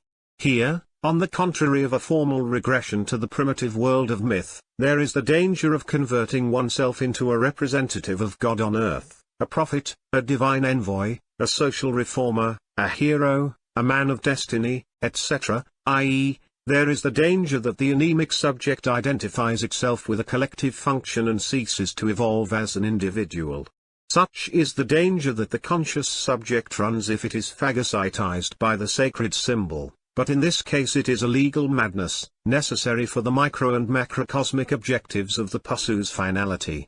Now, the affirmation that every sacred symbol represents the One, and transmits his will to the anemic subject, refers, of course, to every symbol sacred to the Pussu. In the case of the Virya, just as was mentioned at the beginning, his sacred symbol Tyra-Dingwi-Bur, presents a special difference with respect to the symbols sacred to the Pussu that we are considering. This difference will be made manifest if we refer ourselves to the initiatic sacred symbols, i.e., to those which are collectively used in order to initiate their recipients into the knowledge of a metaphysical truth. With such a motive, the initiator will communicate to the initiate the sacred symbol, and the Lahasha, through transcendental induction, will be able to put himself in contact with the metaphysical truth that the sacred symbol represents. When this occurs, a psychic phenomenon develops, analogous to that which we have described in the case where the sacred symbol masks and substitutes a fantasy. The sacred symbol, revealed to the conscious subject through transcendental induction, unfolds in an evolutive process and attempts to phagocytize it. And this process unfolds inevitably, whether the initiate is a Pussu or a lost Virya, due, in the last case, to the fact that the lost ego is subsumed in the conscious subject, deviating on the labyrinthic path, and is incapable of orienting itself and evading the dominant action of the myth. It must be confirmed, therefore, that every sacred symbol, including Tyra-Dingwi-Bur, develops, in the light sphere, an entelecheial process on the conscious subject if it is communicated as an initiatic symbol. Naturally, a sacred symbol can also be volitively dominated by the conscious subject, but such a possibility is effectively remote for the Pussu, and only a type of Virya, the luciferic graceful one, will actually succeed in stopping its process. The fact is that, because it consists of an archetypal configuration of runic signs, Tyra-Dingwi-Bur will inevitably unfold upon the conscious subject of the lost Virya, for, as a sacred symbol of the Virya, it will be made known by an initiator in order to procure first step of Wotan's solution. Even the identification of the conscious subject with the sacred symbol is sought in the first step, when the exterior labyrinth is introjected through induction in order to experience the gnosis of the interior labyrinth. But, if Tyra-Dingwi-Bur behaves like the other sacred symbols, i.e., if it can dominate the conscious subject of the lost Virya and identify itself with him, what utility does its use have in the Hyperborean initiation, or, in other words, what difference does it have with the other sacred symbols? Answer: Tyra-Dingwi-Bur, in effect, unfolds in an entelecheial process that completely absorbs the conscious subject, which accompanies the lost ego without resistance. However, unlike other sacred symbols, the identification with Tyra-Dingwi-Bur causes the awakening and the orientation of the lost ego within the conscious subject. That is to say, when the conscious subject has been confused with Tyra-Dingwi-Bur, when the conscious subject is the sacred symbol, then the lost ego is naturally situated in the interior labyrinth and discovers itself astray and disoriented. Such a discovery is abrupt, the lost ego, as if awakening from a dream, finds itself on a tetrarch and knows for the first time the search, option, and choice sequence, but, more importantly, upon awakening, it locates in front of itself the Tau Plaza, the exit from the labyrinth, i.e., the lost ego, Ossa awakening, orients itself. Then comes the search for the secret exit, the path toward the Tau Plaza, the secret of the right angle that only the second initiatic step can bring. But that is a problem that is solved through the praxis of noological ethics, that is, by adopting a luciferic graceful attitude. What is concrete is that the archetypal process of Tyradingwibur, its phagocytation of the conscious subject, awakens and orients the lost ego because it situates it in front of the interior labyrinth's center, in front of the Odal Archeman, but, and this must be indisputably affirmed, the only sacred symbol that presents such a quality of facilitating the liberation of the enchained spirit, of awakening and orienting the lost ego toward the origin, is Tyradingwibur, the sacred symbol of the Virya. The remaining sacred symbols, whatever they may be, are highly dangerous to the lost ego, for they either increase its enchainment by situating it in the center of a temple's quadrangularity or of a spiral, or they dissolve it by causing the draining of the symbol of the origin Ossa, impulsing the conscious subject to take the great leap toward the beginning of the archetype. It is indubitable that Wotan, when proposing the first step of the solution by means of Tyradingwibur, has counted on its entelligical process, since it, the identification of the conscious subject with the interior labyrinth, forces the conscious subject to center the lost ego. However, if this were all, if the first step were reduced only to the process of an archetypal sacred symbol, there would be no liberation possible. It does not occur like that, and the liberation of the spirit is a possible fact, because Tyradingwibur is an archetypally interpreted runic sign, as an effect of the Kalachakra actual system, constructed by the traitorous Siddhas. The symbol of the origin's uncreated runes are related to the sacred symbol of the Pasu, to the Pasu design, and can be described with signs that support an archetypal interpretation. If these archetypal signs, which conform to Tyradingwibur, unfold in an entelligical process, they do not affect the uncreated runes at all, they remain eternal and immutable in their absolute indeterminacy. The uncreated runes are the truth of the Virya, and the ego will turn to them, transcending the archetypal forms of Tyradingwibur, by means of a runic analysis that will disintegrate the superstructure of connections of meaning existing between them and the runic signs. Then the uncreated rune will be open to the apprehension of the ego, and its ecstasy, in the kairos of the Hyperborean initiation, will reveal to it the secret exit toward the Tau Plaza, the secret of the right angle, and will grant it immortality in the Odal Archeman. From there, successive ecstasies will enable it to construct the spiral staircase to the Tau origin and the infinite staircase to the Zelpst, transmuting itself into an awakened Virya, a Hyperborean pontiff, and a Berserker Siddha. It has been made clear how different the Virya's sacred symbol is from the symbols sacred to the Pasu. Tyradingwibur, the exterior labyrinth of Wotan, is the only sacred symbol that facilitates the liberation of the enchained ego. However, the remaining sacred symbols are also impotent in order to unfold and phagocytize the conscious subject of the Virya. If this occurs before taking the second step, the conscious subject, transformed into an autonomous myth, will prevent its concretion. It is evident that, after the first step, it will be the sacred symbols, the masks of the demiurge, the representatives of the enemy, the principal enemies of the Virya, that will try to prevent the liberation of the enchained ego, its immortalization in the Odal Archeman. How will the awakened and oriented ego avoid the hounding of the myths, the possibility that one of them will phagocytize the conscious subject and plunge the ego into deception and illusion? Answer: by presenting, in front of the sacred symbols, a luciferic graceful etude. It is a question, then, of practicing the ethical etude prior to the second step, which the noological ethics describes and that will be defined in the coming articles. First note, being clear about how essentially different Tyradingwibur, the runic sign, is from any other archetypal sacred symbol. It must henceforth be understood that the expression sacred symbol refers to every archetypal sacred symbol, included in the Tyradingwibur runic sign, but that the expression, the sacred symbol of the Virya, or simply Tyradingwibur, signifies the Kala Chakra representation of 3 uncreated runes, i.e., something essentially different from every other archetypal sacred symbol. Second note, phagocytize is a verb from physiology that expresses the action of an organic element called a phagocyte, present in the blood and tissues, the function of which consists in destroying bacteria and harmful or useless bodies for the organism.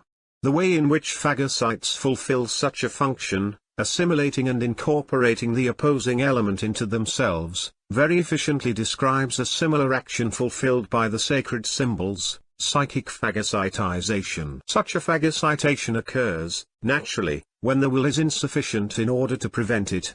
Although the terms phagocytize and phagocytation constitute a blatant neologism, we will continue using them in a figurative sense in order to describe the sucking action on the psychic energy exercised by the sacred symbols. The literal English meaning would be, phagocytation equals interpenetrating suction. Genealogical ethics and Hyperborean metaphysics. From the first part, we will quote the following concepts. We will define Hyperborean metaphysics as that science of which object of knowledge is the sacred symbols. In consequence, every sacred symbol is the representation of a metaphysical truth. However, the definition will not be complete if we do not point out its principal condition. The sacred symbols that emerge through the threshold of consciousness and confront the conscious subject, case, are only considered metaphysical objects. If one meditates a Lihashlan on this condition, one will see that it makes of the Hyperborean metaphysics a science proper to the light sphere, i.e., a science of the consciousness. But one should not be confused. The fact that such a science is proper to the light sphere does not imply that its scope of observation is exclusively the light sphere. We did not say its object of knowledge is the light sphere, but its object of knowledge are the sacred symbols that emerge in the light sphere. What is the difference? That, as stated in Article H, a sacred symbol is not only the representation of the myth, but the terminus of a procession of forms that starts in the universal archetype, which is, as we know, sustained by the will of the demiurge.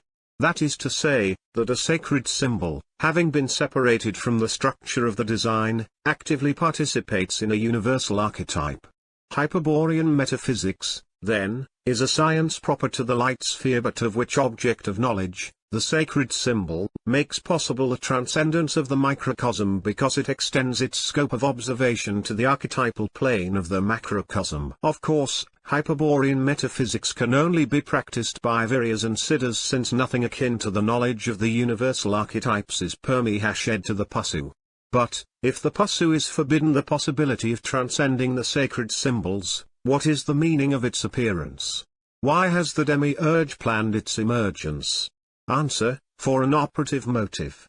It is the demiurge, through the universal archetypes, who proposes to operate on the Pasu at determinate moments of its history, and such an operation is possible because the universal archetypes manifest themselves in the sacred symbols and the Lahashur participate in the former.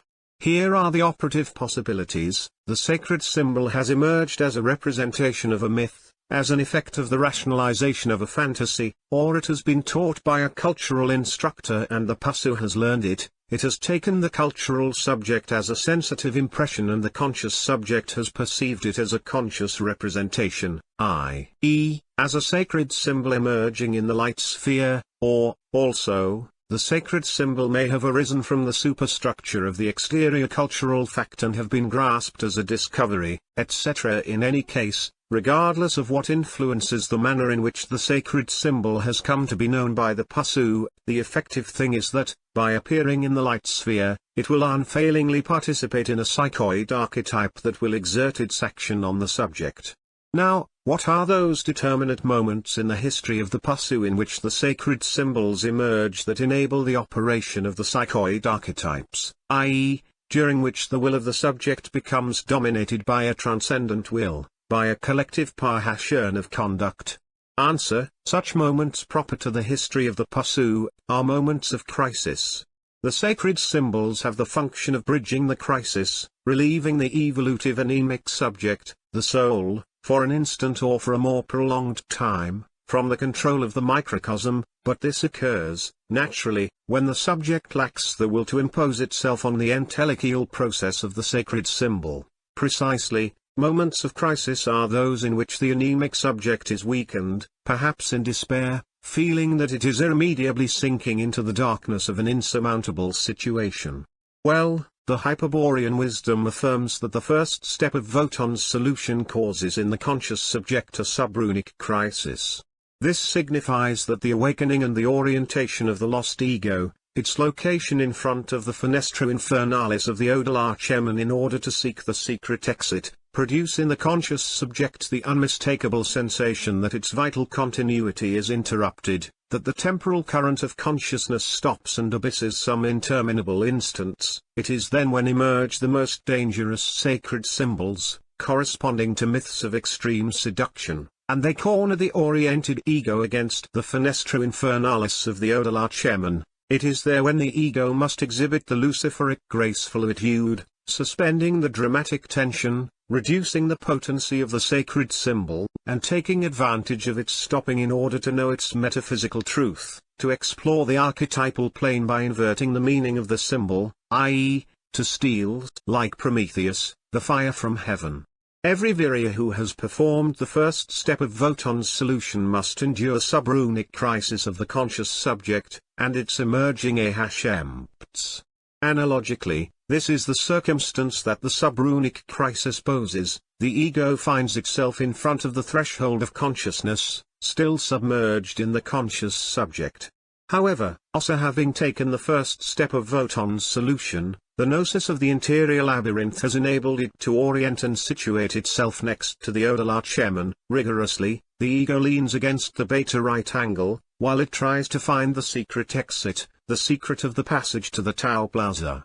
As long as the second step is not concretized, the oriented ego is leaned, i.e., with its back turned to the right angle and facing the threshold of consciousness. It is then when the subrunic crisis of the conscious subject occurs. The conscious subject experiences the sudden independence of the ego, the product of the first step, as an interior resistance of its volitive force. That is why it feels alienated and faint. But this interior volitive force that reveals itself is none other than the powerful force of the lost ego, which, in its search for orientation, was dragging the conscious subject in an evolutive direction, in accordance with the objective of the genetic key. Thus, the ego-oriented subtracts its volitive force from the conscious subject and the laer experiences the subrunic crisis. Its reaction is consequent. It demands salvation, help in order to overcome the critical moment, a bridge that unites the shores of the abyss. And the help is not long in coming because it is foreseen in the Pasu Design's microcosmic plan. Sacred symbols then arise from the depths of the shadow sphere. Different representations of structured myths emerge in the light sphere, which attempt to complete their intellectual process by phagocytizing the conscious subject and taking control of the microcosm. If at least one of these sacred symbols concretizes its purpose, the conscious subject will be freed from critical anguish and, on the contrary, will feel strong and powerful like a god. Of course, this change only signifies that the subject has identified itself with a universal archetype and that it is the archetype, the myth, that dominates the microcosm. Naturally, in such a case, the oriented ego is lost because, if it has not managed to take the second step and isolate itself in the Odal Archeman, it will again be subsumed in the conscious subject, subjected to the worst degree of deviation on the labyrinthic path. The myth, and behind the myth, the demiurge, will take care of maximizing the determinations of the deception. Hence it is a question of capital importance for the oriented ego how to avert the process of the sacred symbols. Is such an attempt possible? Again, the answer is, yes, the ego is capable of controlling the process of the sacred symbols if it presents, in front of them, a luciferic graceful attitude. In other words, when the subrunic crisis of the conscious subject comes, the oriented ego finds itself leaned against the right angle of the Odal Archeman and in front of the threshold of consciousness. In front of it emerges, then, a sacred symbol that attempts to unfold with great potency, If that unfolding concretizes, the oriented ego will once again be lost, but the ego manages to stop its process, and even to invert its direction in order to explore its archetypal essence, presenting a luciferic graceful attitude. As we see, the luciferic graceful attitude is the behavior of the oriented ego in front of the sacred symbols, i.e., in front of the objects of knowledge of Hyperborean metaphysics. This is equivalent to affirming that noological ethics requires being comprehended in a metaphysical context. Noological ethics is the answer to the question, what must I do to free my captive spirit? A question that the ego asks itself only when it is oriented, i.e., when it finds itself leaning against the right angle and in front of the threshold of consciousness, that is to say, the subrunic crisis by means of leaning against the right angle and facing the emerging sacred symbol, or, more precisely, leaning against the sacred symbol of the virya and facing the emerging sacred symbol. The ego, then, asks the fundamental ethical question, what must I do? By virtue of the fundamental ethical act that consists in being leaned against the sacred symbol of the virya and in front of the emerging sacred symbol, this act, the synthetic definition of which is the ego in front of the sacred symbol, is clearly a metaphysical act. Consequently, noological ethics refers exclusively to an interior act, the ego in front of the sacred symbol, and does not take any exterior act into consideration. It only takes into consideration conscious representations of the cultural fact that have assumed the dimension of sacred symbols, e.g., the initiatic symbols introjected by transcendental induction. As for the conduct of the virya, noological ethics defines only one case of exterior behavior, that which corresponds to the interior luciferic graceful attitude and to which is denominated honor. In other words, any form of exterior expression is the manifestation of a determinate volitive force. When the volitive force proceeds from the anemic subject, the expression is a giving of meaning, an affirming of the general and particular value of cultural objects, to this expression, which fulfills the macrocosmic objective of the pursue's finality. Noological ethics does not take any point of view under consideration. On the contrary, when the volitive force proceeds from the awakened ego, that is, when the ego presents a luciferic graceful attitude in the fundamental ethical act, the corresponding expression is honor, which noological ethics defines as follows: honor is the act of the graceful will. Although this definition will only be explained in the coming section, it is worth mentioning that in the lost virya, and even in the Hyperborean initiate, honor is not a permanent expression and that it requires a kairos, the kairos of honor, the absolute moment in which the spirit manifests itself, and the virya expresses an essential hostility. Only the loyal siddhas, whose permanent expression is the essential hostility toward macrocosmic Maya, always act with honor. Noological ethics is the kairos of honor, the expression that corresponds to the luciferic graceful attitude of the ego.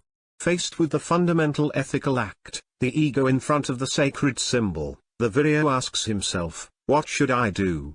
Noological ethics, basing itself on its cardinal principle that enunciates the uncreated rune as the truth of the virya, offers an answer: the ego must present a luciferic graceful attitude.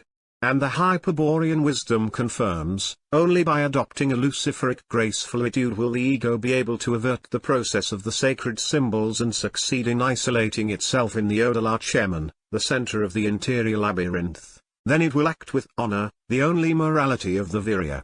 The luciferic graceful attitude will be defined, later on, as proper to a type of lost virya, the luciferic graceful. Noological ethics describes this type, together with the ludic and the sacralizing, as part of a psychological typology of the lost viryas denominated aberrant. This typology, which will begin to be developed starting from the following article with the description of the ludic type, refers in all cases to the ethical act of the ego in front of the sacred symbol. Thus, the three basic types of lost virya, ludic, sacralizing, and luciferic graceful, are defined by the attitude that the lost ego assumes in front of the sacred symbol. Each ludic attitude and the degradation of sacred symbols in Article E, The deformation of a series of exterior labyrinth signs was analyzed, and it was demonstrated that all the differences with respect to Tyradingwe respond to a plan of the traitorous Siddhas of Changshambhala. The objective of this plan is aimed at, in the end, changing the meaning of the exterior labyrinth sign in order to bypass its usefulness in Wotan's solution to the problem of the spiritual enchainment. On the contrary, the sacred symbol of the Virya, degraded and deformed, transformed into a representation of the Kalachakra key, is to contribute to the spiritual enchainment. Who are those in charge of carrying this plan forward?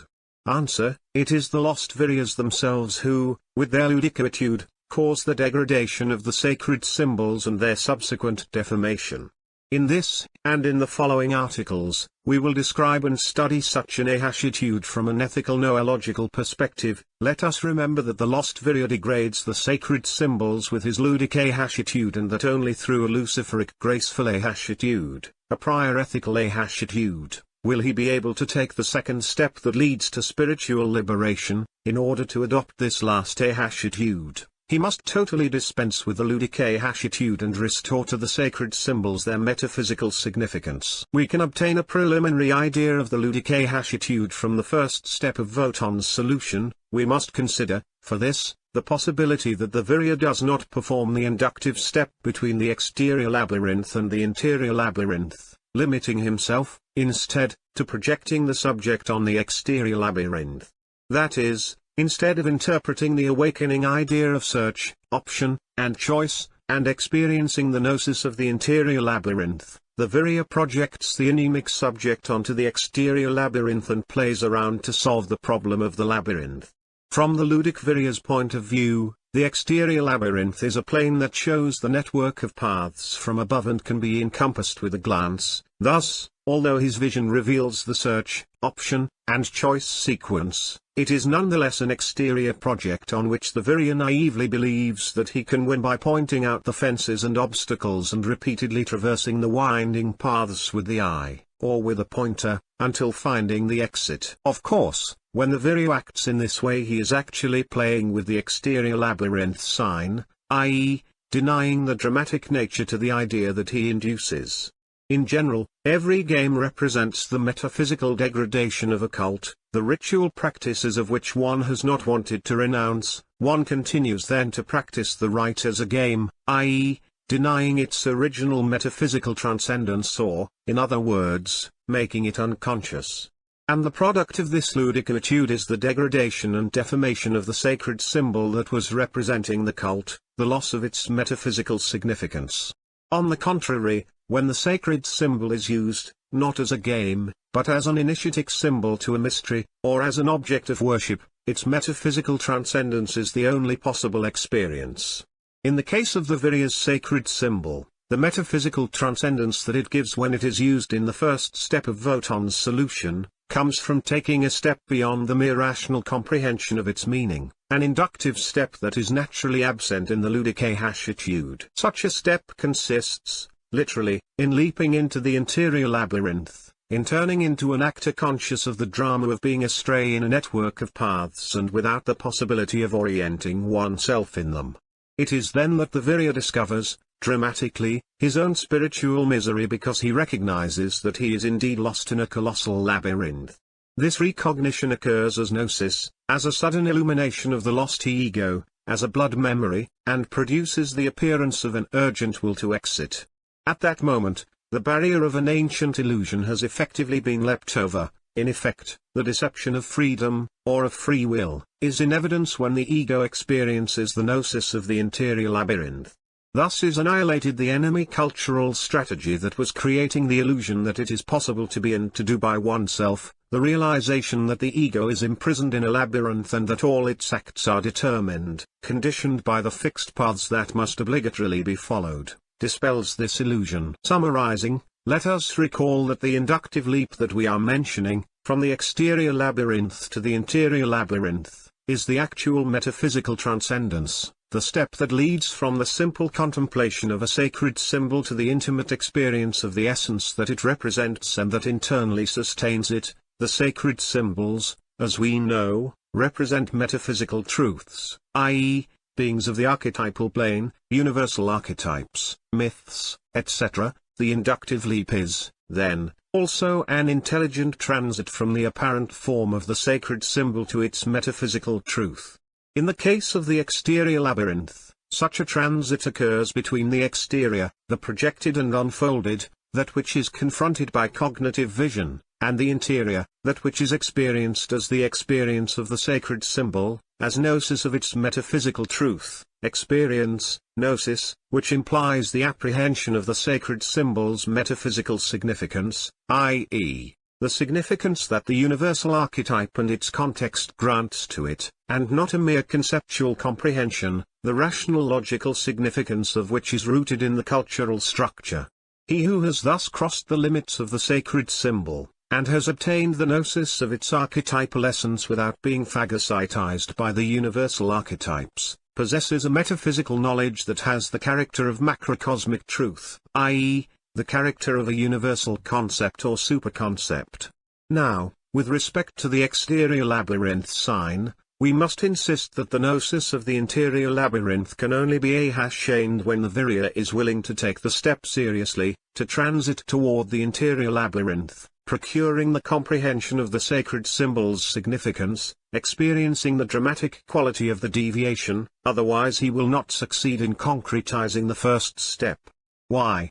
Because it is not possible to play with metaphysical truth without degrading and distorting it at the same time. The one who plays knows that he is not serious, he does not totally dedicate himself, and that is why he must always remain hanging around the periphery of the sacred symbol. The revelation of its essence is forbidden to him.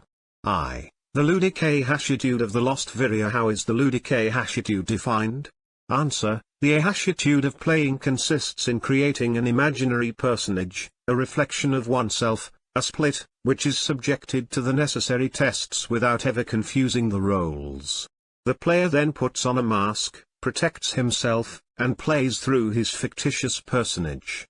This is notably proven in chess, a game in which the roles represent figures of human life that facilitate the player's projections. The king's job, for example, is what really risks his head during the bahash lay that take place on the board, or in the soul of the player. Although the player temporarily identifies himself with the personage, he knows at all times that it is not for real, that he can always abandon the fight and regain the safety of his own personality. But not in all games are the personages embodied outside, as in chess. In other more abstract games, the pieces are moved by a single personage, the mask of the player.